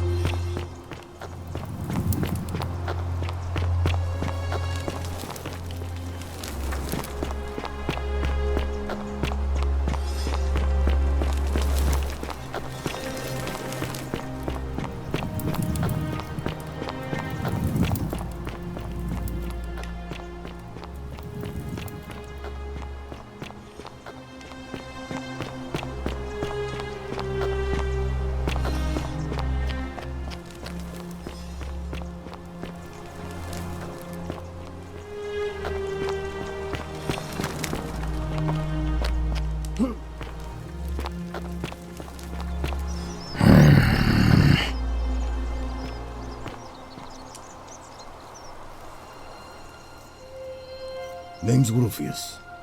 Better watch your step. Are you the one threatening Virgil? No idea what you're talking about? Fair enough. Whatever.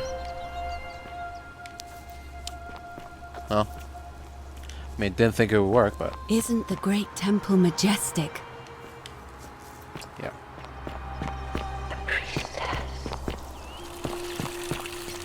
He's waiting for you, upstairs.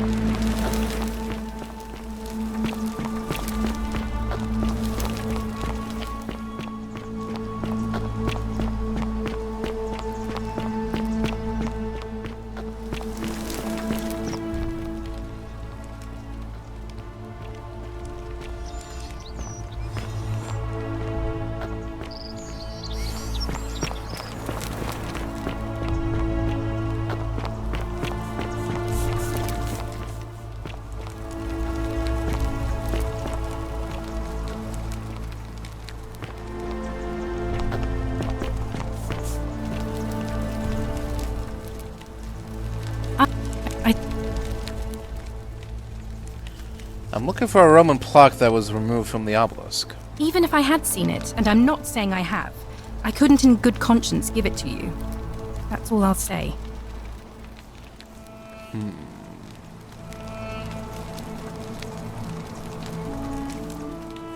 Okay, fair enough.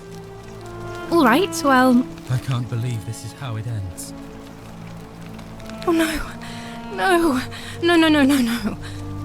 Ulpius, what are you doing?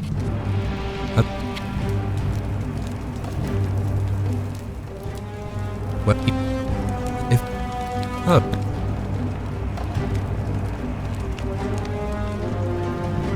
Exactly. I am out. Wherever you are. Scintilla, my love.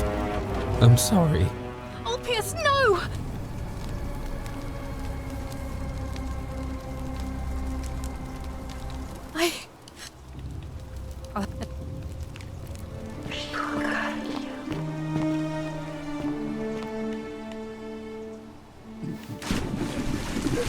Thank you. Thank you. I am delighted and deeply honored to have been... Did you just leap into my villa from the balcony 100 feet above? That was either extremely reckless or impressively clever. Well, why have you risked life and limb to see me? So, you're Quinctius? My name is Marcus Malleolus Gurgis. You seem to have confused me with someone else. You have one green eye and one blue eye, just like the description in this execution order from Emperor Nero. You mean my heterochromia? I am guilty of nothing more than having different colored eyes. And I'm hardly the only person with the condition. Alexander the Great had it too, as it happens. I like to think it is simply the way the gods have chosen to mark a natural-born ruler. Nothing more. Uh-huh.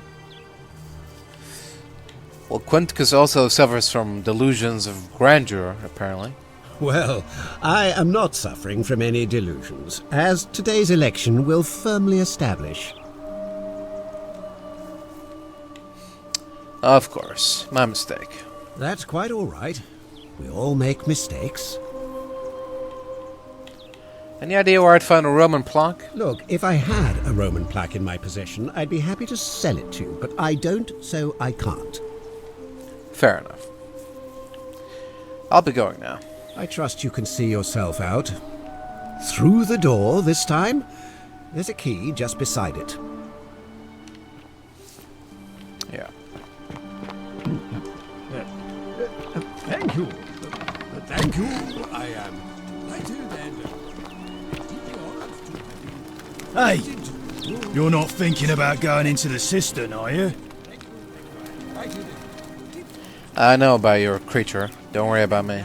Well, it's your funeral. And now, I make this Yeah.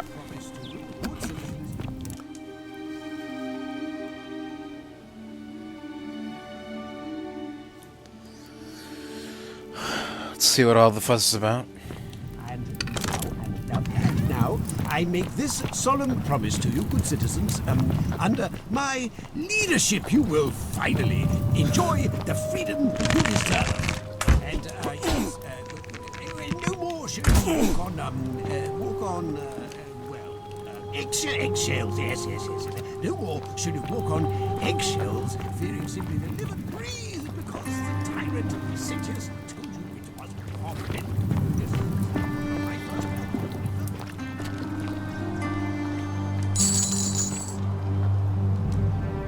An emaciated human-like creature is spattered in gold. It appears to have been crushed to death while entering the cistern from the cave above.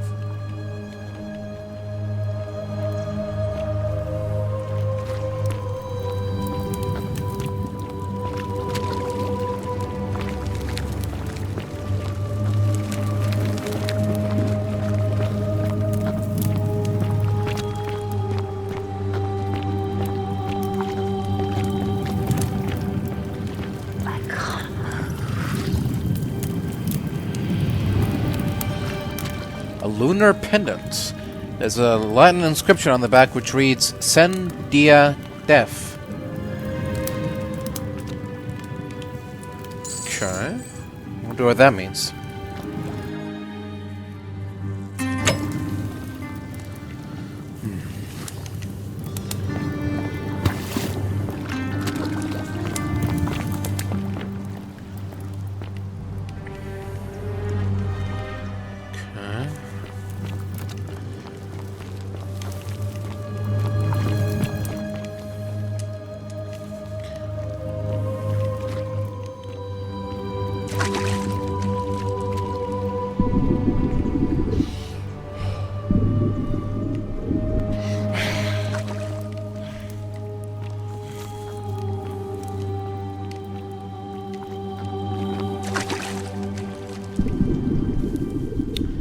Is that it?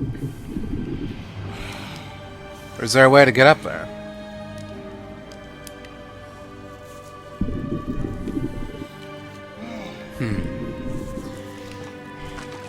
Can't be as easy as them giving us a bunch of free arrows.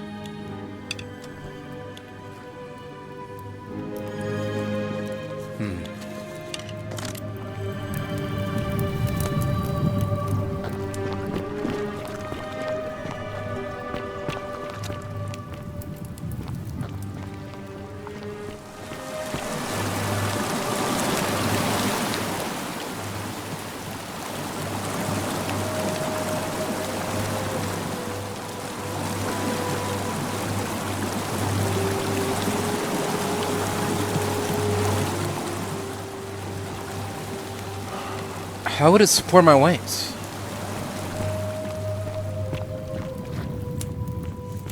Are they implying that because I'm a man, it won't hold my weight, but if I picked a female character, it could hold my weight?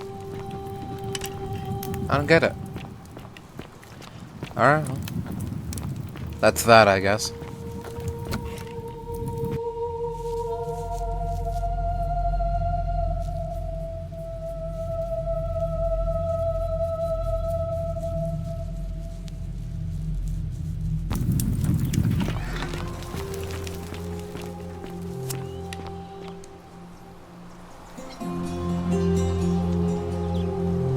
What now?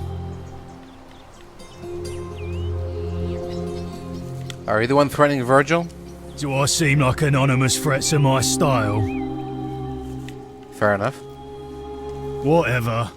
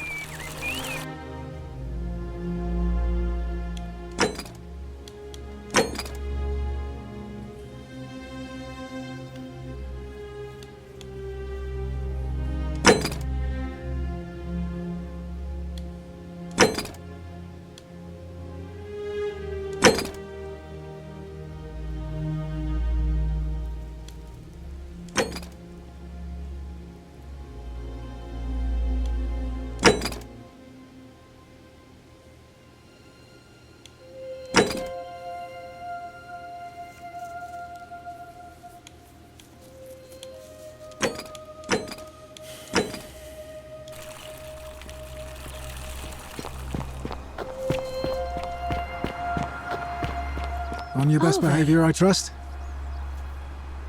What now? What's your story? I'm a legionary of the 1st Italica, but there's not a lot of fighting down here. So the Magistrate has assigned me other duties. I act as the Magistrate's right-hand man, keeping an eye on his daughter, I should say, and the others, and making sure they're all behaving. I also keep a register of new arrivals. How'd you end up here? I'm from Liguria, up north originally. I was doing alright for myself. 12 years into my service. Had a nice girl lined up for when it was all over. Not anymore. She's probably figured I'm long gone and moved on by now. I try not to think about it. My commander sent me to deliver a message to Rome. While I was there, I thought I'd do something nice for my girl and pick up a little pendant from a silversmith. That's when the crowd started flooding through the streets, shouting fire. People were screaming, trampling each other. Then some Genetricum Fugitor tried to take advantage of the chaos and pinch my pendant. I remember chasing him through the crowds, down towards the river. And then, nothing. Blacked out and woke up near here. No idea how I ended up floating so far downriver. But I'm fortunate to be alive, I suppose. I'm sorry to hear that. Ah, don't be. As Seneca the Younger said, difficulty strengthens the mind, as labor does the body. That said, sure. Scintilla's disappearance has been more difficult than I'd care to admit. Okay, tell me about the Magistrate. He's one of the better commanders I've ever had, that's for sure. Good stoic. Lives by Seneca's words. Treat your inferior as you would wish your superior to treat you. Can't ask for much more than that. What do you know? What do you think about the Golden Rule? Well, as I always say, it's kind of like a divine version of the practice of decimation in the Legion. By threatening to execute 1 in 10 men, the idea is to ensure order and discipline among everyone. And it works. If you knew you could be executed because your brother-in-arms is planning a mutiny, well, you'd bloody well watch him like 100-eyed Argus, wouldn't you? Because your only chance of saving yourself is to stop bad things before they happen. Makes us all responsible for keeping each other in check. It's brutal, of course, but effective. The Legion wouldn't be the most formidable force in the world without it.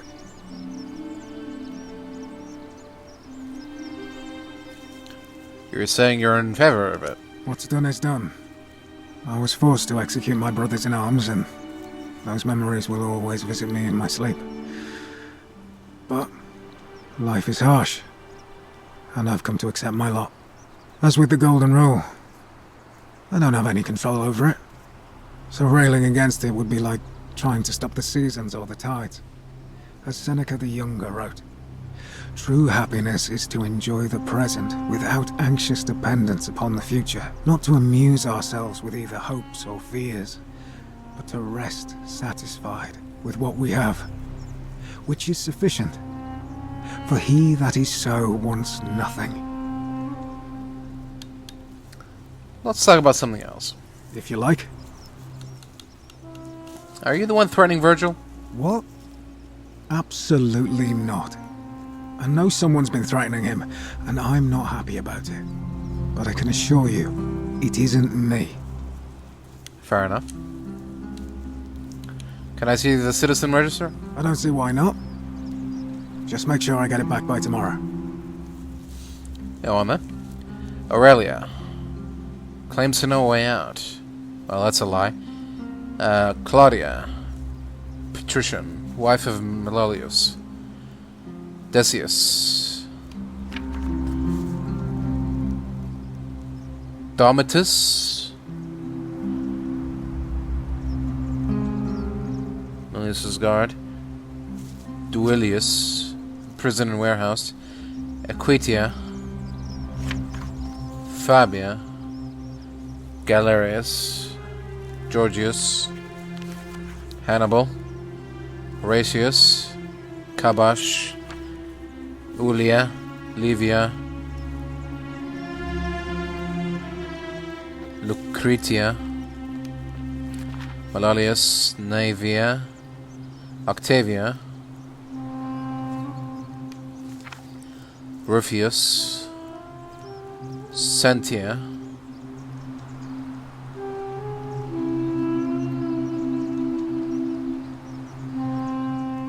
Centella.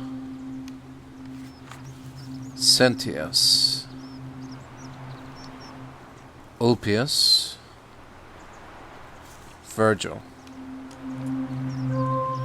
Thanks. Of course. I'll be going now. All right. So.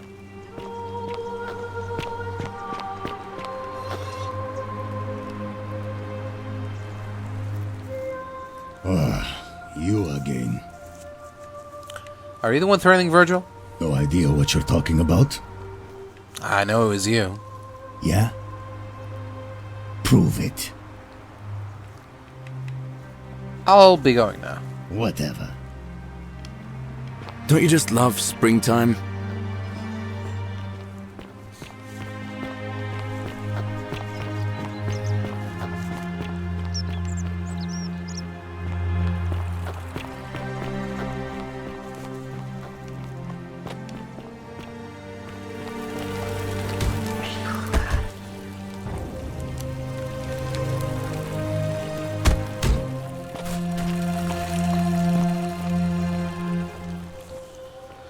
Okay, so we needed a bow for this, but we've got the bow now, so what do?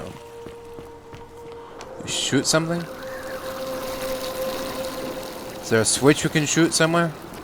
A button? Over there? You want me Oh, what? The money respawns? Or did I not take it?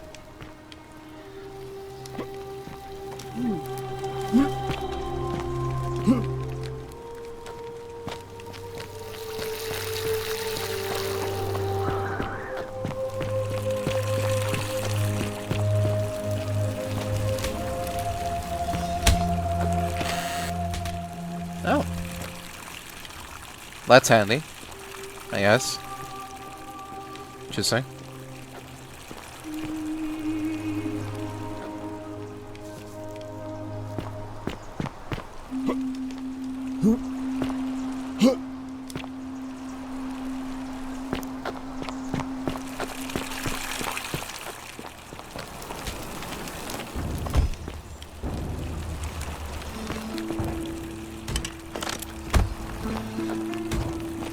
Got the bow.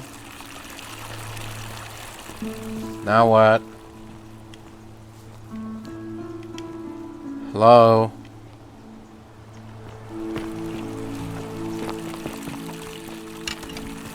Open the door.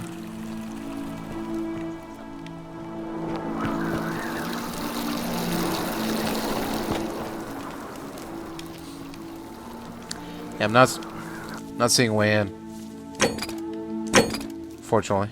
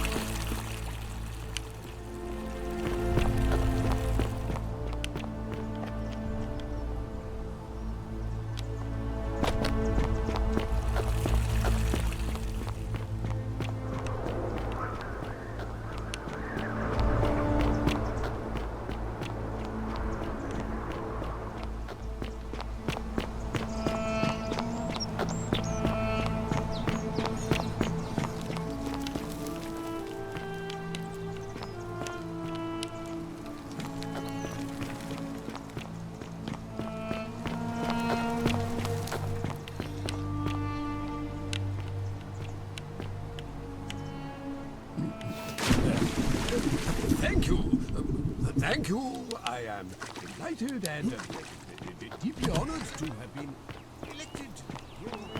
So you survived the system. Probably just a stroke of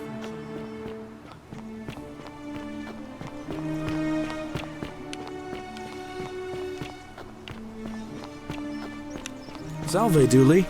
How are you doing today? I'm sad. Am I going to die in here? I don't think so, my friend. It's election day today. Perhaps our new magistrate will be kinder than Sentius and let you out. I hope so. Galerius, what happens when you die? You're not going to die anytime soon, Dooley. My mother told me, when you die, a ferryman helps you cross a river and your spirit lives on in the underworld. Is that true? Well, yes, but... Is it true that if you were good, you get to go to Elysium, but if you were bad, you get punished forever and ever in Tartarus? Something like that, but... If I die and go to Tartarus because they say I've been bad? I'm not going to let that happen to you, Dooley. I promise. Thank you, Galerius. Thank you. Now, I have more work to do, but I'll visit you again soon, alright? Alright, Galerius. See you then. Salve again, friend. I went and did as you asked, and it worked. Yeah. How is it possible that you've just arrived here and you already know everyone and exactly what's about to happen to them? You'd never believe me if I told you. Oh, come on. I just did as you asked. The least you can do is level with me. I'll keep it between us. I promise. Well, I'm reliving the same day over and over again. You're toying with me, right? Wait, you're not kidding, are you? That's the only way you could have known. You're a bit like... Oh, what was his name? Sisyphus. Yeah, that's the one. Old King Sisyphus. How so? Sisyphus was a Greek king a long time ago. For daring to think he could outsmart the gods, he was given a terrible punishment. He was forced to push a great boulder up to the top of a hill. Only, just as it reached the top, it would roll all the way back down to the bottom, forcing him to start over and over and over again for all eternity. Just like you. Actually, now that I think about it, there are a bunch of old stories about the gods punishing people by making them do the same futile task over and over. Tantalus was made to grasp at fruit on a tree he could never quite reach. The Pleiades had to keep fetching water in a sieve. Oh, and Ixion was strapped to a wheel going round and round forever. But, on the bright side, at least you're not stuck in the underworld like they all were. Yeah. At least there's a... Anyway, I don't know which god you managed to upset to get yourself into this position, friend, but you seem all right to me. So, I'll tell you what. I'll keep doing whatever I can to help you. And you just focus on finding a way to break the cycle you're in. Thanks, Galerius. Anytime, friend. Now, I'm going to keep your secret. Although, it's not as if I'll remember this next time we talk anyway, right? Oh, yeah. And if our conversations ever start to annoy you, just tell me you're busy. I know when I'm not wanted. May fortune smile on you, friend. Hold on, though. Salve again, my Sisyphean friend. Now, what's on your mind? Ever thought about running for magistrate yourself? I've bounced the idea around once or twice, mainly as a way of getting Dooley set free. God knows Sentius is never going to do it. But from what I hear, Malleolus has the election stitched up. Nobody's going to take him on and win. And maybe that's not such a bad thing. I mean, he talks a lot about freedom, so I'm hoping if he's elected, he'll release Dooley from his cell. That's good enough for me.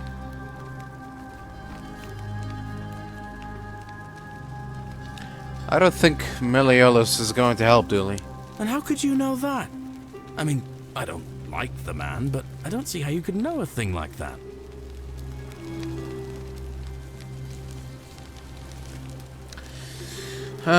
You're right. Never mind. I'll be going now. All right, friend. Hope you find a way to break that cycle you're in. Well, I just did, but you fucking cockblocked that. So, thanks. Why is Aquidia now on the marker? What does she have to do with it?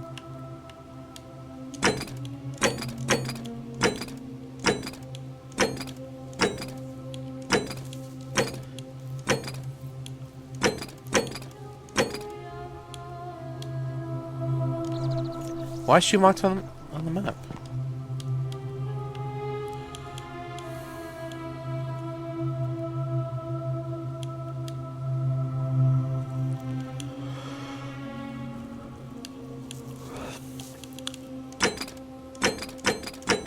Okay.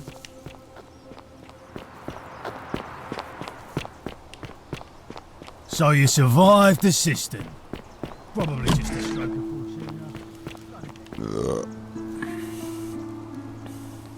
You again. What is it now? Okay. I want you to withdraw from the election. Are you insane? You barge into my villa uninvited and then make outrageous demands? Why would I withdraw from an election I'm bound to win? Never mind. You are acting very strangely. It's worth a shot. I trust you can see yourself out. Through the door.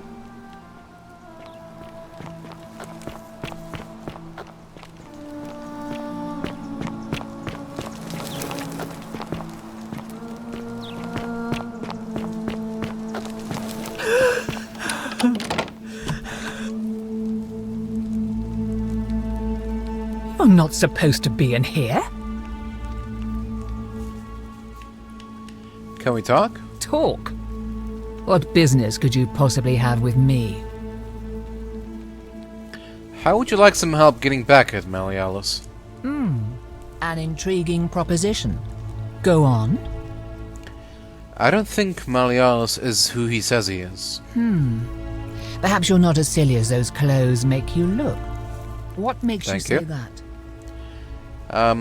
Just a hunch. I was hoping we could figure out his true identity together. You know, I may have the very thing you're looking for. Some Go time on. ago, when he still cared for me, he wrote me a love letter. only he used the wrong name. Now, addressing one's wife by the wrong name is not unheard of among philandering Romans. But in this case, the name he got wrong was his own. I confronted him about it, and he stammered through some incoherent response. I let it go, eventually, and yet questions have lingered in the back of my mind ever since. But wait a minute. Why exactly are you helping me? Why not? Well, I want to force him to withdraw from the election. To withdraw? Listen, I may not be Penelope to his Ulysses, but to ruin his plans to become a magistrate? You must think me quite mad. I've heard enough. Get out of here at once. Domitius, come quickly. We're being robbed.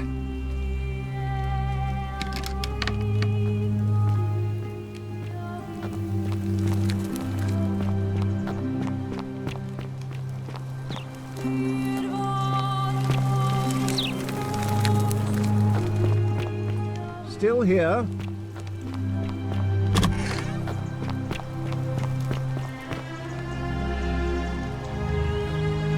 So you survived the cistern. Probably. Well, I'm all out of ideas.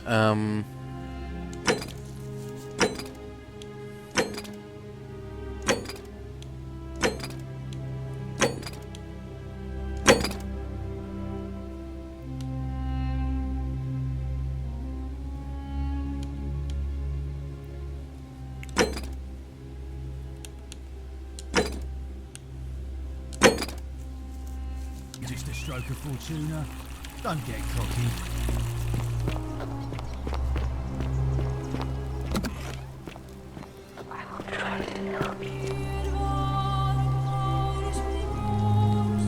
A new face. Ave, and may Vesta watch over you. I'm Equitia. To what do I owe the pleasure of this visit?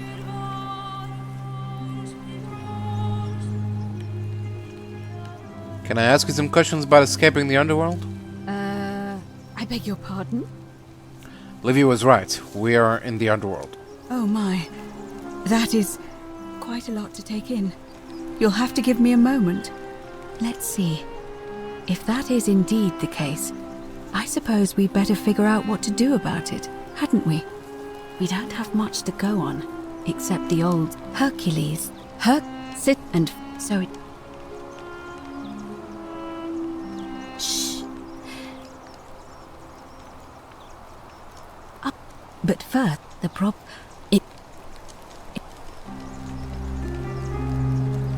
may...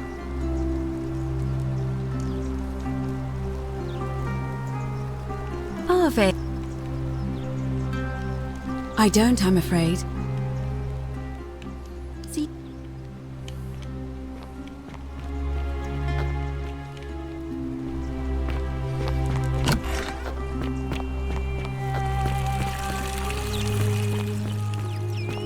Citizen? We're finally alone. I assume you already know who I am. May I know your name? I'm Marcus. A curious name to match a curious accent. But I digress. I see you have the piercing and astute eyes of a man of great learning. We're always happy to welcome another scholar to our little community. Equitia will be delighted to meet you, I'm sure. Now, you're probably wondering why I summoned you, and I'll get to that. But first, take a look at this wondrous place, would you? A secret city built deep in the mountains many hundreds of years ago.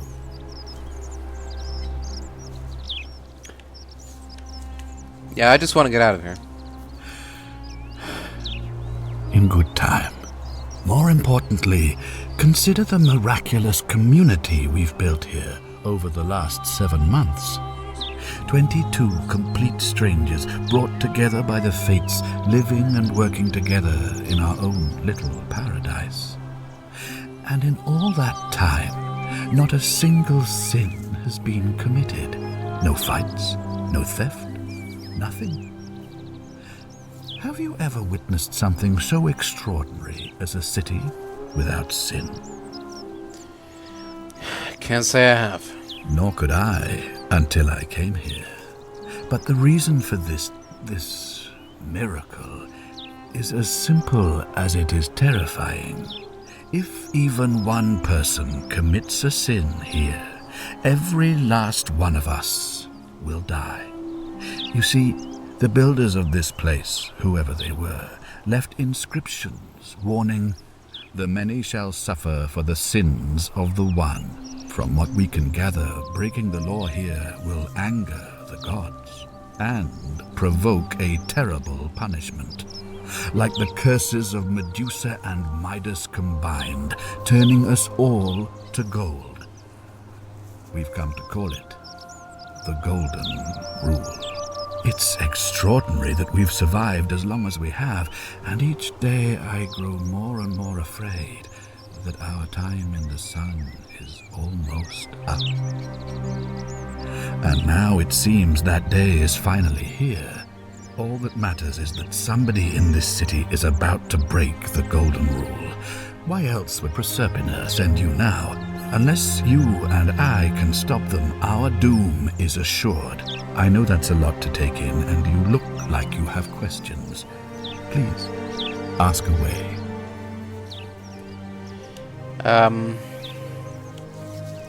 So what counts as a sin here? An intelligent question. There was a good deal of debate about that in our first weeks here. Does it refer to crimes, or to some other ill-defined wrong? Of course, everyone agrees on the basics. No theft, no assault, and certainly no murder. But beyond that, it was more difficult to reach a consensus. What about lying, insulting someone, blasphemy, trespass, trying to escape, bribery, infidelity, suicide? As magistrate, I had to exercise leadership, and so I made a decision. We must uphold the laws of the Empire to a standard never before seen. And we must honor the peace of the gods, the sacred accord between the gods and the people of Rome. It is only by offering the gods the proper respect that we may prosper, as Rome has for centuries.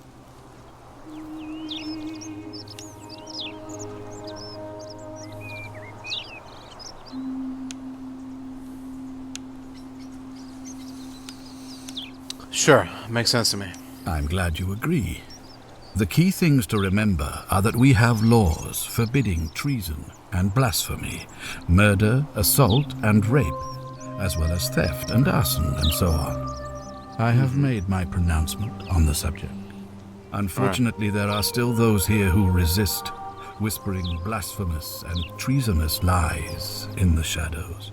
Yeah. I would be keeping a close eye on them if I were you.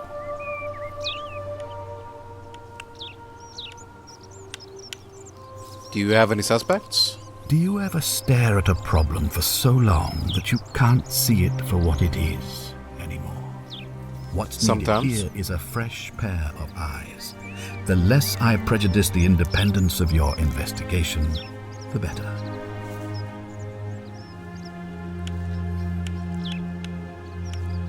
All right. Well, in that case, how do I know you're not the one? How do I know you're not the person responsible? What reason could you possibly have to suspect me, of all people? Power corrupts. Fair point. I'm glad you think so. Without trust, without each other, we won't be able to prevent what is about to happen. I don't trust you, but okay, fair enough. Why can't you investigate? Well, I believe you're in the best position to go around asking people questions. You're new here, and it'll seem perfectly normal. As for me, well, it pains me to say my attempts to impose order have not earned me many friends. I fear I may not even remain magistrate after today's election. The people here would only treat my curiosity with suspicion. You shouldn't have that problem, though, unless, of course, you get off on the wrong foot. Fair enough. What did you mean when he said Proserpina sent me? You see, in my search for a way to save my people, I learned of an ancient ritual to Proserpina, the goddess of the cycle of life and renewal. It's said to open a doorway in time, so that if the unthinkable happens, one person can pass through it and travel back to the past. And when I saw you arrive in a flash of light from the goddess's shrine, I knew that person was you. You don't belong in our time, do you? Yeah, I could say that. I'm from 2,000 years in the future. 2,000 years? That is unfathomable. Please tell me, in your time, what did you see? What had become of us? Of this city? You'd all been turned into golden statues. I have imagined it. Our downfall 1,000 times. But it still breaks my heart to hear the truth of it. So, how does the ritual work? All I can tell you is that it's a ritual sacrifice to Proserpina. I stumbled across instructions. I have to recite a prayer, and of course, as with all rituals, some sacrifice is involved. Usually that means wine or food, or in some cases a live animal. In this case, the sacrifice is rather more costly. The life of the person performing the ritual. I don't suppose you saw any sign of me in the future? I did see human remains in the temple. I assume that was me. If I'm forced to perform the ritual, it's going to cost me everything. You'll try to make sure I don't need to use it, won't you? I'll do my best. Well, I suppose that's all I can ask for. So if I do this, you'll help me get back to my own time? If I understand Proserpina's ritual correctly, that problem should take care of itself. Let me see if I can explain. Go on. If you manage to prevent the sin that breaks the Golden Rule, I won't need to bring you here. I won't create the portal, and you will never have been able to come here. Thus, you'll have created a paradox. If this occurs, you should be flung back to your own time, having changed the past for all of us. Make sense? Sure, why not? That's all the questions I have. Ah, good. So, are you with me? Can I count on you to figure out who's about to break the Golden Rule? What other choice do I have? No, I don't suppose you do. But I'm hoping that even if you're not burdened with a sense of self-sacrifice, you'll at least see the sense in self-preservation. Sure. Wonderful. Now, I need you to investigate the city, talk to everyone, help them if it'll win their trust. I authorize you to enter private homes and inspect possessions and documents, unless, of course, you're asked to leave. Figure out who the culprit is, and as soon as you have a name, come back and tell me immediately. All right, I'll get started. Thank you, and good luck. Our lives are in your hands. See ya.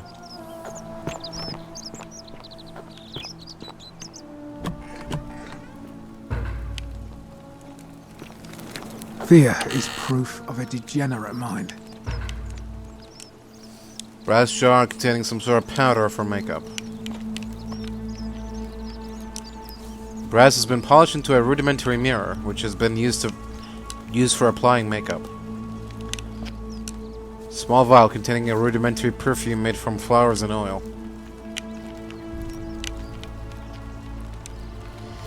Scintilla, to Cyntius and Cynthia, may Clementia give you the strength to forgive me. I'm sorry to have to leave you this way, but I have found a way to escape and I must take it. I hope we meet again someday.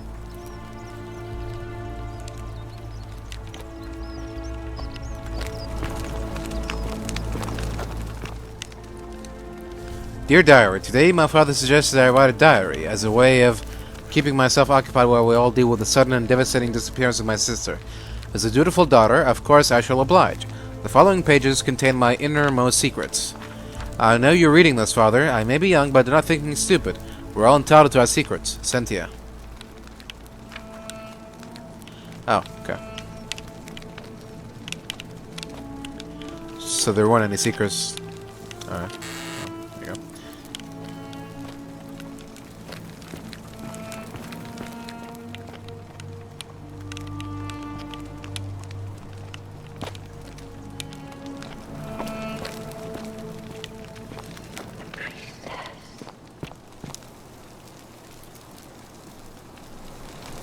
Oh, I wish Horatius would stop letting barbarians in here.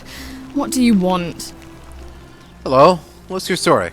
I'm Cynthia, eldest daughter of the magistrate.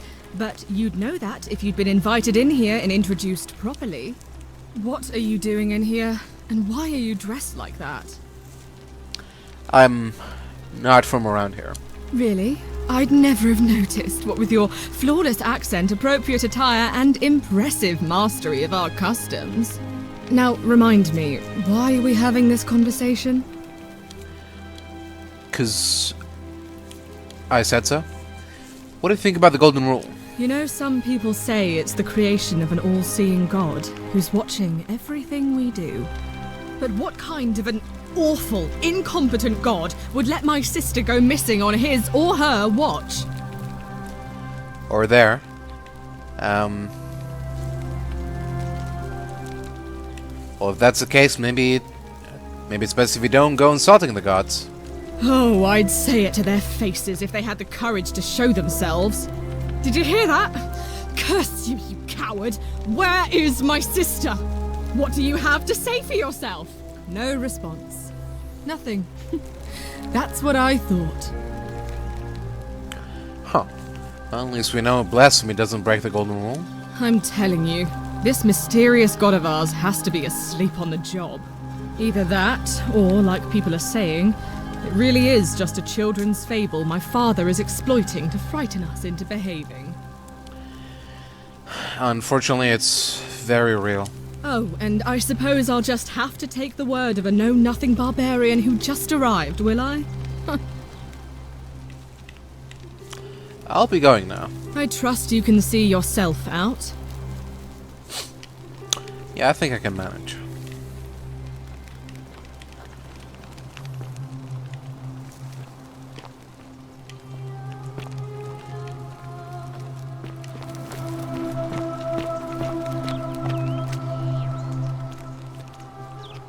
Huh.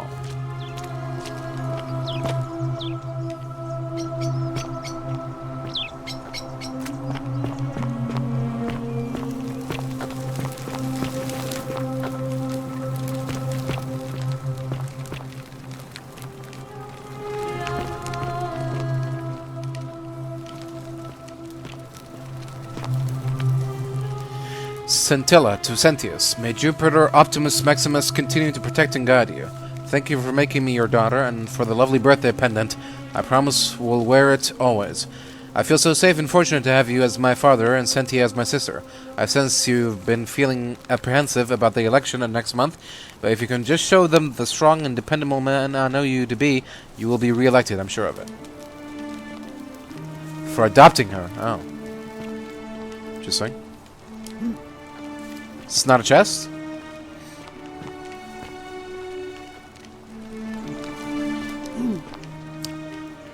I guess not. Is this a chest? Oh. Okay. Narius.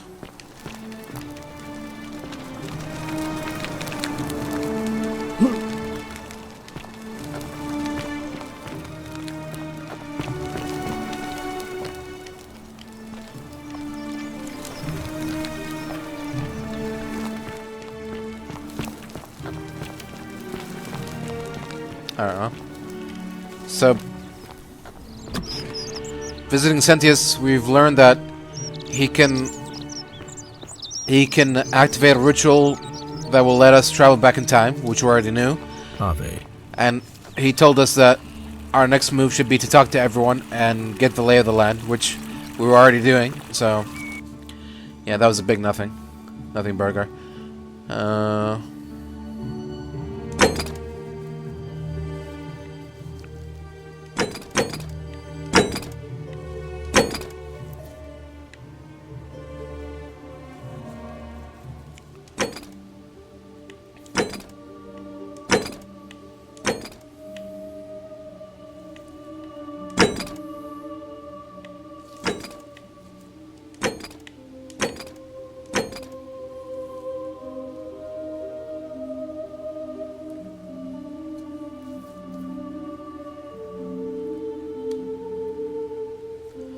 Call the election. Okay. I don't think we want to do that now.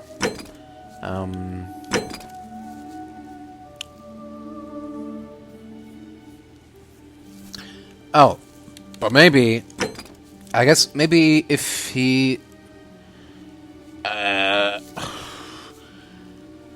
If we call the election and get the results and see if Melilius will let Denarius or whatever out of his cell. And if he doesn't do that, then we can travel back in time again and tell him that we already tried that and it didn't work. And he already believed us, so he'll believe that too. Maybe. I don't know. So you survived the cistern. Probably just a stroke of fortuna. Don't get cocky. What now?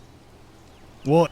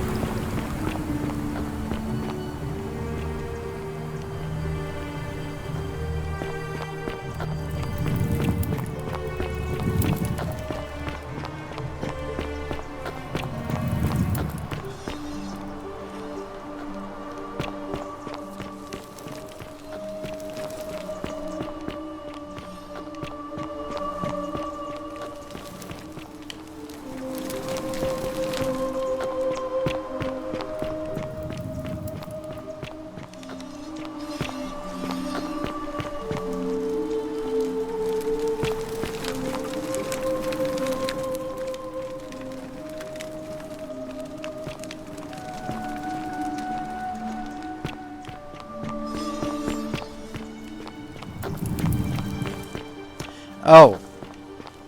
Think about turning them to gold? Really? Would this work?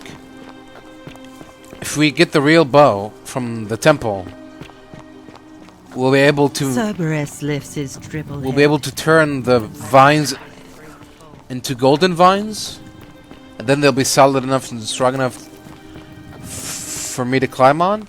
Really? Would that work? This feels... I don't know. Not to, you know, not to toot my own horn, but this feels too advanced for the game to recognize. So, but, you know what? Fuck it. Give it a shot. Hey. I said yes, didn't I?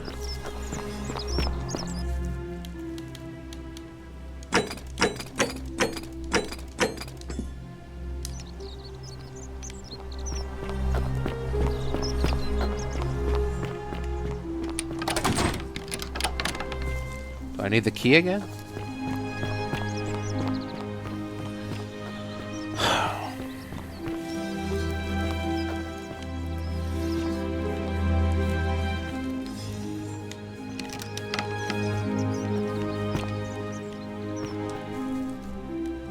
Do I not have it?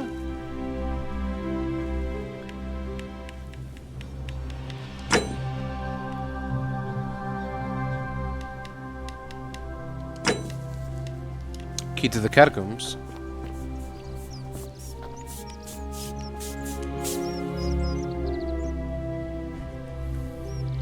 Salve and well.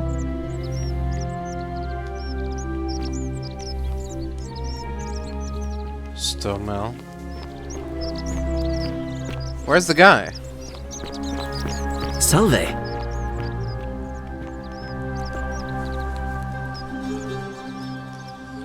Ah, nice. Everyone's here. Where's the guy?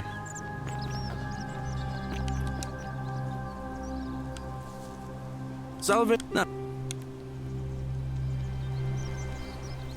Oh.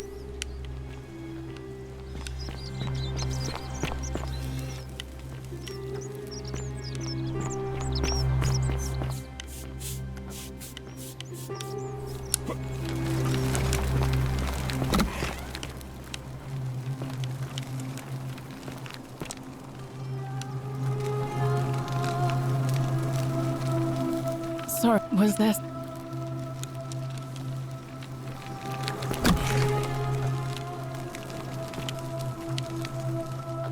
Welcome.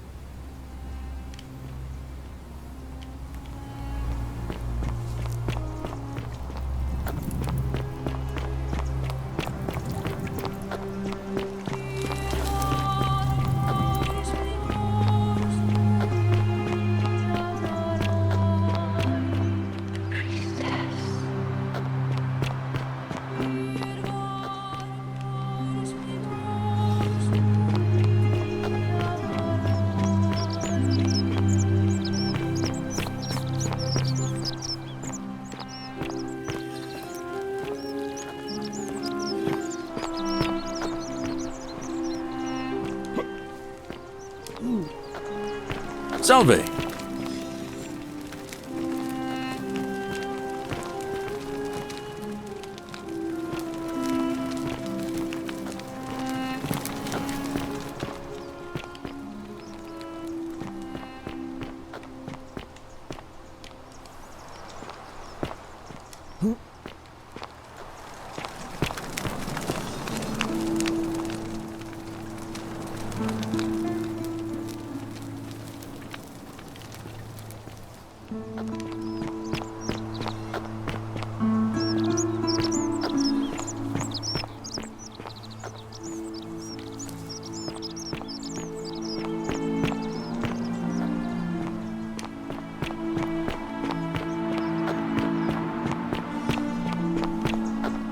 So you survived the cistern. Probably just a stroke of fortune. Don't get cocky.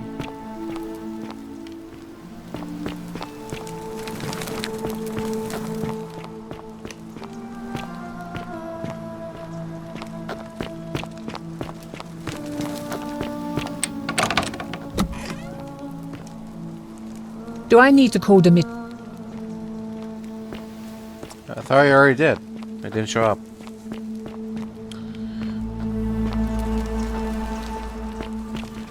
Alright. I know where that guy is. So instead of doing that, got a theory to test out.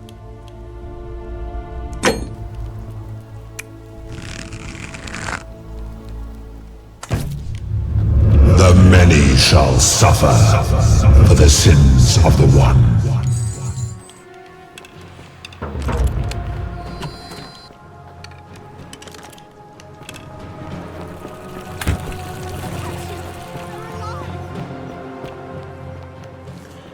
Yeah, weird, isn't it? Only someone could have warned you about that.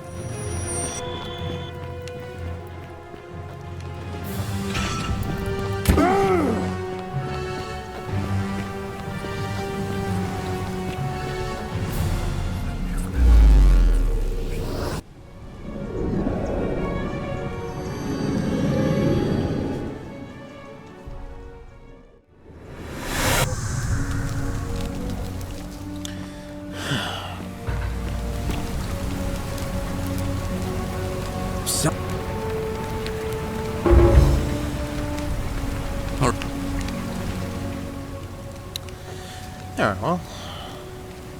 You have the key?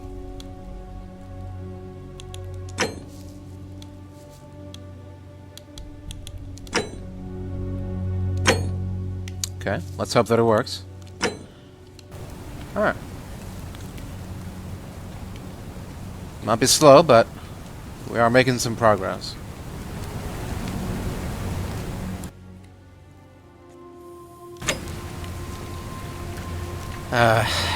Alright, so, okay.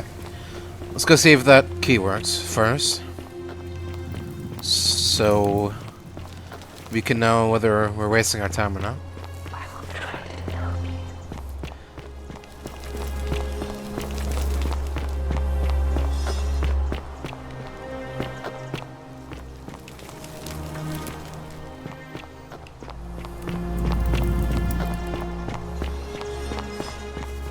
Okay, that leads to the vines, but not... Okay, we need the actual door. Where is that? Is it over here? No. Is that a chest? Sure.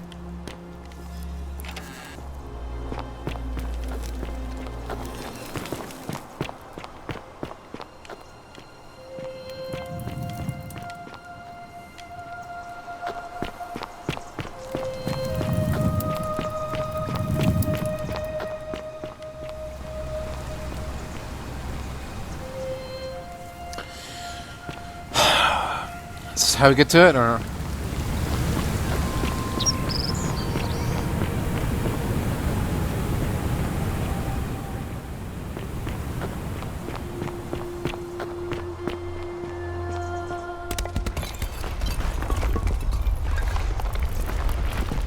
Oh.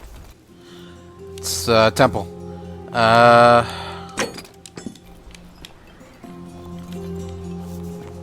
there we go. This should help.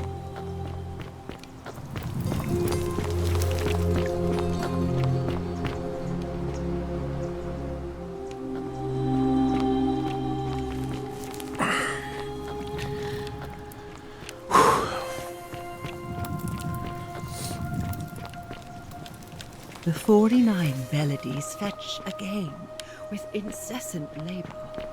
The water they have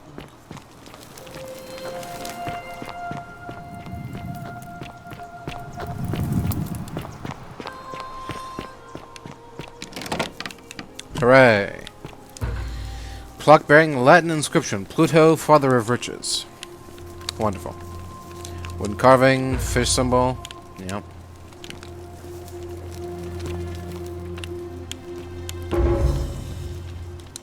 Sculpture of Minerva. Stone carving with a symbol of a fish carved into it. Looks like it might be religious in nature. Okay.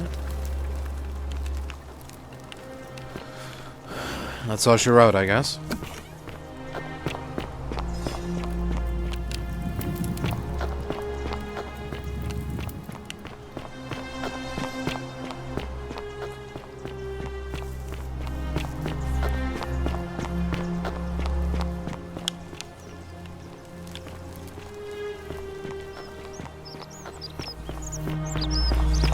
Salve!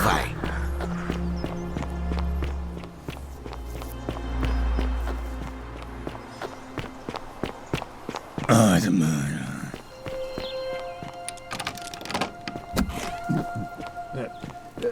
Thank you. Thank you. I am delighted and deeply honored to have been elected your magistrate. Magistrate. Yes. Thank you.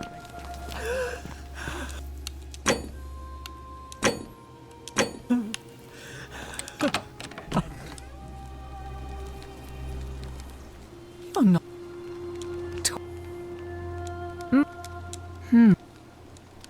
Now but I just hate to see such a beautiful woman treated so poorly. oh, aren't you charming? I'm quite sure my husband would seethe with impotent rage if he overheard you say that. I love it. It seems our interests are aligned. I imagine knowing his true identity will give me the leverage I need to manage him appropriately. But first, I need you to do something for me. Go on. I want you to bring me some wine. Just one small urn should do it. Oh, don't look at me like that. I know this must be hard for you to wrap your sweet little pleb head around. So what do you need me to spell out? Why do you want wine? Let me tell you something about Malleolus. He talks a lot about freedom, but what he doesn't tell you is that he means freedom for men. After all I've done for him, counselling him through his entire election campaign, and he had the audacity to lock me in here. He said it was for my own good, and that my drinking was unbecoming of a lady, let alone the wife of a magistrate. I'll show him unbecoming.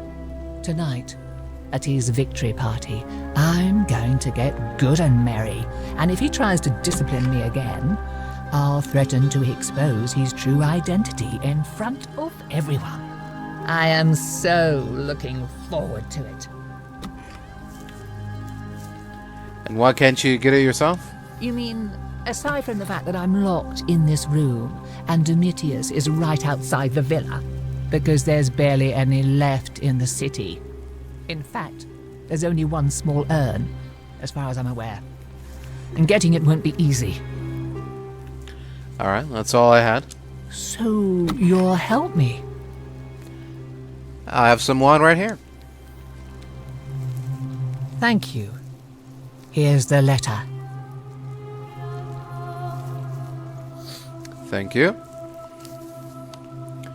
Quincticus to beloved Claudia. Now, perhaps you can tell me who Quinctius really is. According to this bounty letter from Emperor Nero, he's the person who started the fires in Rome last year. What? He's... Oh no. That's... quite a lot more serious than I imagined. I only wanted some leverage over him, not to destroy him. Give me that immediately. Nobody else must know.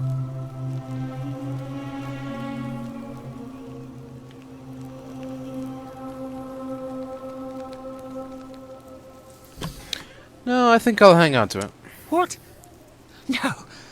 You tricked me, you mendacious little stirkers. Didn't lie to you. It was a lie of omission. You were planning this all along and you deliberately concealed it. May Jupiter cut you down. Well, he can try. I curse you.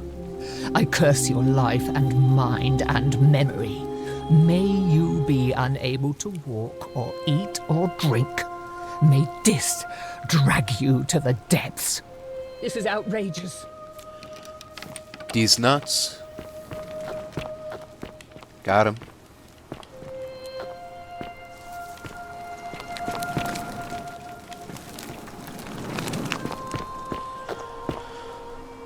Excuse me. Domitius doesn't usually let anyone in here without a hefty tribute, so you must have been desperate to see me. Well, what do you want? I want you to withdraw from the election. Are you insane? You barge into my villa uninvited and then make outrageous demands? Why would I withdraw from an election I'm bound to win? Because I know you're Quinticus. Your wife gave me your love letter, and Nero wants you dead. So, it finally caught up with me. I suppose that makes you... what? One of Nero's assassins? No, just a concerned citizen. Fortunately for you. So, you're not going to kill me? Not in this lifetime. And not if you withdraw from the election immediately and release everyone in debt bondage to you. Oh, so much work and money. Oh, well, if I do it, you'd let me live? For now, at least. Fine. Ruling this cesspit of a city would have been beneath me anyway. I'll have Domitius notify the priestess of my withdrawal and release those two from debt bondage. There, you got what you wanted. Now, please, leave my villa and never speak to me again. Gladly.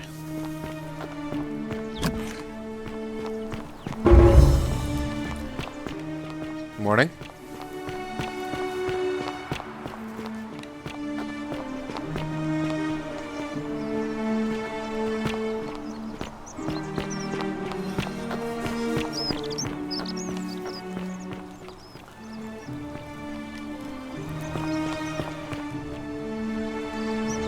You there.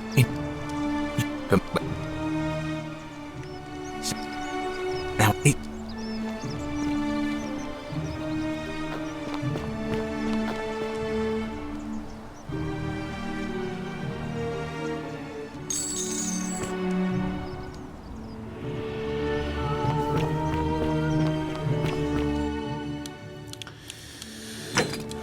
Alright, where's... No, where's... Galerius?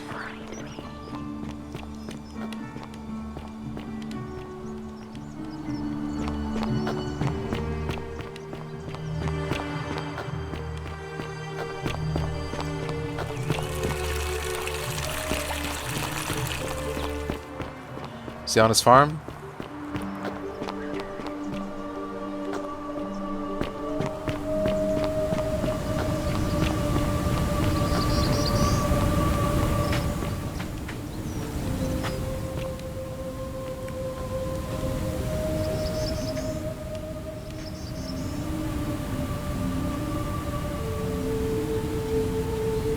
Salve again, friend. Oh.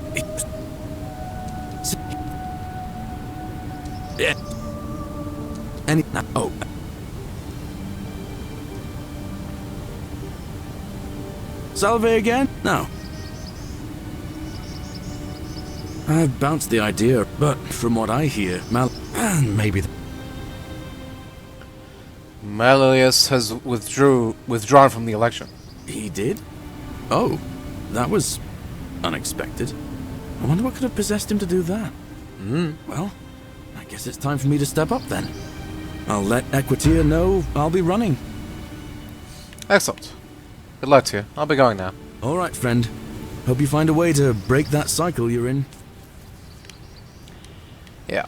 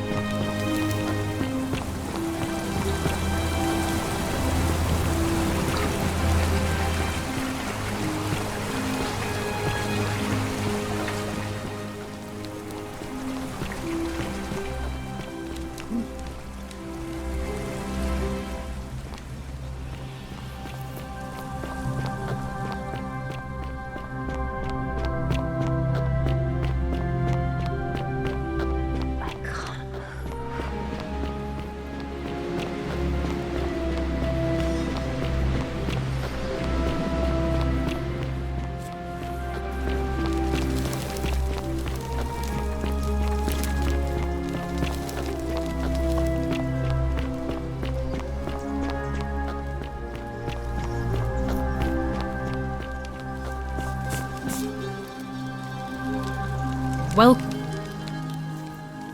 we. I can't believe this is how it ends. Oh no. No. No, no, no, no, no. Ulpius, what are you doing? Good news, Ulpius. Malleus has agreed to release you and Ulia from your debts. It's too late for that. Yulia and I made a pact. If I backed out now, I'd be betraying her. Lucretia was able to get some Silphium in time to save her life. She's going to be fine. What? Are you messing with me? No. We're free. We're free. Thank you. It seems fortune smiles on us after all. I'd better go and pay a visit to Yulia immediately. I just wish there was some way I could repay you. But I have nothing but the tunic on my back. Don't worry about it. I'll go and take care of things with Malleolus and tell Yulia the good news. Thanks again, friend. I'll never forget what you did for us. Well, sure hope not.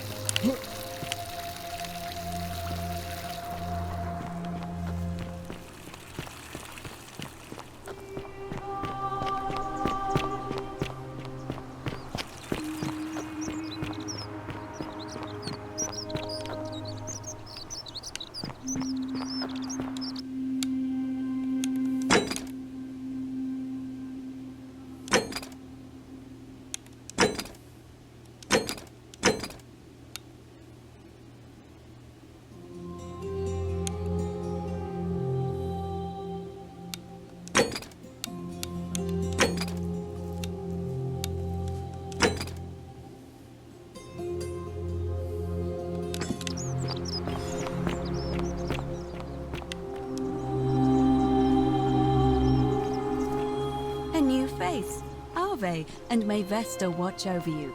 I'm Equitia. To what do I owe the pleasure of this visit? What's the status of the election? It must be completed by dusk, just the same as any other official business. It'll be between Sentius, the incumbent, and Galerius, the challenger. Why do you ask? Can we start the election now? As I said, I'm planning to hold it before dusk. But I suppose I could hold it sooner, if there's a good reason. Well, I think that holding it early may prevent conflict between the voters. Yes. I have overheard some rather unpleasant arguments. The last thing we need here is additional conflict. Very well. I'll get things started right away. Citizens, it is time. Let us meet to elect our magistrate. Time to go to the theater.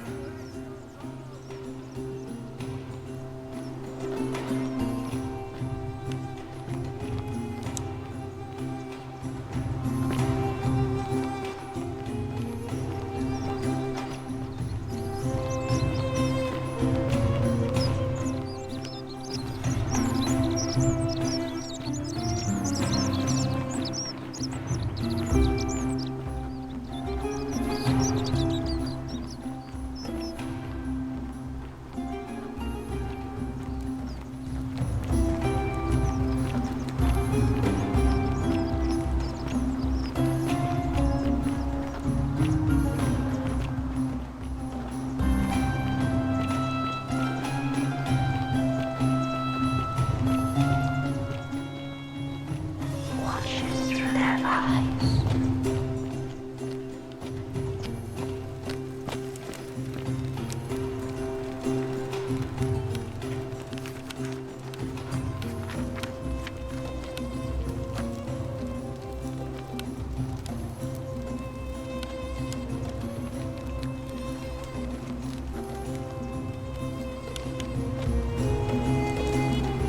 Citizens, we have a quorate body of voters gathered here to elect the city's magistrate.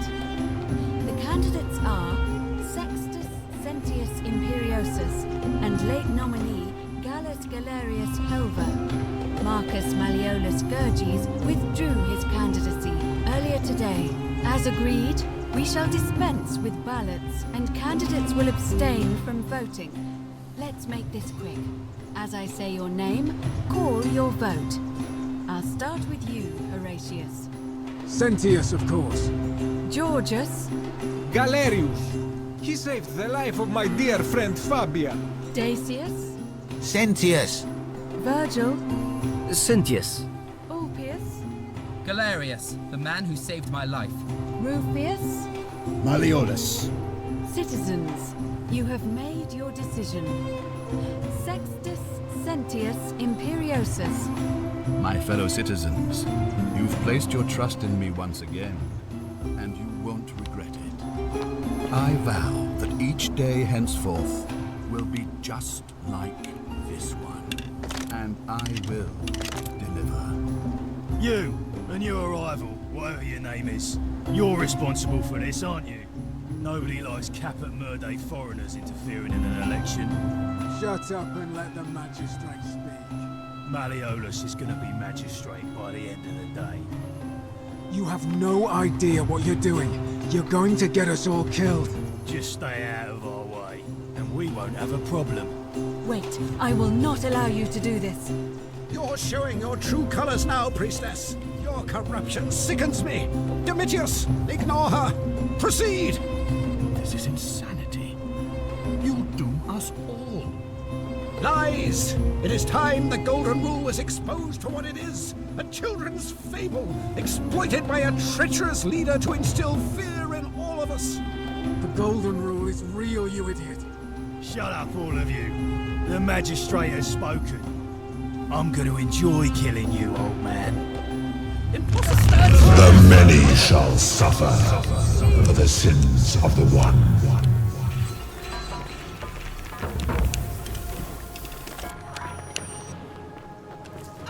Damn it. Thought he would have some proof that he was harassing Virgil. Okay, so that's what all these side quests are for. It's to win the election. Great.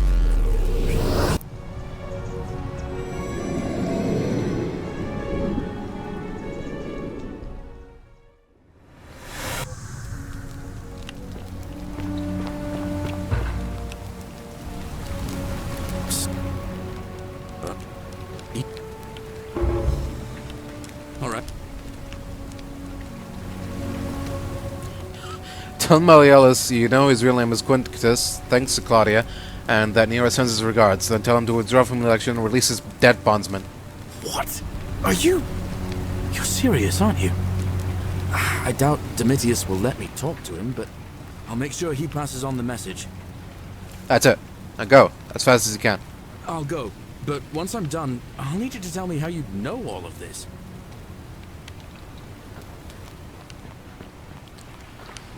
Yeah.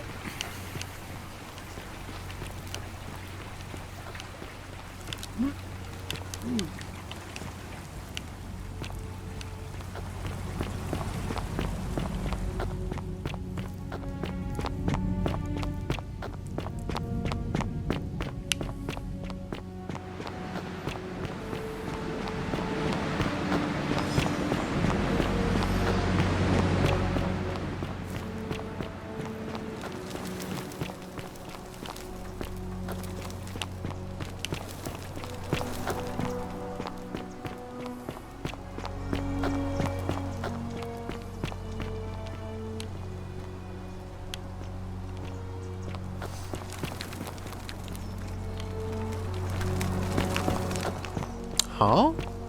Why is she... Oh. He's not here anymore. Oh. There's no pool either. The hell? That's new.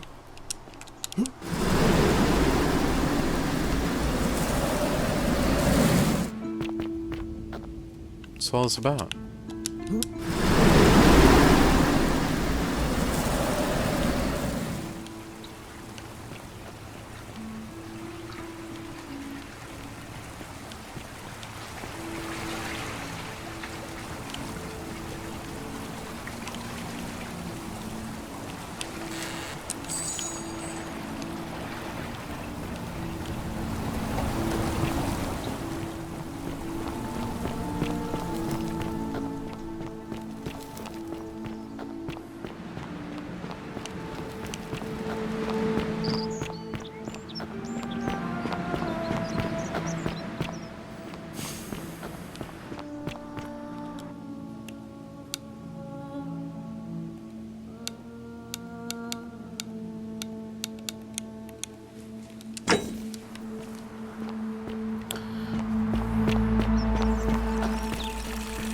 Fear is proof of a degenerate mind.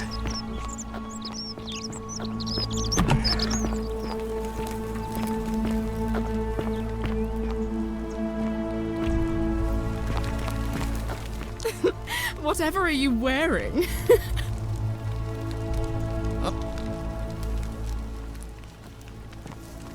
Where's Sentius?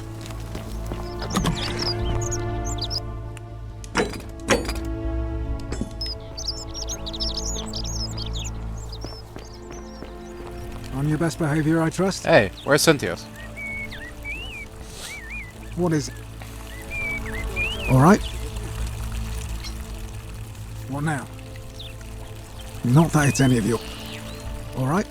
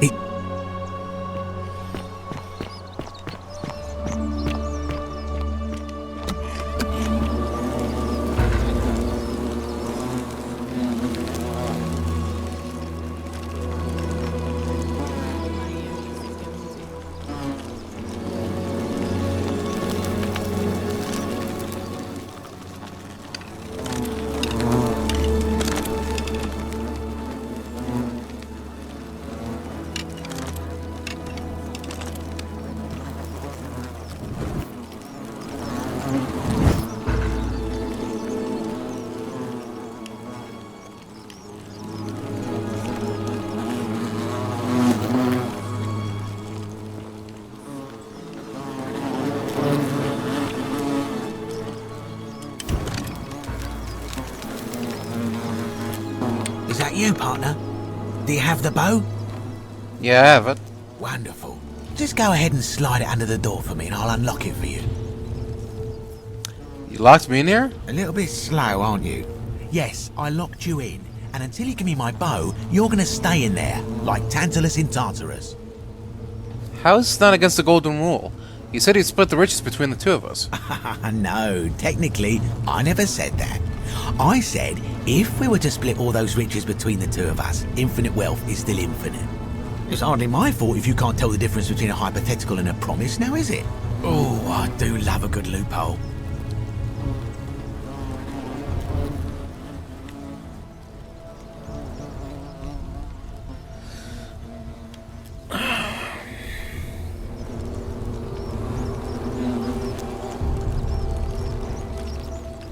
How can I trust you after you've double-crossed me like this? You're just gonna have to take your chances, I'm afraid. The bow, now. And don't even think about giving me the fake one. I'll recognise my own handiwork.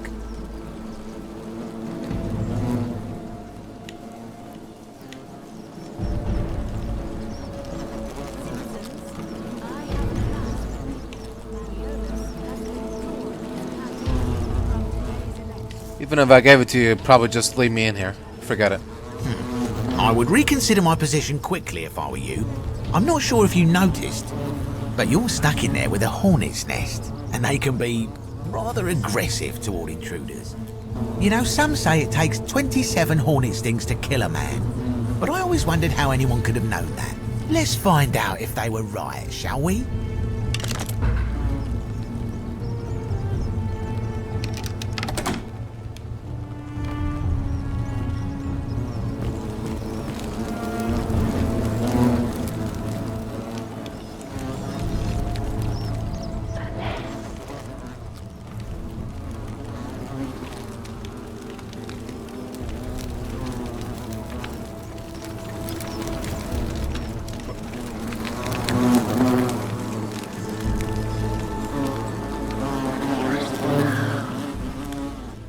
But I'm gonna die.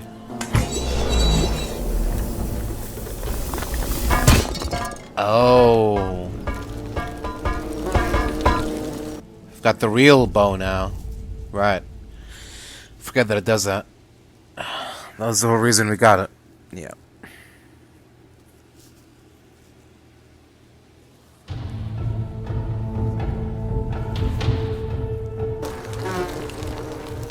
Makes more sense.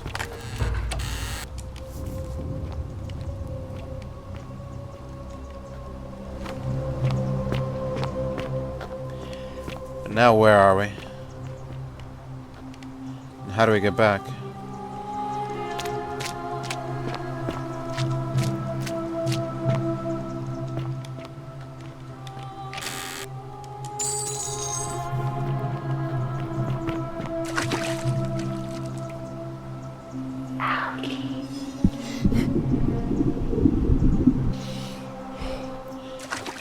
Oh, it can freeze the algae, eh?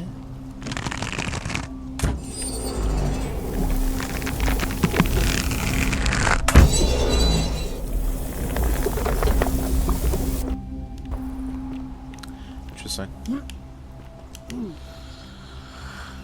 Very interesting.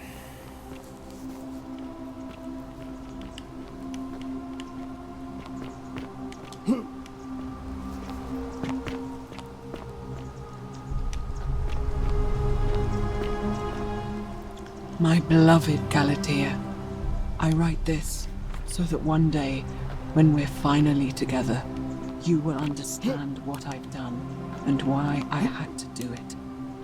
The others will call me mad or a monster, but I don't care what they think. Everything I'm doing here, I'm doing for you. I'll start at the beginning. Soon after my arrival here, as I walked down a corridor lined with golden statues, I thought I heard a whisper behind me. A rasp of air, as if vocal cords of metal strained to say a word or two. I tried to dismiss the idea, tried to concentrate on my work as the city's medic, but that tortured whisper haunted me.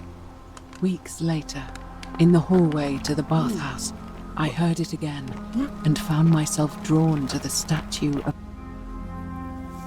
This can be good for the environment. Turning a bunch of roots and algae into gold.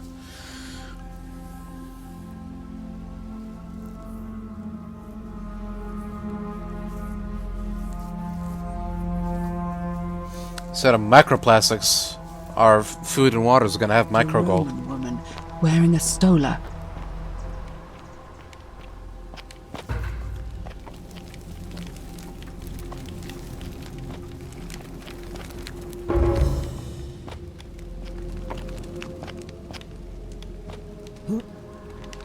Her face was contorted with anguish and fear, and disturbingly, it was as if she was looking right at me. As I walked past her, I heard that strained whisper again, and turning back, I discovered that even though I had moved, she was still looking back into my soul. That was when it dawned on me. This was no statue. This was a woman trapped within that golden prison. Naturally, I told the others, but when I could not reproduce the results of my experiment, they would not believe me. But from that moment on, I knew the full horror of this place. Immobilized within these statues are living human beings. It was that day, my love, that my heart broke.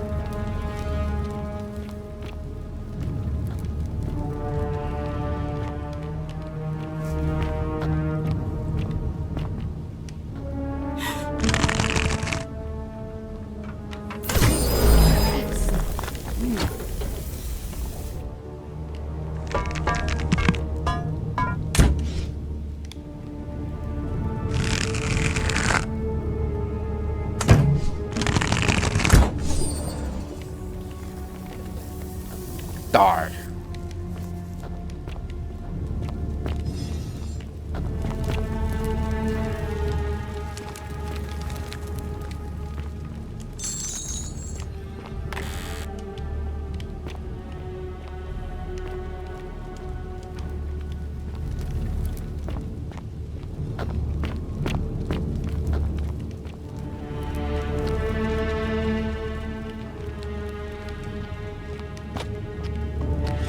You're not supposed to be here. Hello?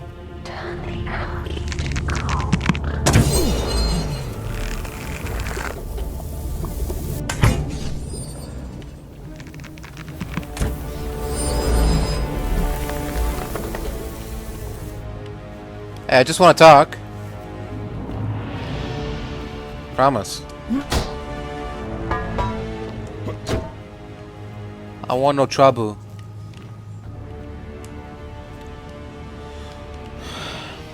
More fish sauce.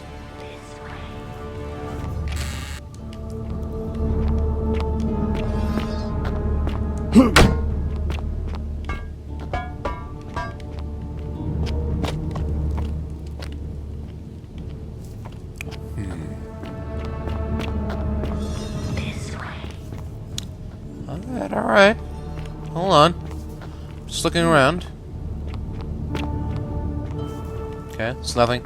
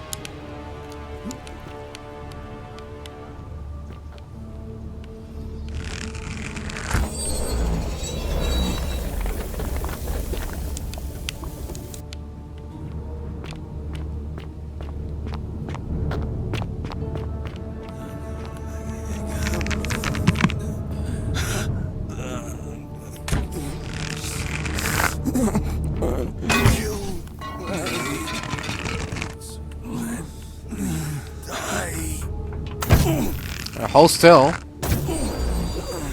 And I will. Stop making such a ruffus.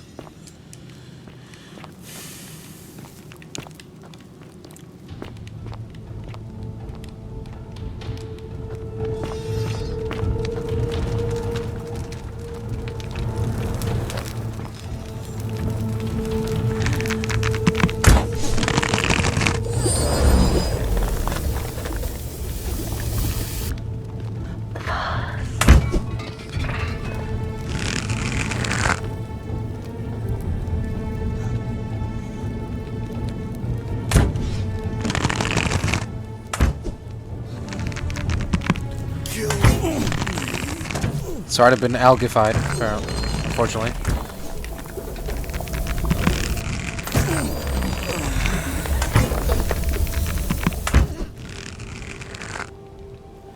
So that's some double jeopardy rules. So hold still. Old Doc Marcus will make you feel good.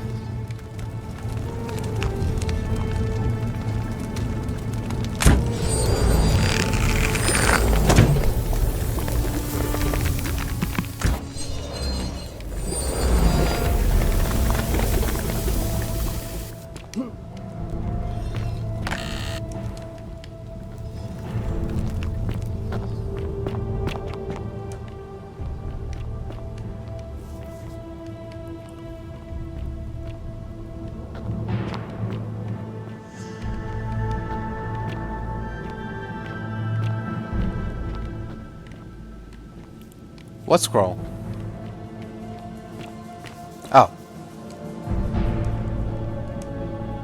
My beloved Galatea, after I learned the terrible truth about the golden statues, I wandered the city as if in a nightmare. What must life be like for these poor souls, entombed in gold, but kept alive somehow? Trapped in their own personal Tartarus, consigned to eternal torment, too horrific for any sane mind to comprehend. I tried to offer them what small mercies I could. I began to talk to them, to keep them company. I'd imagine backstories for them, give them names, and tell them of the world, of the histories and stories I'd learned as a child.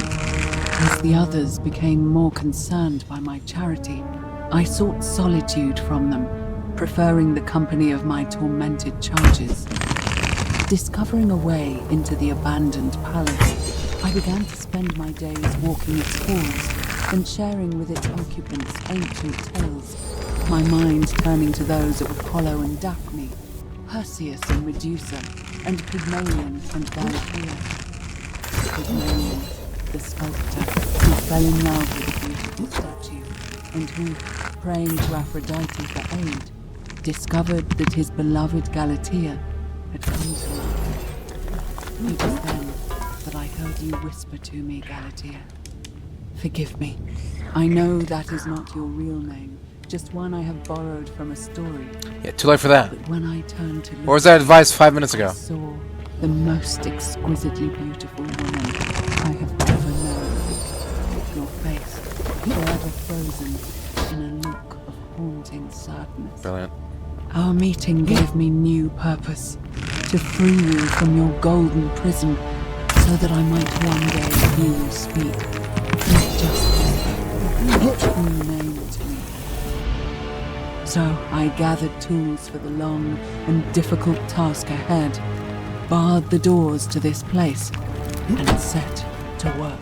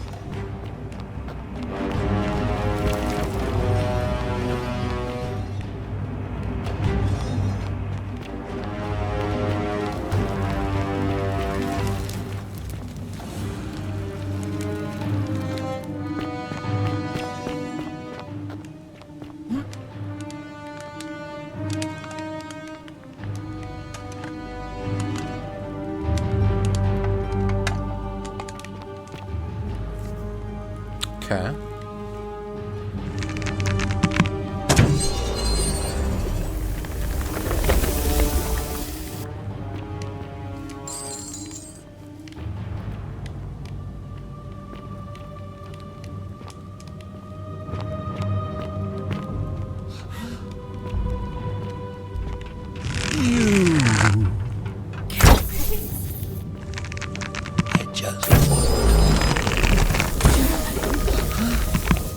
Please. Please. Kill me. You. Kill us.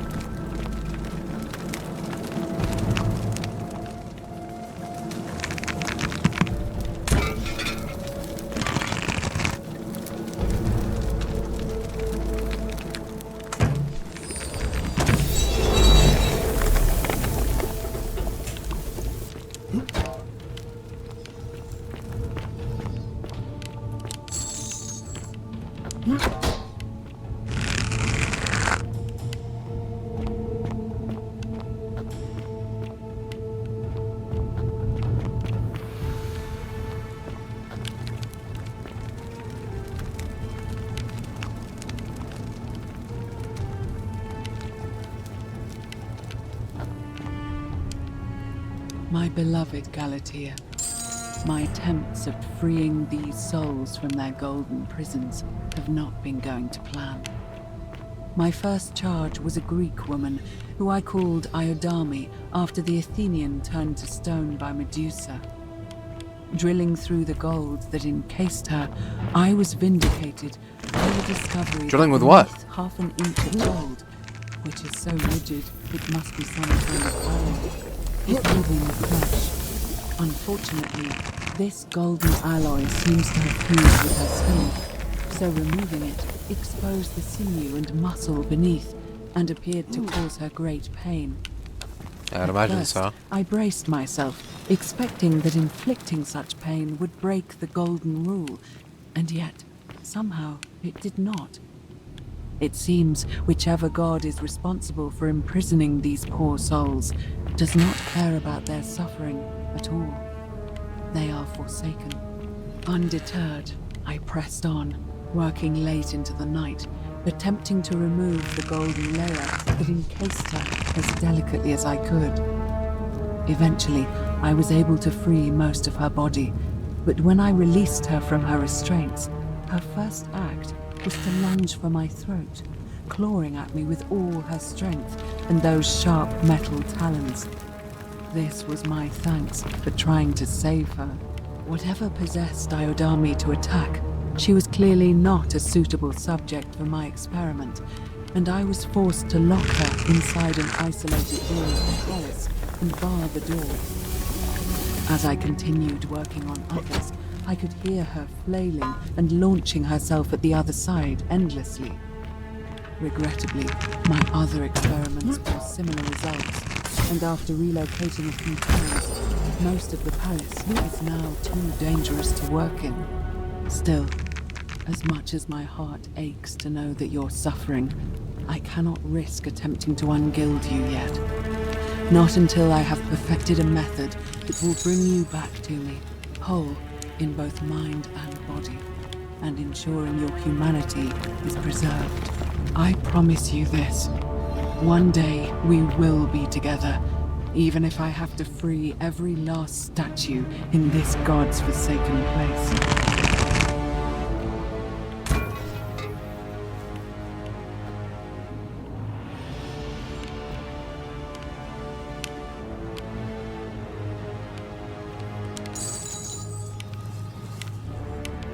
A lot of skinless people. Got a lot to explain to do, young lady.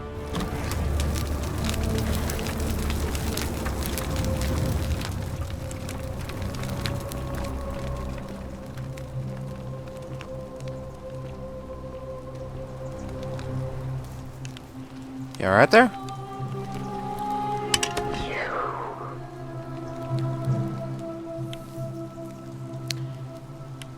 Are you whispering to me through the statues somehow? Look at me. Who are you? Gulp? She's right behind me. You must be Navia. And you must be the wretched snake who broke into my palace and disturbed my experiments. And, worst of all, look at what you made me do to her. This never would have happened if you just stayed away. You're going to pay for that. Sorry, I don't see a correlation.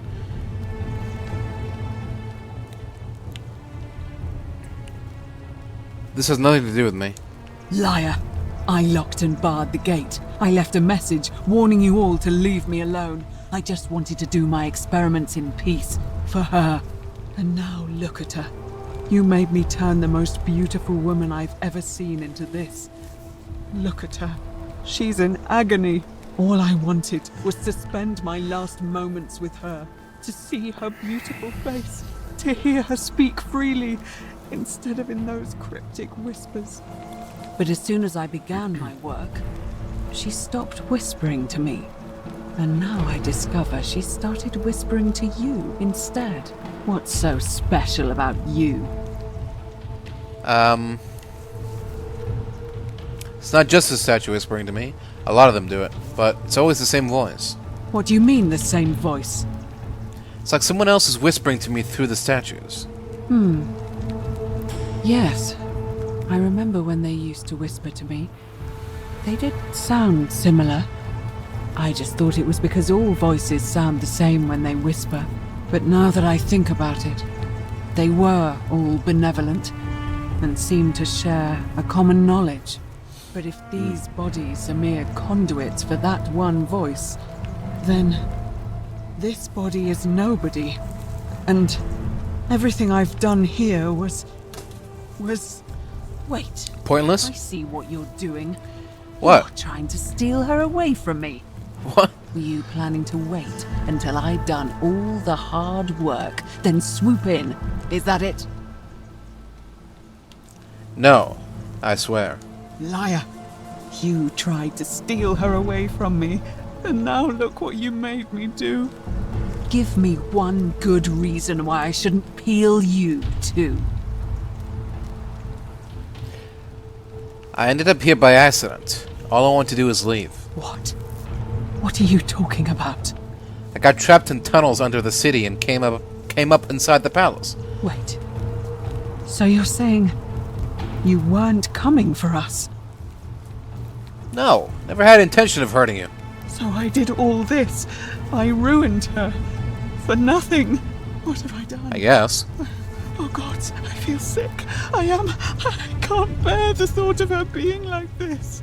and in so much pain. It's the air coming into contact with her flesh. It's agonizing for them. But the only way to fix it will be to break the golden rule and let it run its course. At least that way she'd be golden again, and we'd be together. All it would take is one little cut.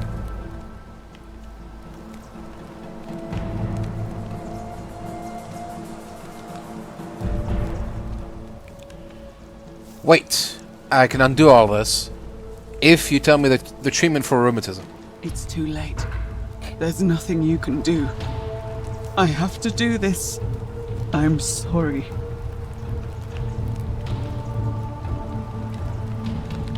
I can cover her in gold again. What? How? This golden bow is the weapon that encases people in gold. Really? I'm not sure I believe you. But if you can undo this mess, I'll tell you what you need to know. But if you're lying to me, I'll break the golden rule and kill you and everyone else in this city. Understood? Alright, stand back. Check this out. You did it. You took away her pain. I don't know what to say. Thank you. Thank you. I swear I will never harm her again. I swear it. I'll stay here to keep her company. But these poor souls, what can be done for them? I've tried everything I can. I fear the only one capable of releasing them properly is whichever god doomed them in the first place. In any case, I must honor our bargain. The treatment for rheumatism is willow bark. I believe there's a pot of it already in the Shrine of Apollo. Now, please leave. The door here leads out onto the palace balcony. You should be able to make your way down from there. Goodbye, Navia. Go, and never return. Gladly.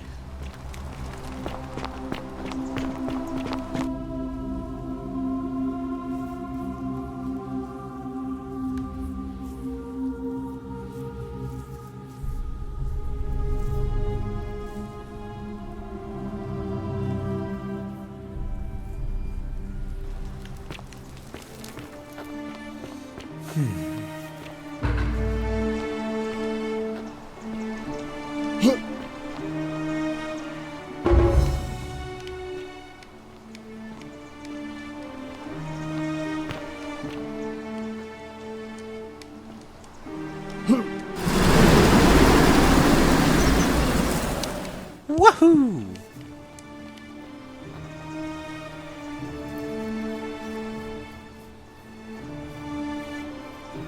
Shalom, don't believe a word they tell you.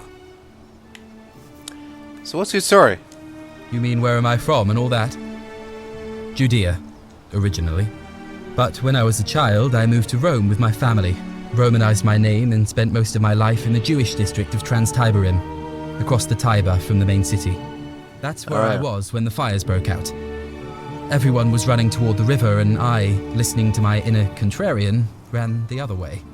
Every road leading out of Rome was in chaos, full of people with all their belongings in carts and brigands preying on them. Several hours down the Appian Way, I saw another Jewish family being attacked by 3 opportunists. So I picked up a branch from the side of the road and went to defend them. I can only assume they got the better of me because the next thing I knew, I was waking up in a forest, by a river not far from here, with no memory of how I got there. It's strange though because I still had my purse on me. Why would a robber knock me unconscious and throw me in a river, but not take my coins? Fair enough. Can we talk about Scintilla? Scintilla and I were in love. And then, 22 days ago, she went missing. Why don't we start from the beginning? All right. One night a few months ago, when I was cleaning Malleolus's villa, I heard a young woman singing. It was the most beautiful thing I had ever heard. I wasn't allowed out, so once everyone else was asleep, I climbed up the inside of the villa and onto the roof, just to see where that sound was coming from. And that's when I saw her. Standing in the garden of the magistrate's villa, I just sat there on the roof, listening to her with my chin on my knees. And for the first time in a long time, I felt hopeful. And then she looked up and saw me and she smiled. I knew at that moment the fates had brought me to her. And from the moment she asked my name with this warmth and curiosity, Salve. I knew I'd have done anything for her. And so for weeks on end, each night I'd climb out of the villa and into her father's garden. We'd hold hands and talk about all the things we'd do once we got out of here. Like having our own vineyard. And then one morning I woke up and everyone was out searching for her. They said she'd vanished in the night. All I could do was keep my head down and try to hide how beside myself I was. Is it possible she escaped somehow? All I know is she loved me. And if she had known a way out, she would have told me. She'd never have taken her own life. And there's no way anybody could have killed her under the Golden Rule. I can't prove it, but I just know she's still alive somehow. Even now, it's as if I can hear her voice in my head, crying out to me. That can only mean one thing. Somebody abducted her. I have no idea how, or who would want to do something like that to such a sweet, lovely girl.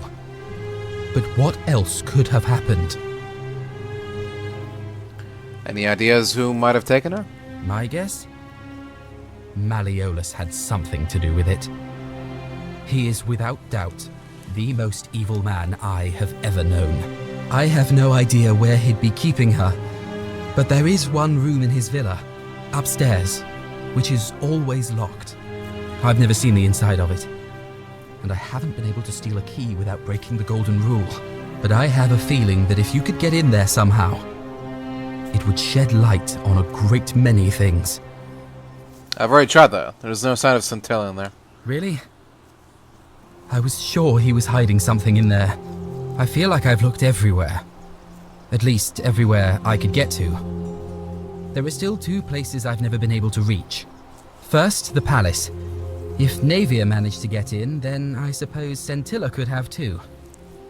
Pretty sure he's not in the palace. Oh, you've looked inside. I see. Yep. The only other place you could be is somewhere in the cistern network. I remember hearing that Dooley had been poking around in the upper cistern before he was locked up. So you could ask him about it, I suppose. I'll see what I can do.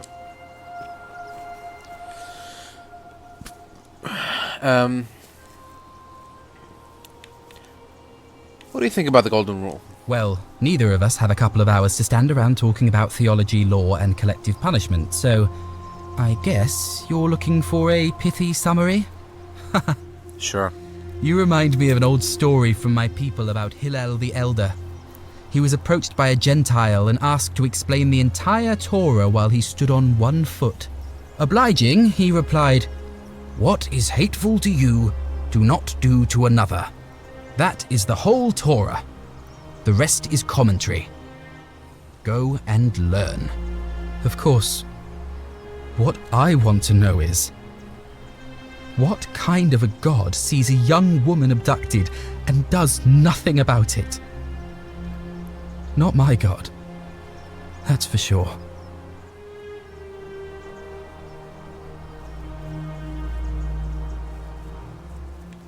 We don't know she was abducted for sure. Maybe you don't. I feel it in my bones. Sure. So, who are you gonna vote for? Galerius. He saved my life. I have a feeling he can do a lot more if given the chance. Fair enough. I'll be going now. All right, friend. Thanks for the chat. So... Be careful who you trust.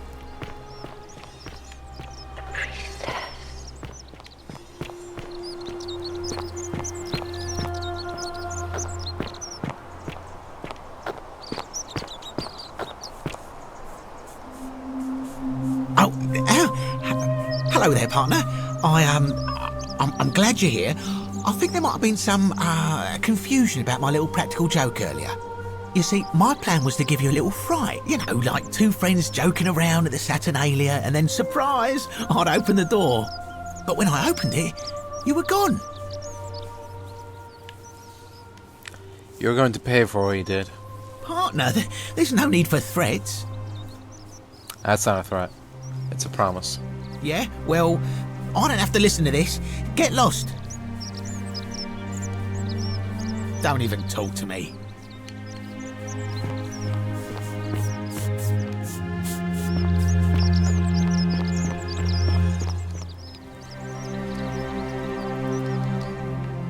Who are you gonna vote for? Galerius. But of course,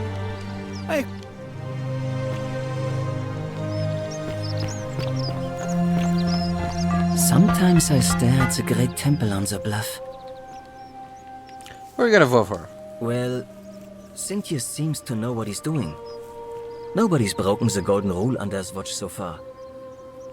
Anything I can do to change that? My vote isn't for sale, if that's what you're asking. I'll be going now. Nice to talk to you.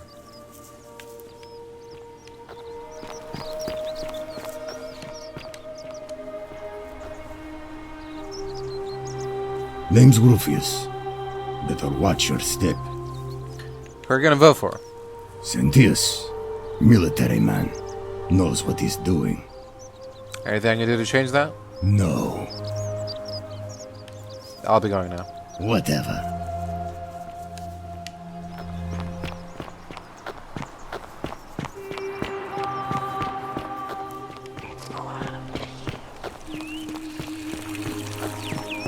I hope you have a good reason for flouting my weapons with...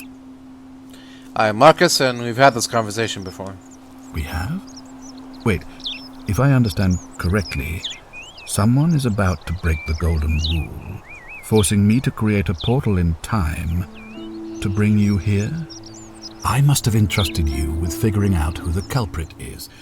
Only, I assume we failed, and you had to start over. Is that about right? If so, what happened? I couldn't stop it from being broken. Ah, I see. Look, it's unfortunate, but all that matters now is that you make use of what you've learned and gathered and do better next time. Now, I assume you've sought me out again for a reason?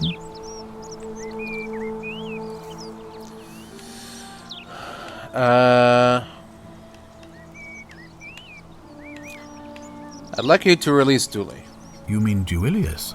Releasing him is out of the question, I'm afraid. That man is a liability we simply cannot afford. Perhaps you're not aware he was caught multiple times, sneaking around in places he should not have been. What exactly did he do? Look, I can see where you're going with this. You think me cruel. I assure you that is not the case. You may not be aware of this, but it was not so long ago, during the Republic, the law of the 12 Tables would have required that he be killed as soon as he was born, owing to his deformities. Here we see to it that he has food, water, and shelter, and most importantly, he is able to continue living.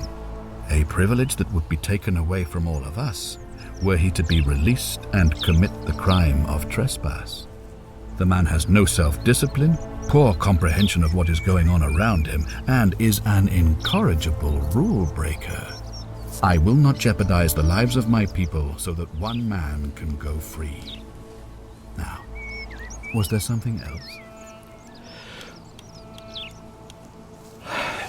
What's your story? Sextus Sentius Imperiosus is my name, though magistrate is the proper way to address me. Before I wound up here, I was a decurion in the cavalry of Imperial Rome, helping protect civilization from the barbarians. What's a decurion? It's a cavalry officer. I had 30 men under my command. This was my uniform. Why are you still wearing it?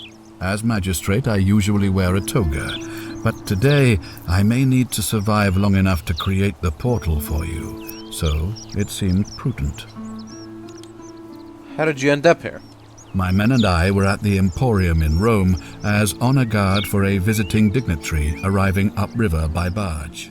Now, the port is usually bustling, but just as our guests arrived, waves of people began running toward the river from streets and alleyways in every direction. They were trying to escape a terrible fire. Unfortunately, the crowd sent my horse into a panic, and I remember it losing its footing by the water's edge. The next thing I knew, I was waking up on a riverbank not far from here in the company of some stranger.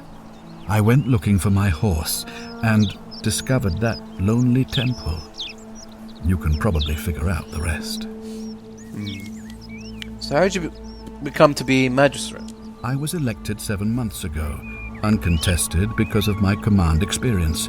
Since then, there's been growing agitation for another election. They're supposed to be annual, but I agreed to hold it sooner, hoping it would placate my constituents.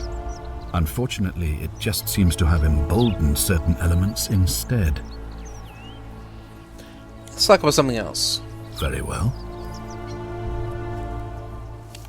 Do you know a way out of here? If I did, I'd have led these people out of here already. What do you think about the Golden Rule? I've had plenty of time to think about it. Let me see if I can sum up my thoughts. I've always considered my guiding star to be the well-being of the Roman people. Our survival and prosperity have always hinged upon honoring the peace of the gods, the sacred accord between the gods and the people of Rome. Give the gods what they want and we all prosper. Dishonor them and we all die. It's as simple as that. The real enemy in this place is not the Golden Rule, but human failings. The temptation to slide into degeneracy, greed, and hubris. I trust that answers your question. More or less. Can we talk about who is going to break the Golden Rule? Of course. What is it?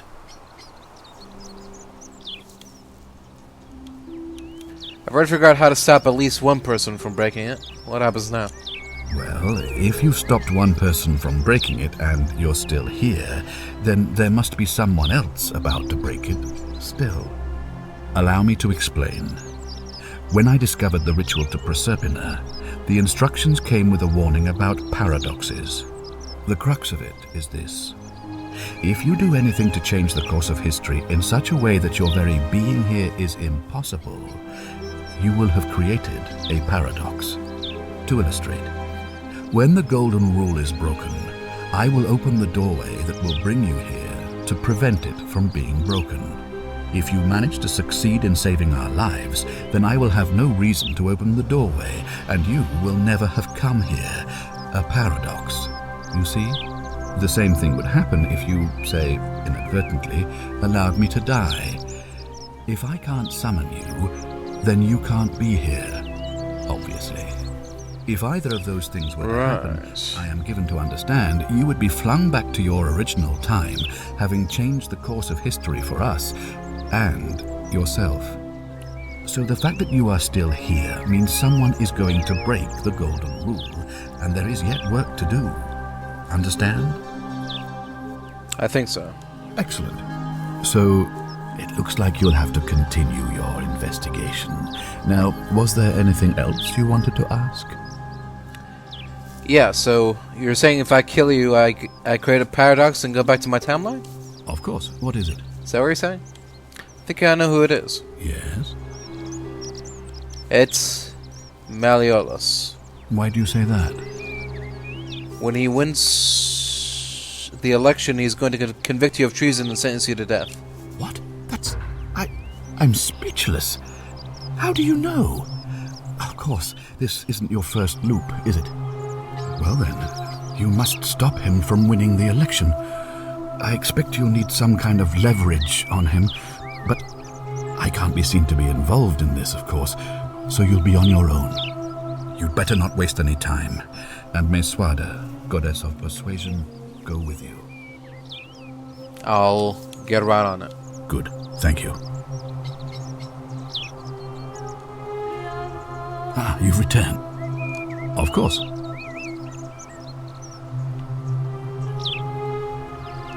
Why then did you... It looks like... Asked? Good. Thank you.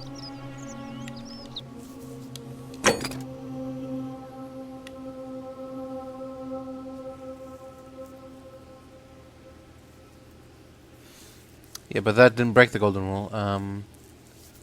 Virgil is a sinner.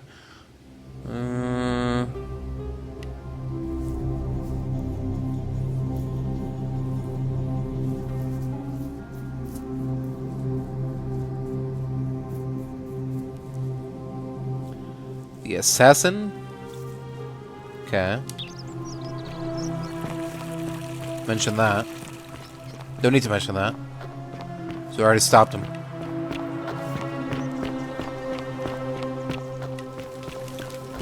Cred here.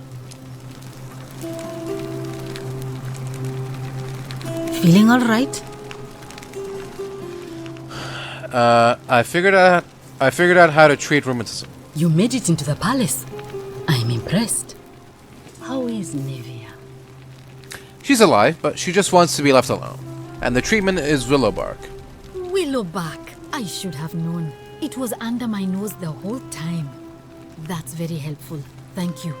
If this works, it should settle Rufius down some. I have some right here. Could you do me a favor and give him some of this? He'll just need to swallow a pinch of it. I'm hoping it will avert disaster.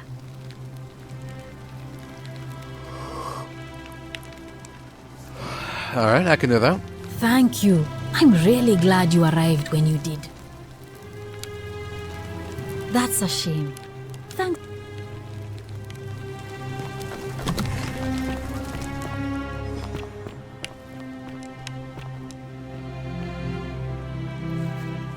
Ah, you again. About your rheumatism. What business is that of yours? I figured out a treatment. Eat a pinch of this willow bark and you should feel better in no time. Willow bark? And this will work? Oh, thank God. Finally, some relief. This is what I've been praying for. Maybe God hasn't abandoned me after all. Thank you. I've been in a lot of pain lately. The rheumatism, these cursed statues always watching, and the crisis of faith. It was too much. Started messing with my head. This is exactly what I needed to set it straight again. I owe you one. So you're a Christian, eh? Are you the one threatening Virgil? No idea what you're talking about. I know it was you. Yeah? Prove it. You're the only Christian. See you around. Wearing armor. No? Alright, I'm gonna tell on you. I hope that's alright. Salve. Welcome back. Well, I'm an help.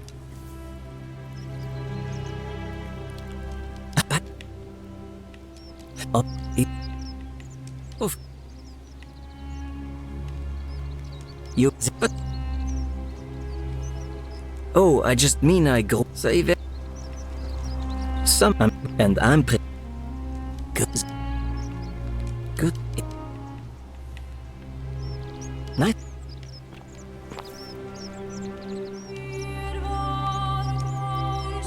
Welcome. Nice.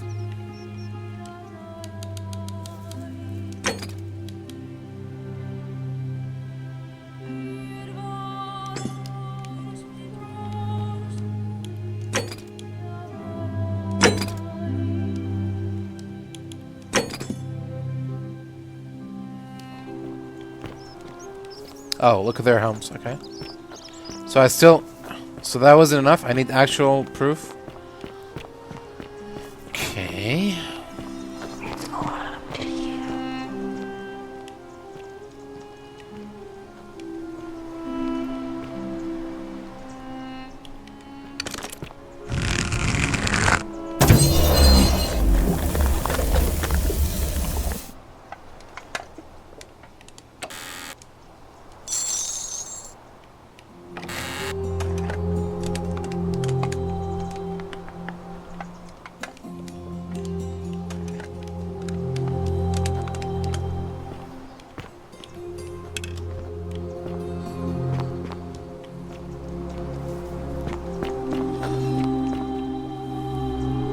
Salve again.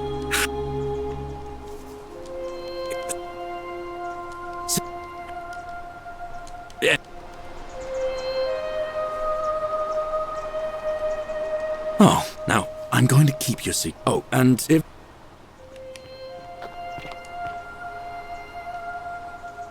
So he's already No. running. I don't need to ask him, or? I've bounced the eye, but... Okay. He... Oh. There we go.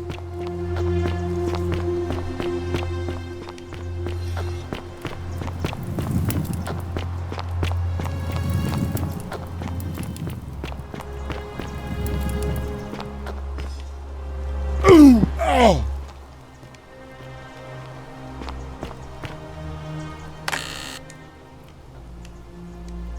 Theophilus and an orgy for girls. What? Here too?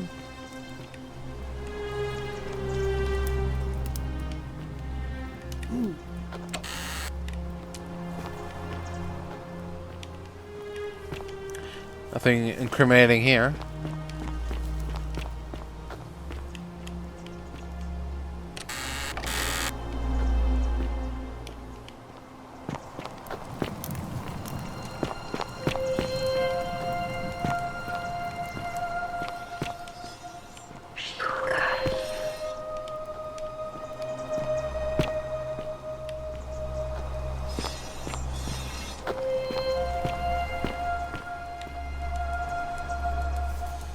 Kabosh to Kabosh. I told Lucretia about the dreams I've been having, and she said it might help her divine their meaning if I wrote them down. It happened again last night. The man by the river was there, as always, his face shrouded in shadow from that peculiar ram headdress. Once again, he introduced himself as Kerti and told me he'd drag me from the river. He seemed to smirk as he said his name, as if it meant something I could not understand. Indeed, the name rings a bell, but I cannot for the life of me remember where I heard it. I do not think I will sleep soundly again until I know. Who is Kerti?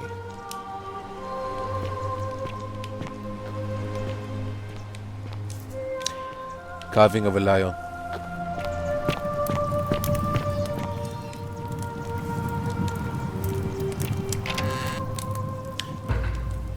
There you go. Is that proof enough now?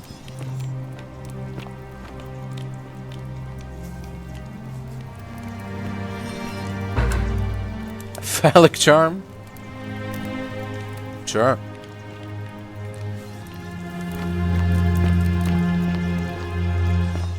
Suppose there's some charm to that?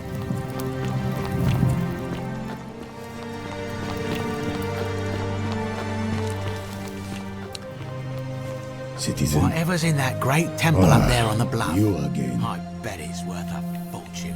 Are you the one threatening Virgil? No idea what you're talking about. I know it was you. I found an incomplete letter to him in your quarters. Look, I haven't been at my best lately. I know that. Uh-huh. It's the rheumatism. It starts with constant pain in all your joints. Then the pain starts to mess with your head. Makes you angry, mean. I know that's not an excuse for how I acted. But it's the truth. But with the willow bark, I'm already starting to feel like myself again. And I know I said I owe you one. So I'll leave him alone from now on. It's not as if I was ever going to hurt him anyway. I was just lashing out. I'm going to go and clean up the graffiti. Just forget this ever happened. Will you? Alright, no problem. Don't you just love springtime? See you around.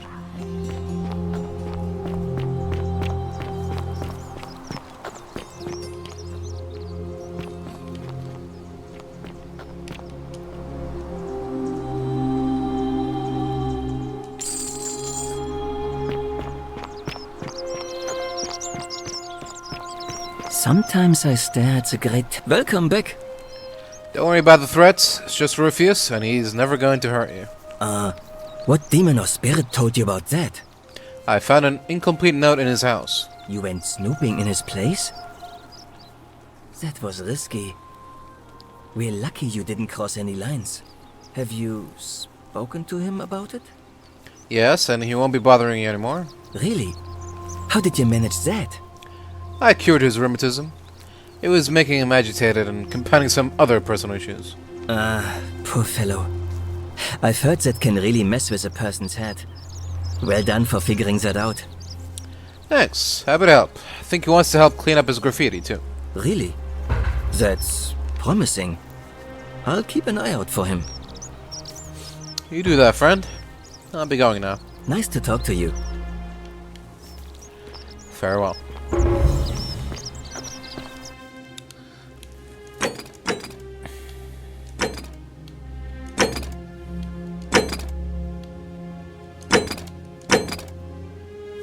Alright.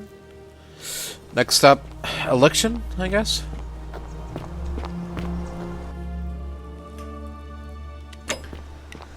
Alright, so I thought if I told Sentius about Malleolus, I thought that he might, like, detain them so they don't Oi! How did you get in there? try you to cheeky interrupt little the election, stackers? but What now? that didn't happen. What? So, can I at least try to convince him to not stage a coup? At the very least, try to ruin the election? Leave me be. You won't even talk to me. So, is this kind of thing just inevitable then, or how do we stop it?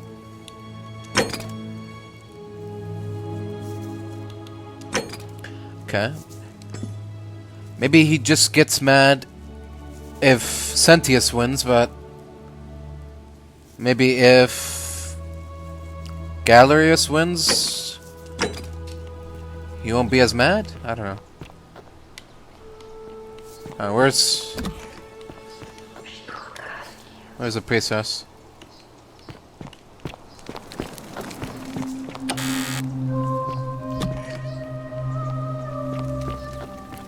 Quitia, you home?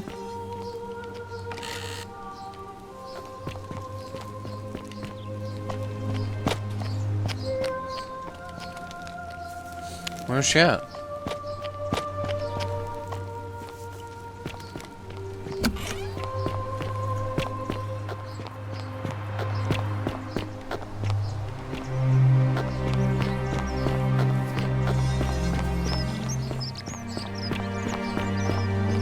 Salve!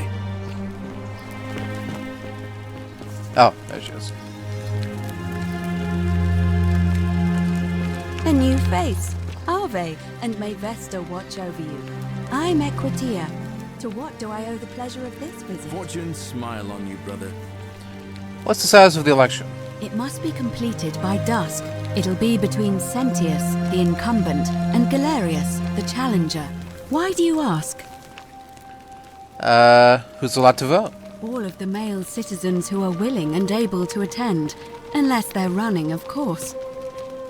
Can I vote then? Well, you're not a citizen yet.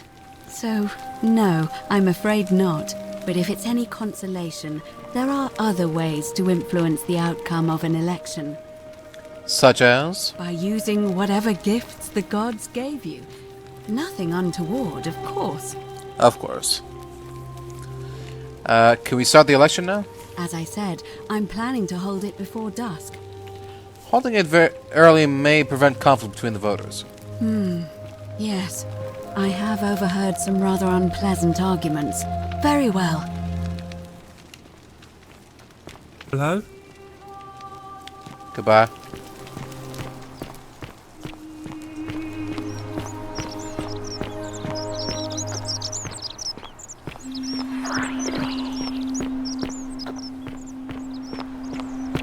Citizens, it is time. Let us meet to elect our magistrate.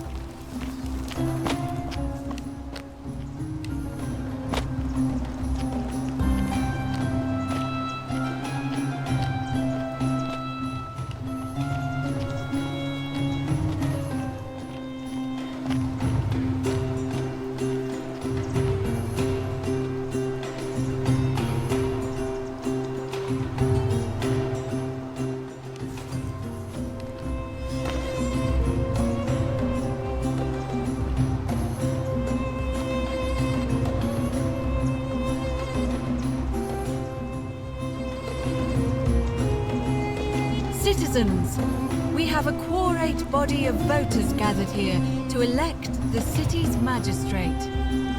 The candidates are Sextus Sentius Imperiosus and late nominee Gallus Galerius Helva. Marcus Malleolus Gurges withdrew his candidacy earlier today. As agreed, we shall dispense with ballots and candidates will abstain from voting. Let's make this quick. As I say your name, call your vote. I'll start with you, Horatius. Sentius, of course. Georgius. Galerius.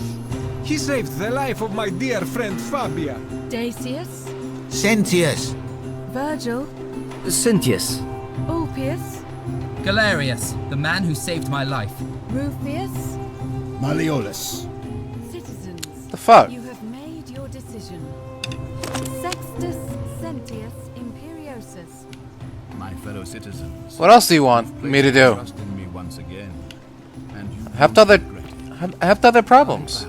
each day henceforth will be just like this one, and I will deliver.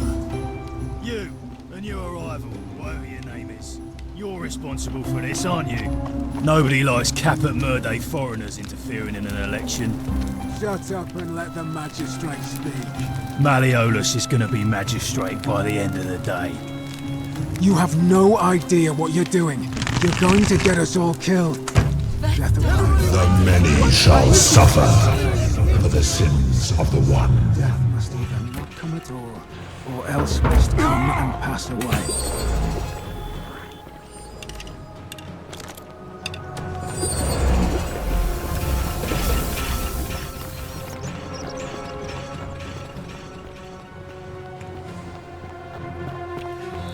What the hell? How are we supposed to change their minds?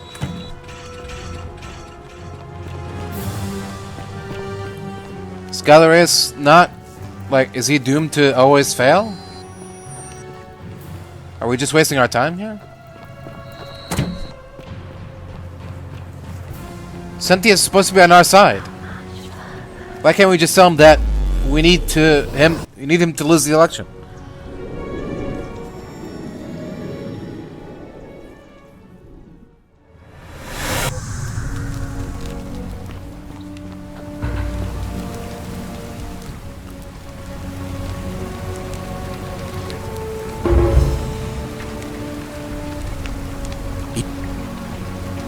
All right. Poor Virgil. I'll...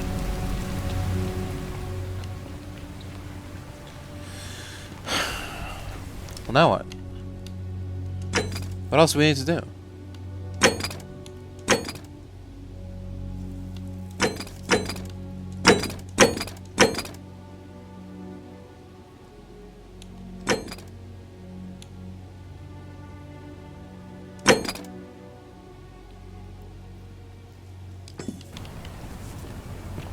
Try to get to the upper cistern without Dooley's key, I guess. Guess that's an option, but you know, not a very promising one. I guess I used the wrong bow there. Oh, I thought maybe turning them to gold doesn't count as killing them, but I didn't even manage to do that. I just straight up shot them. Oh, okay. Let's check this out.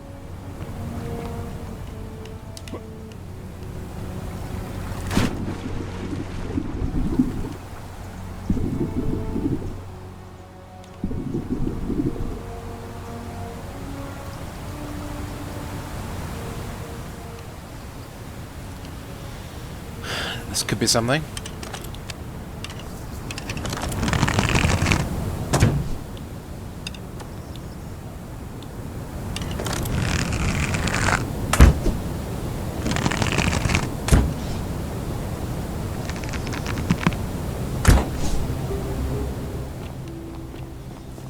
Did it turn solid or?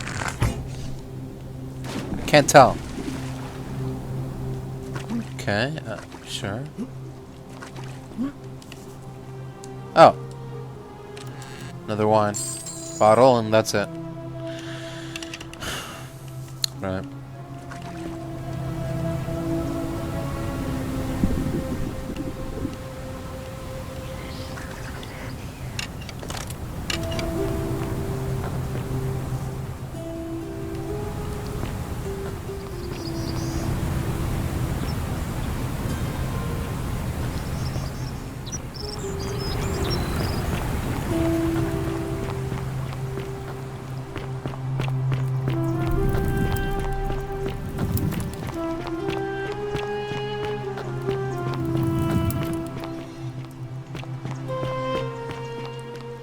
Cerberus lifts his dribble head and lets out his threefold braying. Livia, would you stop muttering like the All right.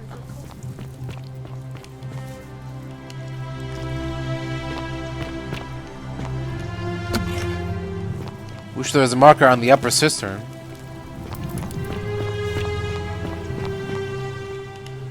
Because before I can even tell whether I can get to the upper cistern, I need to know where it is.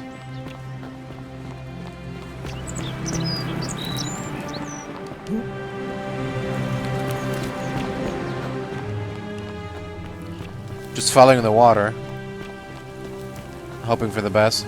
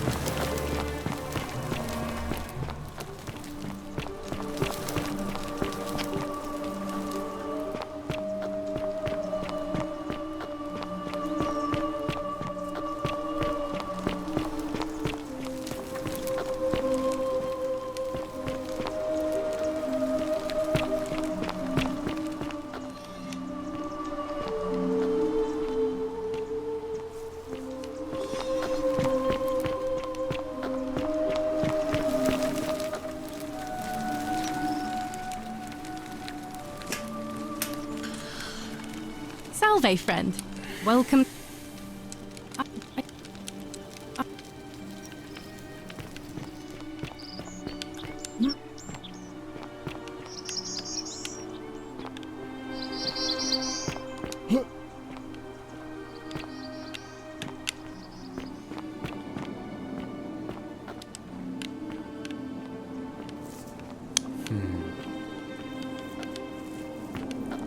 Oh, the cistern. Was there something below in the cistern that was that had some algae on it? Right. It's blocking our progress, I think. I'll have to go back there and check.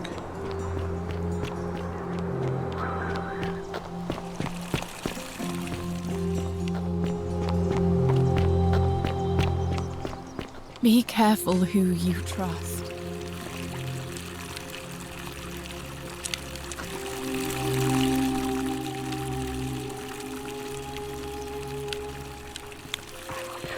Aqueduct behind it.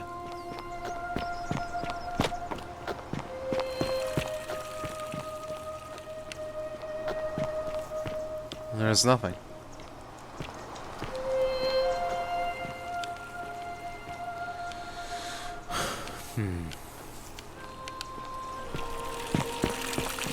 I wonder.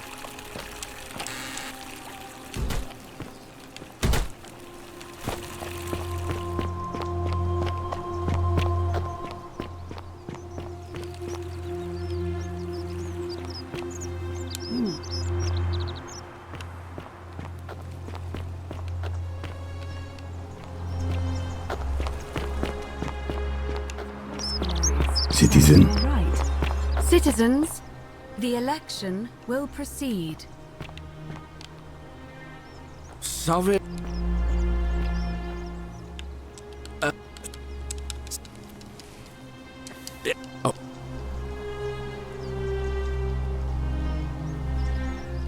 Oh. Now, I'm going to keep you. Oh, and. Okay, so yeah. He already auto-elected himself. Okay. Nominated himself. Hey! You're not thinking about going into the cistern, are you? Whoa. Is the creature gonna respawn?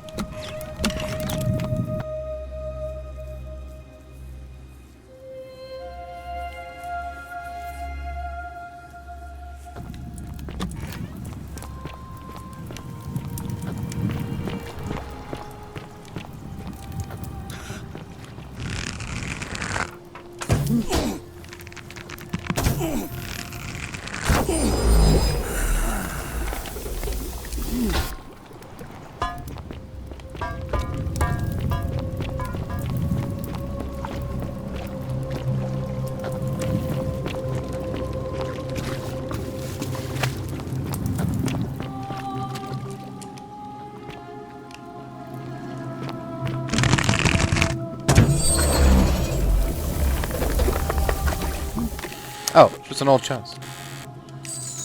What? Okay. We still have no idea who this ring belongs to. The moon ring or whatever.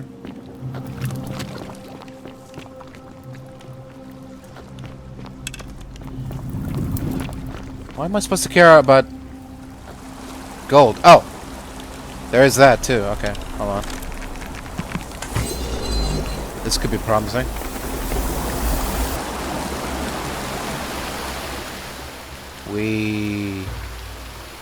Oh. Creative way unlocked.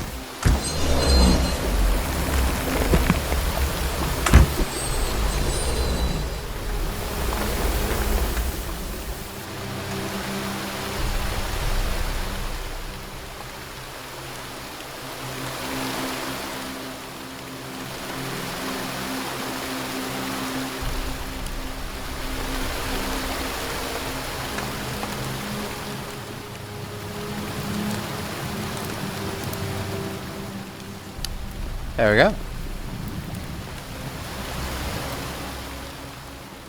Oh no.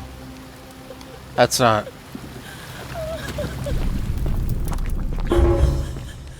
Is that Cynthia?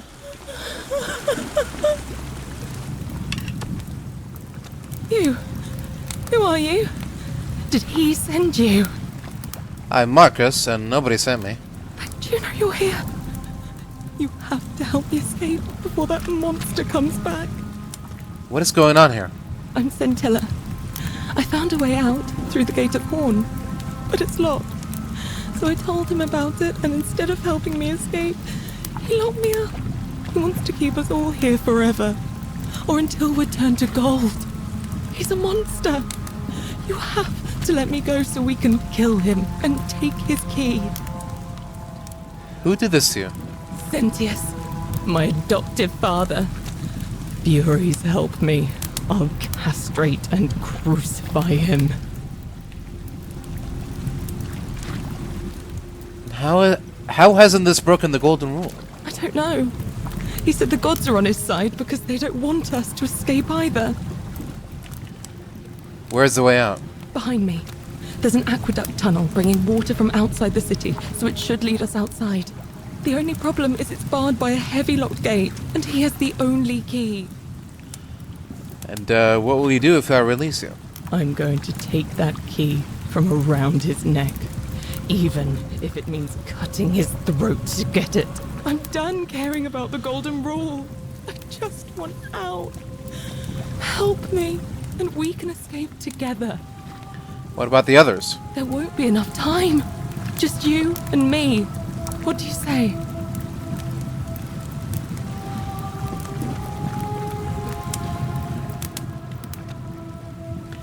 What if I round everyone up so they're ready to escape once the golden rule is broken?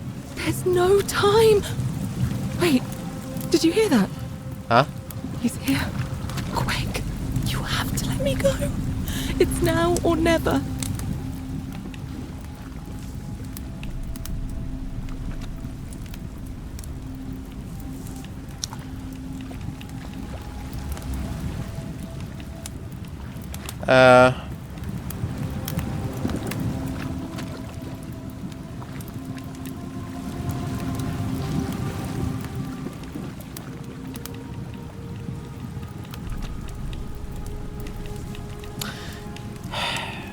Damn it.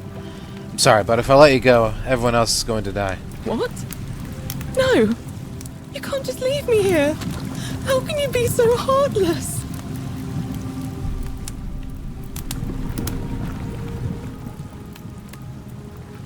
It's too dangerous. Let me see if I can persuade Sentius to let us go. It's no use. You'll never persuade him of anything. I'm telling you, he's a monster.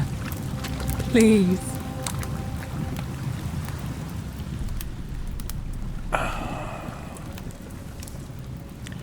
I need to try, at least. I'm sorry. You're making a mistake.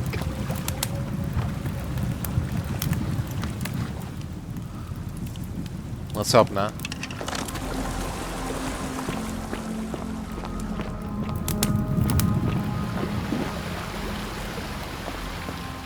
Where's it coming from?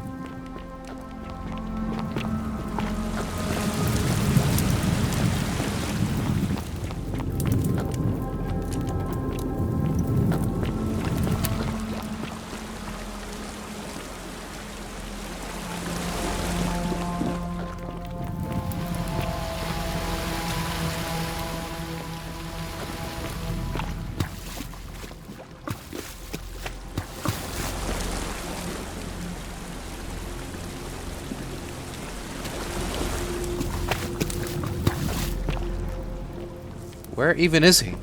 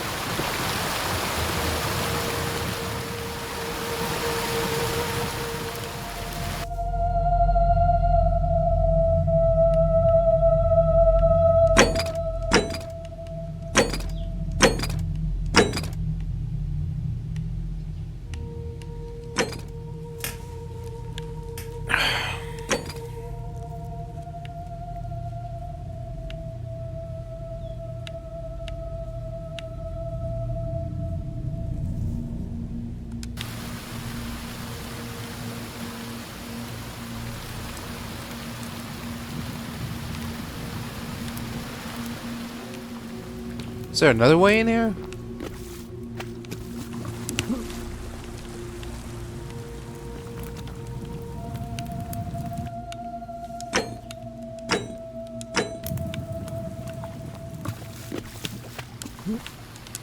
Okay.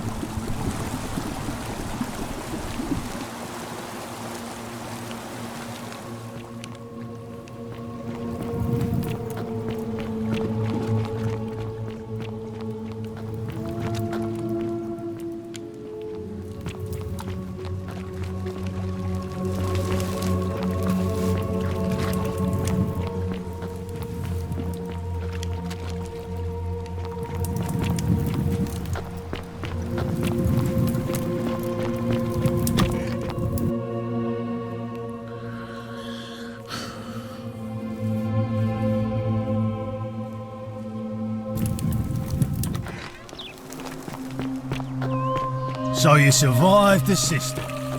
On your best behavior, I trust?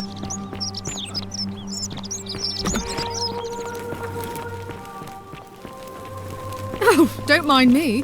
I just live here.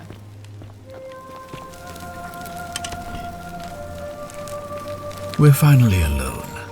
I assume you already know who I am. May I know your name? I am Marcus, and we've had this conversation before. We have? I'm...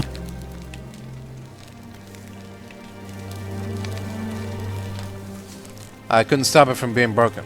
Ah, I see. Look. I know what you did to Centella. Me? What are you talking about? You were keeping her tied up in the cistern. You know, you remind me of him. Who? Al. Al Worth. The fellow who came through the portal before you. What? Come now. Surely you didn't think you were the only one here who remembered everything. You see, my connection to the portal somehow preserves my memories from one drop to the next. Whether that was Proserpina's intention or a happy accident, I'll never know. But I'm surprised you hadn't noticed. Here I was thinking you were a little bit sharper than Al was. Or perhaps you're just more willing to break the rules. He was a moralistic fellow, never once compromised on his principles. And because of that fatal flaw, he relived this day many thousands of times before we finally had this conversation. I watched him come through the portal each time, always a little older, a little more disheveled, a little more haunted. And when he finally saw the futility of it all, as you're about to, it broke him. He drank a jug of wine, tied a noose around his neck, and took his own life, just before he was shot with a golden arrow. The next time I awoke, you showed up, but you've caught up to where he was so quickly. I mean, you've lived through the day, what, 9 times? Most impressive. And yet everything you've done has been in vain, because there's no escape. Except the path that Al took, the path he wrote about on his tablet. What was it? Ah, yes. Best to take your own life now. So, you discovered my secret. So what? What are you going to do about it? You knew there was a way out and even locked up your own daughter to keep it a secret. Why? Why? Isn't it obvious? Because I have grown attached to all this. My title, my beautiful villa, the sun on my face, the music of birds chirping. And as long as this day keeps repeating itself, I get to enjoy it all, over and over again, for eternity. Don't you see? I have found a way to prolong my life indefinitely, to cheat death. I have become, in effect, as immortal as the gods. Can you honestly say you would not wish the same for yourself? Not really. Hand over the key to the exit. And why would I agree to that?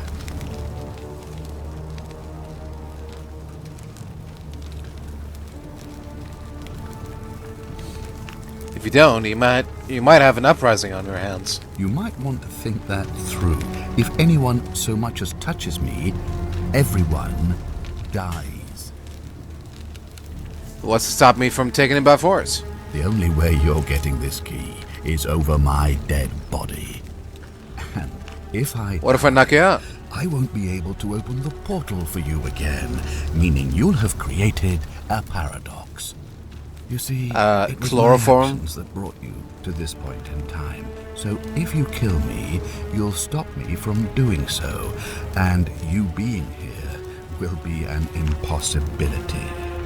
That means if I die, you'll be flung back to your original time, having caused the deaths of everyone here, and you'll never be able to undo it. Is that what you want? I mean, All I wanted was to leave this place, so this is my ideal way of doing it, but I wouldn't say no either. This isn't over, pal. I certainly hope not. In fact, I want it to go on and on forever until you wither and die like Al did, and the gods send yet another useful idiot to extend my life for me. I'll find a way to break the cycle, and you with it. What are you going to do? Beg the gods for help? They don't care about you, and neither do I. Now, get out of my villa. I'm bored with you.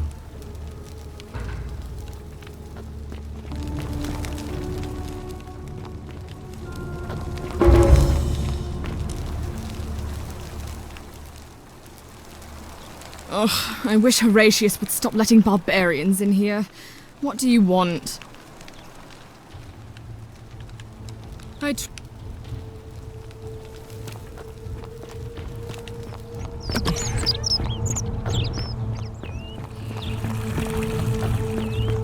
So you survived the cistern. Probably just a stroke of fortuna. Don't get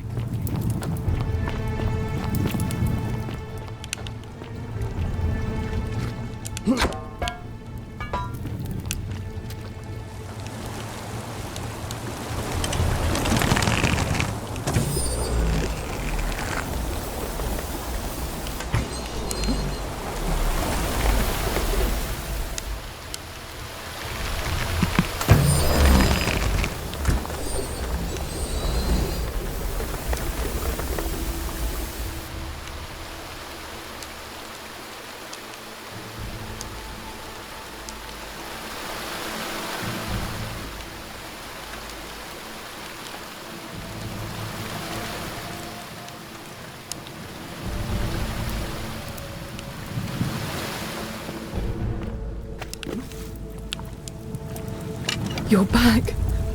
Have you come to let me go this time? Yeah, I'm letting you go. Let's get out of here. Oh, thank you. Now follow... Wait. Did you hear that? He's here.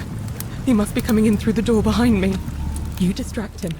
Stay right here and keep him talking while I look for something I can use.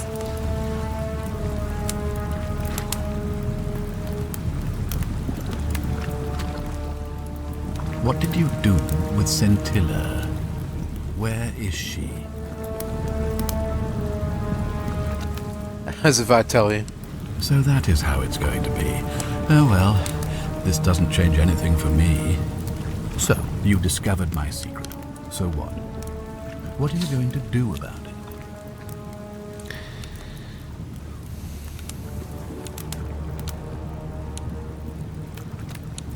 So he asked me to figure out who was going to break the golden rule, knowing I would fail every time? Of course. There's no way you could have succeeded. Every soul who has ever found themselves here has broken the golden rule eventually. It is inevitable. Man will always sin sooner or later. Any idiot could tell you this. But where others might see tragedy, I saw opportunity. As I told you the first time we met, I found a way to cheat death. By reliving the same day over and over again, forever. And I will continue living long after your dust.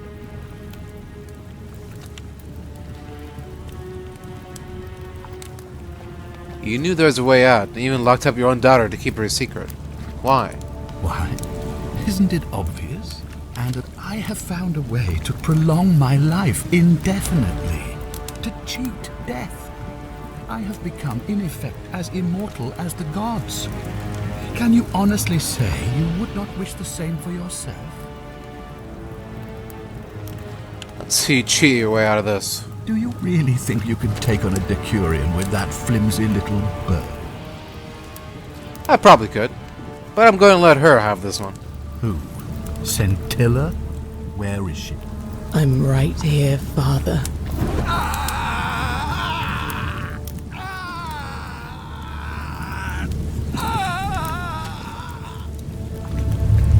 The many shall suffer for the sins of the one. Come on, we have to go. Hey, What's happening to you? Huh? That light, it's so bright. What do you mean?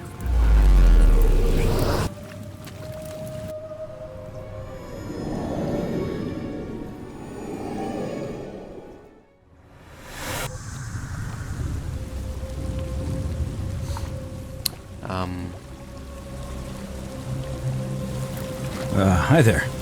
Gave me a bit of a fright. Thought I was in here alone. I'm Al. Al Worth? I came in here to find you. Well, here I am. I'm sorry, I didn't catch your name.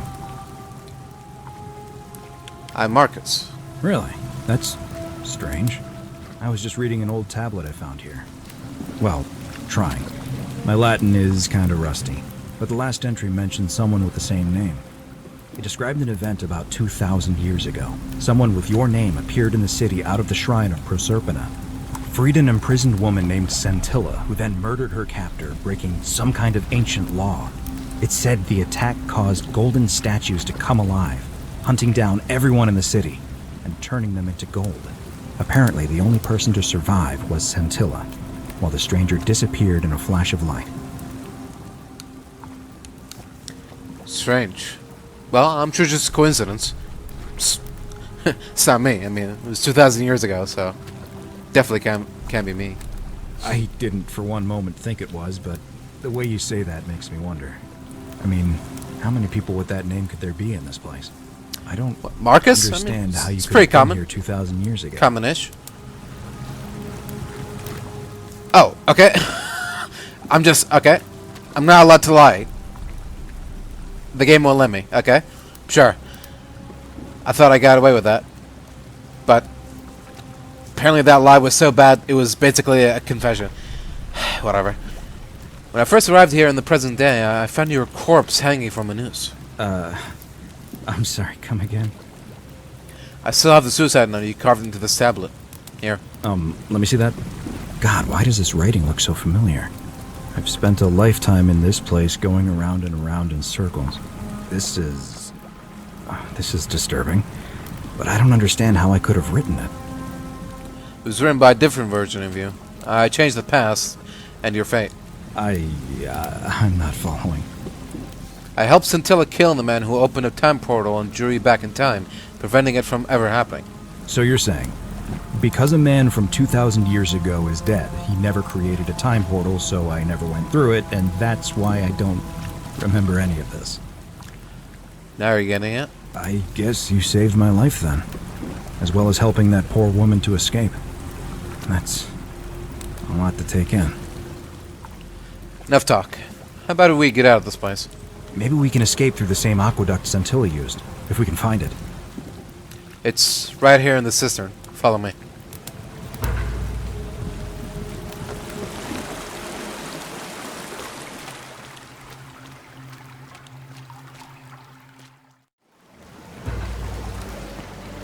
I don't have my bow anymore.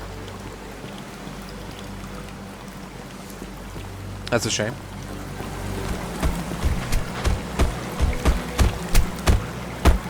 I'm gonna pause here for a moment and make sure nobody else has ever lured into this temple. That's probably a good idea. You go on ahead. I'll be there soon. Alright then.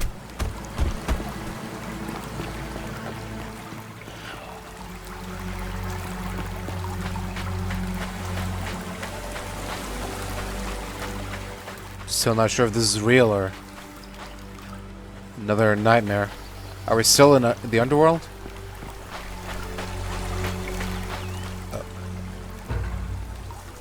You're back. But you're alone. Does that mean you didn't find Al? I found him. He'll be here in a moment. Oh, what a relief. Thank you so much. I was beginning to think you'd both become trapped in there. Why don't you tell me what you discovered while we wait? Well, I discovered your real name is Charon. Or was it Kerti? Ah, I see. I thought you might. Well, now you know. I suppose you have questions. Who are you, really? You can just call me Charon, if you like. I am sorry I was not completely honest with you when we first met. I do not enjoy deceiving people. Believe me, I do not. Uh-huh. But I have learned, from 5,000 years of experience, Just that 5,000? most people find comfort in familiarity, in gradual change, and coming to see the truth in their own time. And what truth is that? That you died, of course. You were dead when I brought you here. My role, as the servant of the god of the underworld, has always been to assist the chosen to cross the threshold from the land of the living to the land of the dead. So how did I die? Usually, when people do not remember how they died, it is because they suffered a terrible trauma. Most souls would rather not remember. Ask yourself honestly, do you really want to know? Yes, I want to know. As you wish. You were murdered. You were exploring an old tomb when you discovered a cache of forgotten relics, including 2 silver coins of ancient origin. Unfortunately, as you emerged into daylight, you were set upon by 2 thieves. A nearby hiker saw the scuffle break out and leapt to your aid, trying to help you recover your bounty. You both fought bravely, but your assailants were armed, and you were not. There was nothing you or your ally could have done. He died instantly at the scene, and you followed a few hours later. That man's name was Al Worth. You were each in possession of a sacred coin, called Karen's Opal by some. And so it was my duty to bring you here. Lucky that we had 2, eh? What's so special about these coins? Perhaps you have heard the tales of the Greeks and Romans burying their dead with a coin in their mouths to pay the ferrymen for passage across the river. Sure. Well, those stories contained a seed of truth, but not any coin would do. A long time ago, my master created 1,000 silver coins and had me distribute them across the world. My orders were simple. Whenever a person died in possession of a coin, I was to locate them and ferry them here. To what end? That is a question you would have to ask him, if that were still possible, in light of the path you have chosen. I am What do you just mean? his servant, doing his bidding. Only now, I find myself bereft of purpose. You see, the coins on you and Al were the last of the 1,000 in existence. There is nobody else to ferry here. Nobody to keep you company. After 5,000 years, the underworld has finally run its course. So can you return us to the land of the living? I see no point in keeping you here. But I have to ask one thing. That you keep this to yourself. Look! Here comes Al now! Al! Huh? It's so good to see you. You were gone so long I thought I'd never see you again. Kinda lost track of time in there. You wouldn't believe what we found. The ruins of a long-forgotten city. And there was a tablet describing an event 2,000 years ago. Supposedly, the city was destroyed when a woman murdered a tyrant with the help of, well, my new friend here. I know how crazy that sounds. Maybe not that crazy. That woman. I don't suppose her name was... Scintilla? How could you... What? She left a tablet of her own. I stumbled across it while I was waiting here. I think she meant for you to read it. Here, take a look. Oh yeah. I don't know what became of you, or if you'll ever read this, but I want you to know that I will never forget you, or what you did for me. It pains me that so many dear friends were not so fortunate. Ulpius, Sentia, Lucretia, Horatius, Galerius, poor Dooley, and the others. But please understand, their blood is on my hands, not yours. I will live with the consequences of my actions, and all I can do is move forward, trying to show others the same compassion you showed me. I promise you that saving my life will not be for nothing. Scintilla. Sounds like you meant a lot to her. I'd love to hear your story, but first, you two look exhausted. Why don't you hop in my boat and rest while I ferry you back to civilization? Sounds good to me. And you? Are you ready to go home? Alright, Charon. Ferry us home.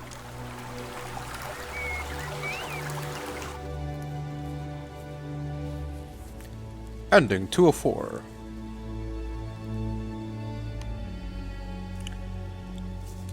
I tried. I didn't know how to win the election. Every time it was getting the same results.